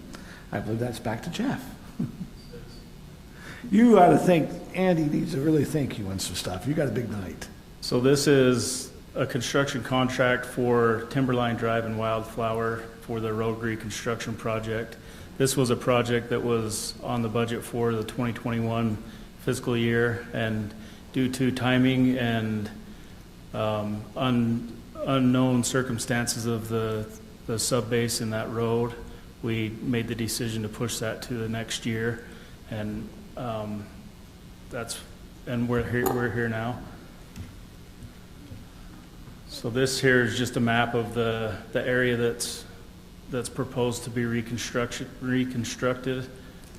It is that south bridge going into Twin Bridges, following Timberline Drive up about halfway, and then also cutting off and going over on the Wildflower Lane. And this is a complete reconstruction, correct? It is. We've reached out to a consultant and received some recommendations to use a concrete treated road base material instead of having to excavate out, and the unknowns of once you open something like that up, how deep you need to go, if there's water present or anything like that. This concrete treated base will act as a bridge over that existing clay, and so we won't have to reconstruct or go down nearly as deep. This with the cement treated base, like I said, I should have read this to start with, but it's you remove the asphalt and then you add the concrete to the existing road base to create a stable layer on which to place the new asphalt. It's substantially less disruptive to the residents, and in this location it minimizes the chances that the product could grow more expensive and impactful. So where do the funds come for this? Does this come out of the B&C road funds? Does it come out of the road tax fee? Is it there? There it is. Okay, I'm sorry. Yeah, there were two funds that we were going to pull some of this funding for this project. But it's all transportation and road funds. Yes. Any other questions or ready for a vote? Is there any questions or concerns or? I mean, I wished. I mean, this is 450,000. Is this? How much do you think this has increased over the last couple of years, Jeff? Do you have any idea how much?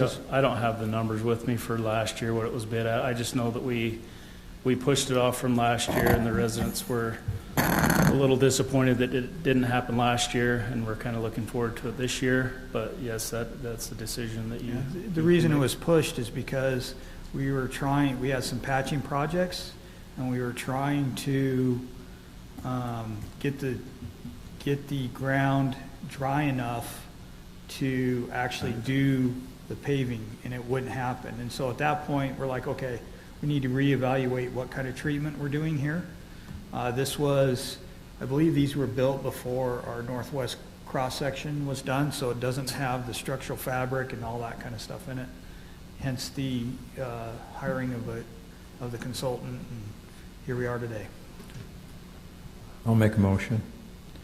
I move that the City Council approve the contract with Geneva Rocks and authorize a contract amount up to $445,674 for the reconstruction of Timberline Drive and Wildflower Lane, and authorize the City Administrator to sign the necessary contract documents. Motion by Scott. I'll second. Second by Kim. You ready for a vote?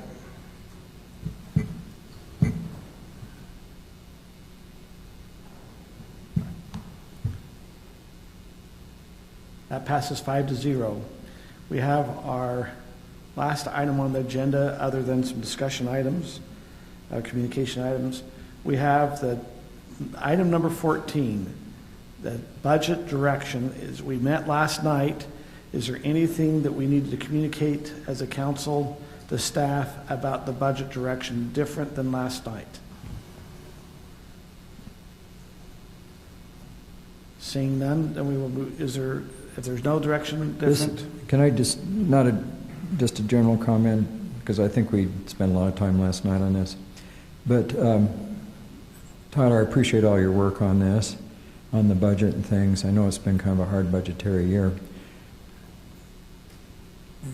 Brittney and I have been looking at other cities' websites and the way they present the budget. We'd recommend that you maybe look at the way that Cedar Hills has presented the budget to their citizens. And maybe, I don't know if this year, after we get done, we can kind of put it in a format that people can look at it and understand it, because the way they present it is very nice, don't you think? I mean, it is nice. I think it would has be a pie ton of work graphs, a effort. few things, and if just maybe look at it and see if there's some ideas that we could do, because I think it'd be nice to be able to present things, especially in a year when we're raising fees, so that people understand better the financial budget. Because from comments that I hear and comments we make, we don't understand it like we need to. And I know comments we had yesterday, obviously people, come in with, their own conceptions, but oftentimes they're not based in, because it's complex. So if there's a way we can present it so people can see it and understand it, but I appreciate it. Sure. Okay. Thank you very much. Just since we're talking about the budget, I just want to bring it up once again. On Monday night, June 13th, we have the Community Leaders Budget Information Session at 7 p.m. here. On June 14th, on Tuesday next week, we have the Highland City Budget Information Session. Now that's at 7:15. Was there a reason why it's at 7:15? I'm just curious why you... Yeah, there was the library had already scheduled an event that they couldn't move because they have an outside speaker coming in, and it doesn't end until 6:30, so we needed a little bit of buffer time to allow them to break down and on to set up. Okay. So who are the community leaders that we're inviting? So if you remember, we've generated a list over the last few years. We started it with the road, when we first implemented the road fee, and then we updated it with the public safety fee. We sent out a list. It's been a couple of months to City Council to ask for some revisions, and so we made those revisions and made some of our own as staff additions and removals as appropriate. But it's often people who have been involved with the city various TAC committees, or if they've been on the planning commission, or previous city council members, or maybe filed a referendum against the city in the past. People or school board members, just people who we feel like have sway in the community, and who, somebody who has a question about the city's budget will call that person. So that's the idea. That makes sense. So how many invitations do you think you'll... Or how many have you already sent? Right? Isn't that what I told Tyler? I think 180. 180, and they've already been sent? He was killing trees one night, and I said, what is this? And I was impressed with the amount of outreach that's going on. So about 180 maybe for Monday night. And as we're starting to hear, as residents start to hear that there might be budget increase, especially our older residents, we might need a plan. They'll be here on the 14th. So was that the letter that Don Ruzicka had? Yes, we sign it from the mayor and city council. Oh, okay. So now I understand. So you've already sent out the invites? Yes, so that went out a couple of weeks ago. Okay. We have down item number 15. I know we're late in the hour right now, 11:15. If we can kind of keep everything brief. The first item is myself. This is just a report about the Dry Creek Lake. Aaron, do you have the pictures that maybe we can just put up? There's water in it. So if you notice, Dry Creek Lake there's not been a lot of work been done on it. I'm going to if there's a little video, we'll watch 1 minute of the video, and then we'll just kind of be done if there's any questions. But this is a little video that Lehigh put together. As she's doing that, the Dry Creek Lake is not estimated to. They're going to fill it, like we said. We see water there. They're going to let it drain, and then the thought is that Lehigh's noticed that the lake is not holding water. And so they're going to go in and drain that and put a clay lining in it later this year. We need to remember the Dry Creek Lake, as you're watching this, the main purpose is for flood prevention. The second purpose is for PI retention for Lehigh. The third is for recreation. And this is kind of the little video they did as an overview of it. And mainly on the Lehigh side. So you can see the sand. I'm sorry, what? There is, but don't worry about it. Okay, so with this in the recreation, they'll have paddle boarding, canoeing, kayaking, swimming, fishing, and it has to be for non-motorized boats. There's trails that go all the way around the lake that will be good for running, biking, and bicycling. How much parking? There's about 200 parking spaces. And it's paid entrance, right? It is paid entrance. On that side. On that side. This was on Lehigh's, they were going to approve the expenditure to start moving on the park on May 10th, that they pulled it from their city council agenda and it's not come back. They had brief discussion about it today in a work session. So you can see they're going to have some concession stands. They'll be renting boats there also. Dang it, I want to do that. So Can we have them make a video of our Mountain Ridge Park like this? wait till you see the people walking. They really don't Is walk. that you, Kurt, right there? Yeah, the guy with the muscles. In the red, yeah. Oh, the red. Oh, Yeah. the older guy. I thought you were talking about the muscle guy. Thank you, Kim. I thought it was, yeah. We're now done with the video. So watch this guy walking. He doesn't go anywhere. He knows he's walking, and they don't go anywhere. That's The runners pretty running in cool. place. Yeah, I thought that was pretty good. Kind of like city council. Anyway, thank you for the video. It's a 4-minute video, so I thought. So anyway, if they're looking, right now, they're looking at completion in the spring of 2023. We'll see if that moves forward. Like I said, they pulled it from their agenda in May, but this is kind of the overview of the park. There is a trail that's already in on the east side, which is that's the Highland side. There is a dirt trail that, I'd recommend that maybe you get out and kind of walk on it. It gets steep in areas, but it's a pretty nature trail, and there is a trail all the way around it. Any questions you have on Dry Creek Lake? Okay, with that, Aaron, we'll move to your citizen survey. We would continue some of these, but I'll tell you that our next meeting on the 21st, we're starting to get a full agenda too. That's our budget night. And so if we don't get through some of these things, it will just keep getting pushed down. But I will absolutely try and be quick, Mayor and City Council. And Councilmember Peterson, I just emailed you this because I know you can't see it at this point. So hopefully you can follow along with us. Yeah. Mayor and Council, so we received a little over 1,100 responses to our survey this year. It unfortunately was down from last year. However, it is more than we have seen in previous years. So there are some anomalies. 2020, we were running it right when COVID first hit, and we just could not get responses to the survey, understandably. So that was an anomaly year. And then in 2021, last year, we changed our methodology to allow every adult to fill out a survey instead of one per household. So we did see a jump there, which I would expect.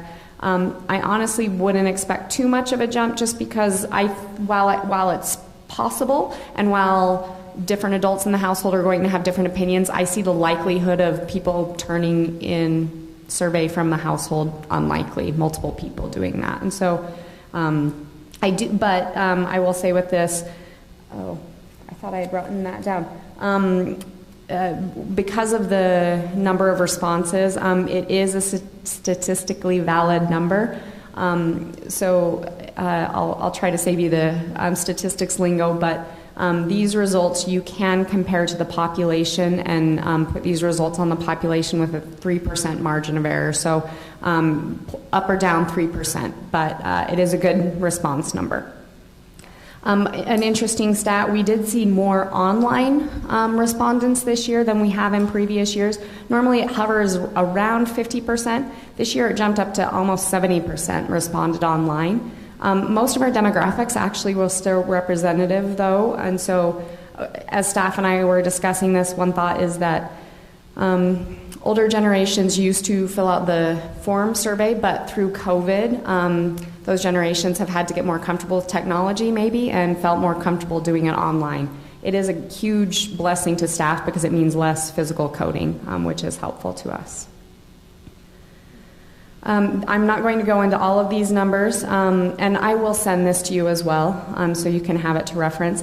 This is how the percent of people who said that we were doing good or excellent in a variety of services. You move it just a little bit. We can't see the bottom. You're right, and you're not going to be able to, so I'm going to go to this table actually. It's going to be easier to see for our purposes tonight.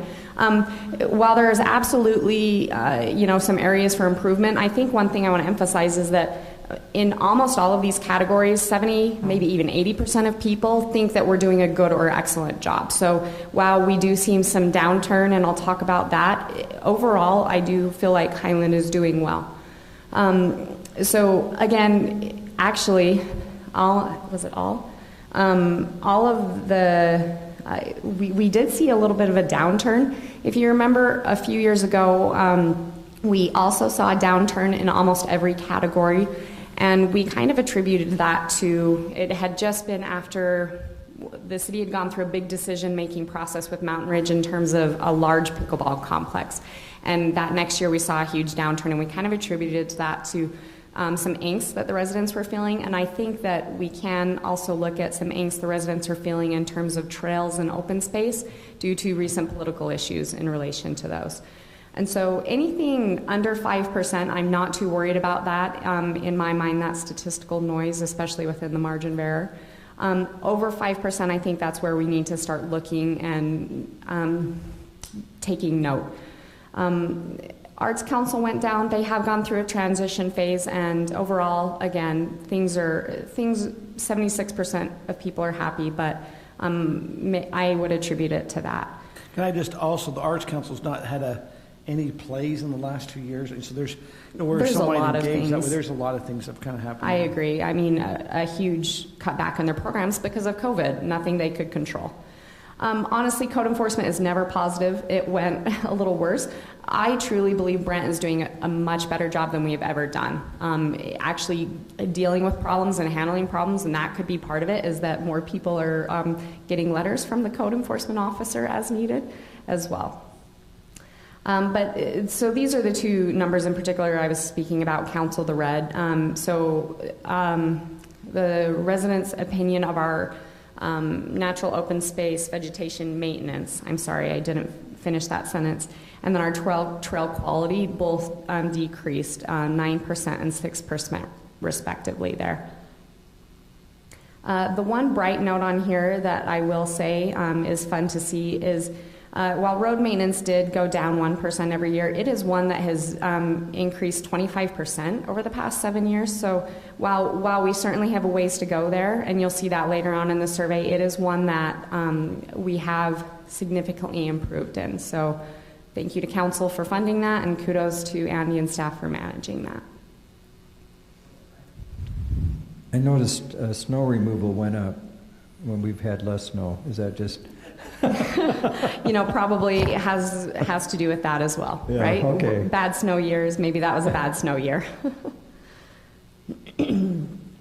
Personnel rating, we, again, when you look at, as staff pointed out, when you look at presidential approval ratings, we are killing it. We're doing really, really well.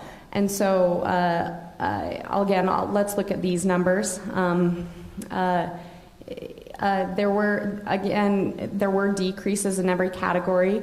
The categories that I think we need to pay attention to, not trying to pick on anyone, elected officials, I think that, and public works field staff, I think that does correlate to kind of the angst that we discussed earlier with the recent election and referendums in relation to that. But library always wins, so 94% of respondents said that they were doing good or excellent. So they are doing wonderfully, but overall, each category is over 70% and many over 80%. Top 3 priorities. This was an interesting one we added this year. Shoot, this one I do need you to see everything. We'd asked similar questions, but not quite this question. And so what are the top 3 priorities Highland should focus on? And so improving roads, as we talked about earlier, that people still want us to be focusing on that and keep focusing on our road plan. The next highest was adding internet options, which kind of surprised me. And I know that's something that council and the mayor are pursuing right now, and we'll work forward this next year and looking and exploring. Improving parks, water conservation, economic development surprised me. Open space issues came up again, and then developing new parks. And then everything else seemed to drop off quite a bit from there. But I think those categories were interesting to me. We have talked about these, so I won't bring them up again. Playground element, we asked not parks overall, but just playgrounds. What do you want to see? One thing that we thought, so you'll notice a third of people skipped it. So if you don't have young children, you don't really have an opinion on this, so you just skip the question.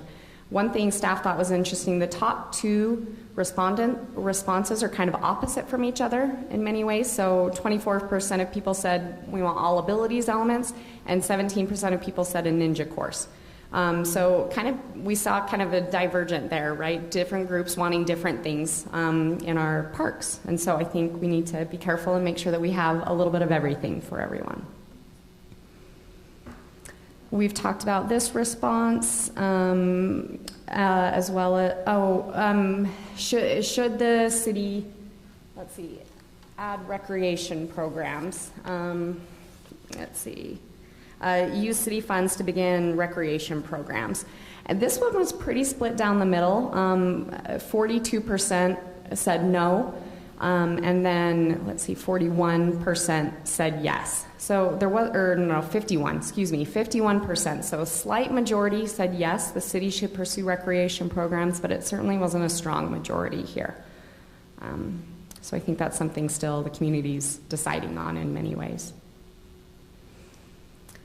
This one will go back to the internet satisfaction question, or internet provider question we discussed.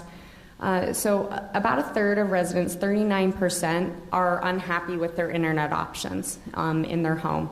A majority, 65%, are satisfied, or 56%, are satisfied. And then, like I said, 39% are dissatisfied, which exactly correlates, as we expected, into, we did try to indicate that this would cost money, but would you support the city pursuing a fiber internet project, knowing the project will require a financial commitment from the city that may not be offset by revenue from the project? So we tried to help them understand that this, it could cost the city more money than it makes.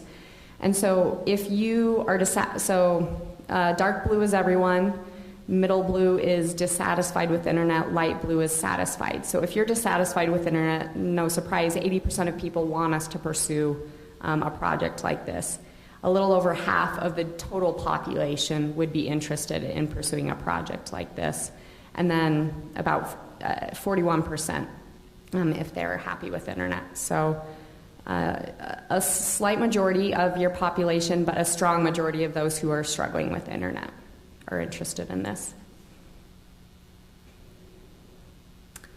We've talked about these two questions last night, actually these ones as well.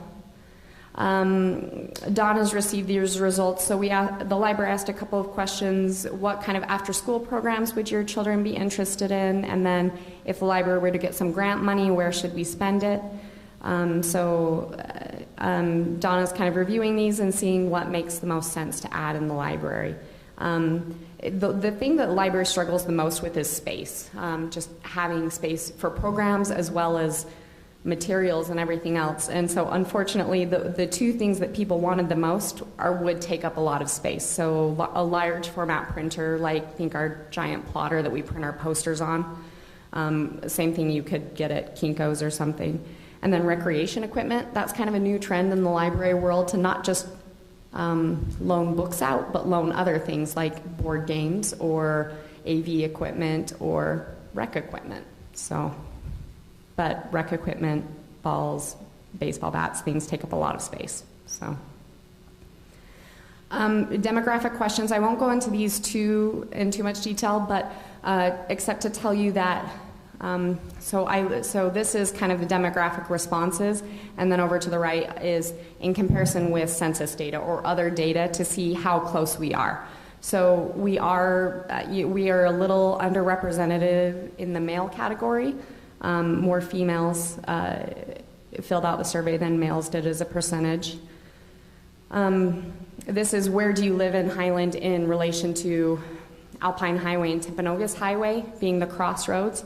And so almost 50% live southwest of that crossroads. And then when you look at precinct estimates, that's right on as well. So if I use precinct data to try and tie back to that, we're fairly well represented there as well. We want to make sure, there were a few open space questions on here. We wanted to make sure we were representative there. So 71% of the people who filled out the survey do not live in an open space area, And while the numbers, they hover somewhere around between 25 and 75. So not perfect, but a pretty strong relationship there. And then, do you have children at home? We were underrepresented in the no category because we had more internet surveys this year than physical surveys. That doesn't surprise me too much, but we're fairly close to that number. Not perfect, but close. So I do feel like overall, we got a good smattering of the city and a fairly representative sample of the city.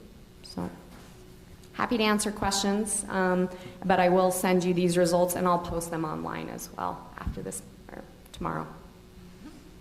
There were some open space questions I didn't see come up. Did we just skip through them? I think we talked about these last night. Okay, we did. Okay. So, okay. Yeah. Thank you.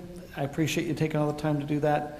If some of us would like to read some of the comments that residents gave, how would they I'd be better happy get to them? send those to you. I have not coded them. Mayor Mann was always, I'm not putting anyone down. Mayor Mann took a lot of time to review those and comment back to those. It's never something staff's been able to manage to do. So, but I'm happy to share them with you.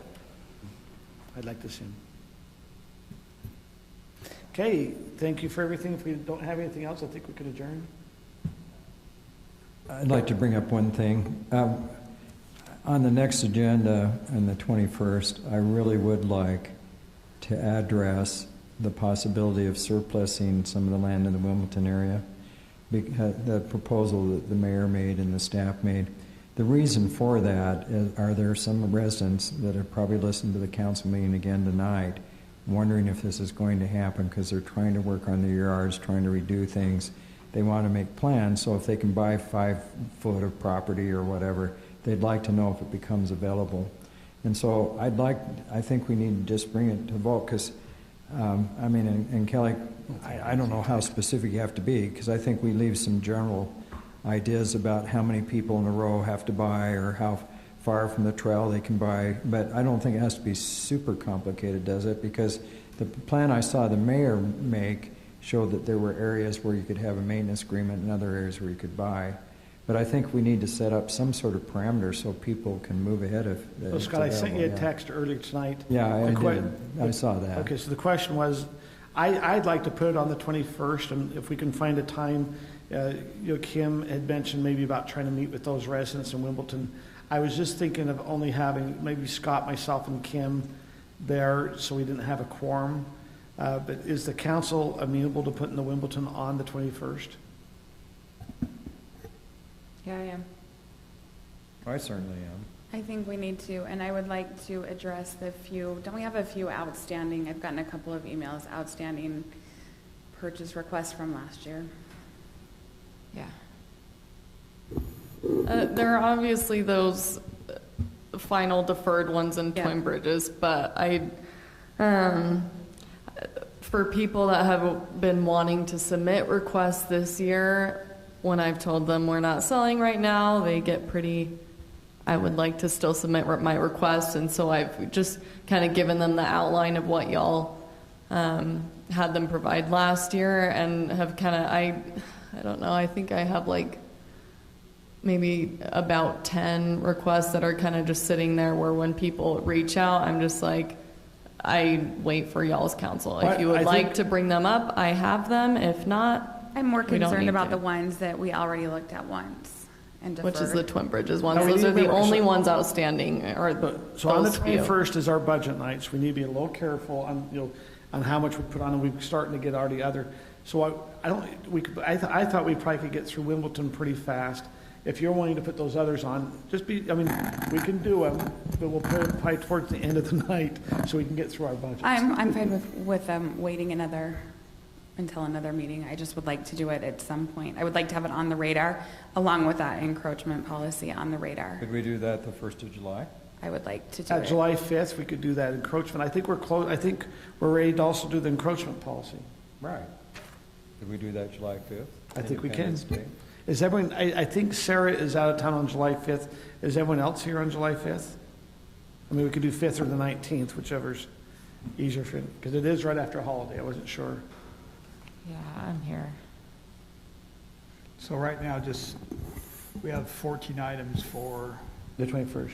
the 21st. I just think we need to, I think we can go through them within I fast. think we can do it pretty quickly. I think we'd like to have, let's put the plan on the Wimbledon on the 21st, and then we'll look to maybe have encroachment on the 5th, and we can even have the other properties or something. On the 5th. So, okay. If we, with that, anything else before we? Quick clarification on the Wimbledon one. Are y'all wanting that as a discussion item or as a resolution with, I think we need to let's make a decision. okay. Yeah, yeah, so they know if it's available or not, because we're just saying, yeah, you can do this up to 5 foot of the trail or whatever the mayor's proposed. Okay. Anything else? If not, we'll entertain a motion to adjourn. So moved. Is there a second? Second. Everyone in favor? Aye. That was Scott made the motion, Kim seconded. Thank you. Big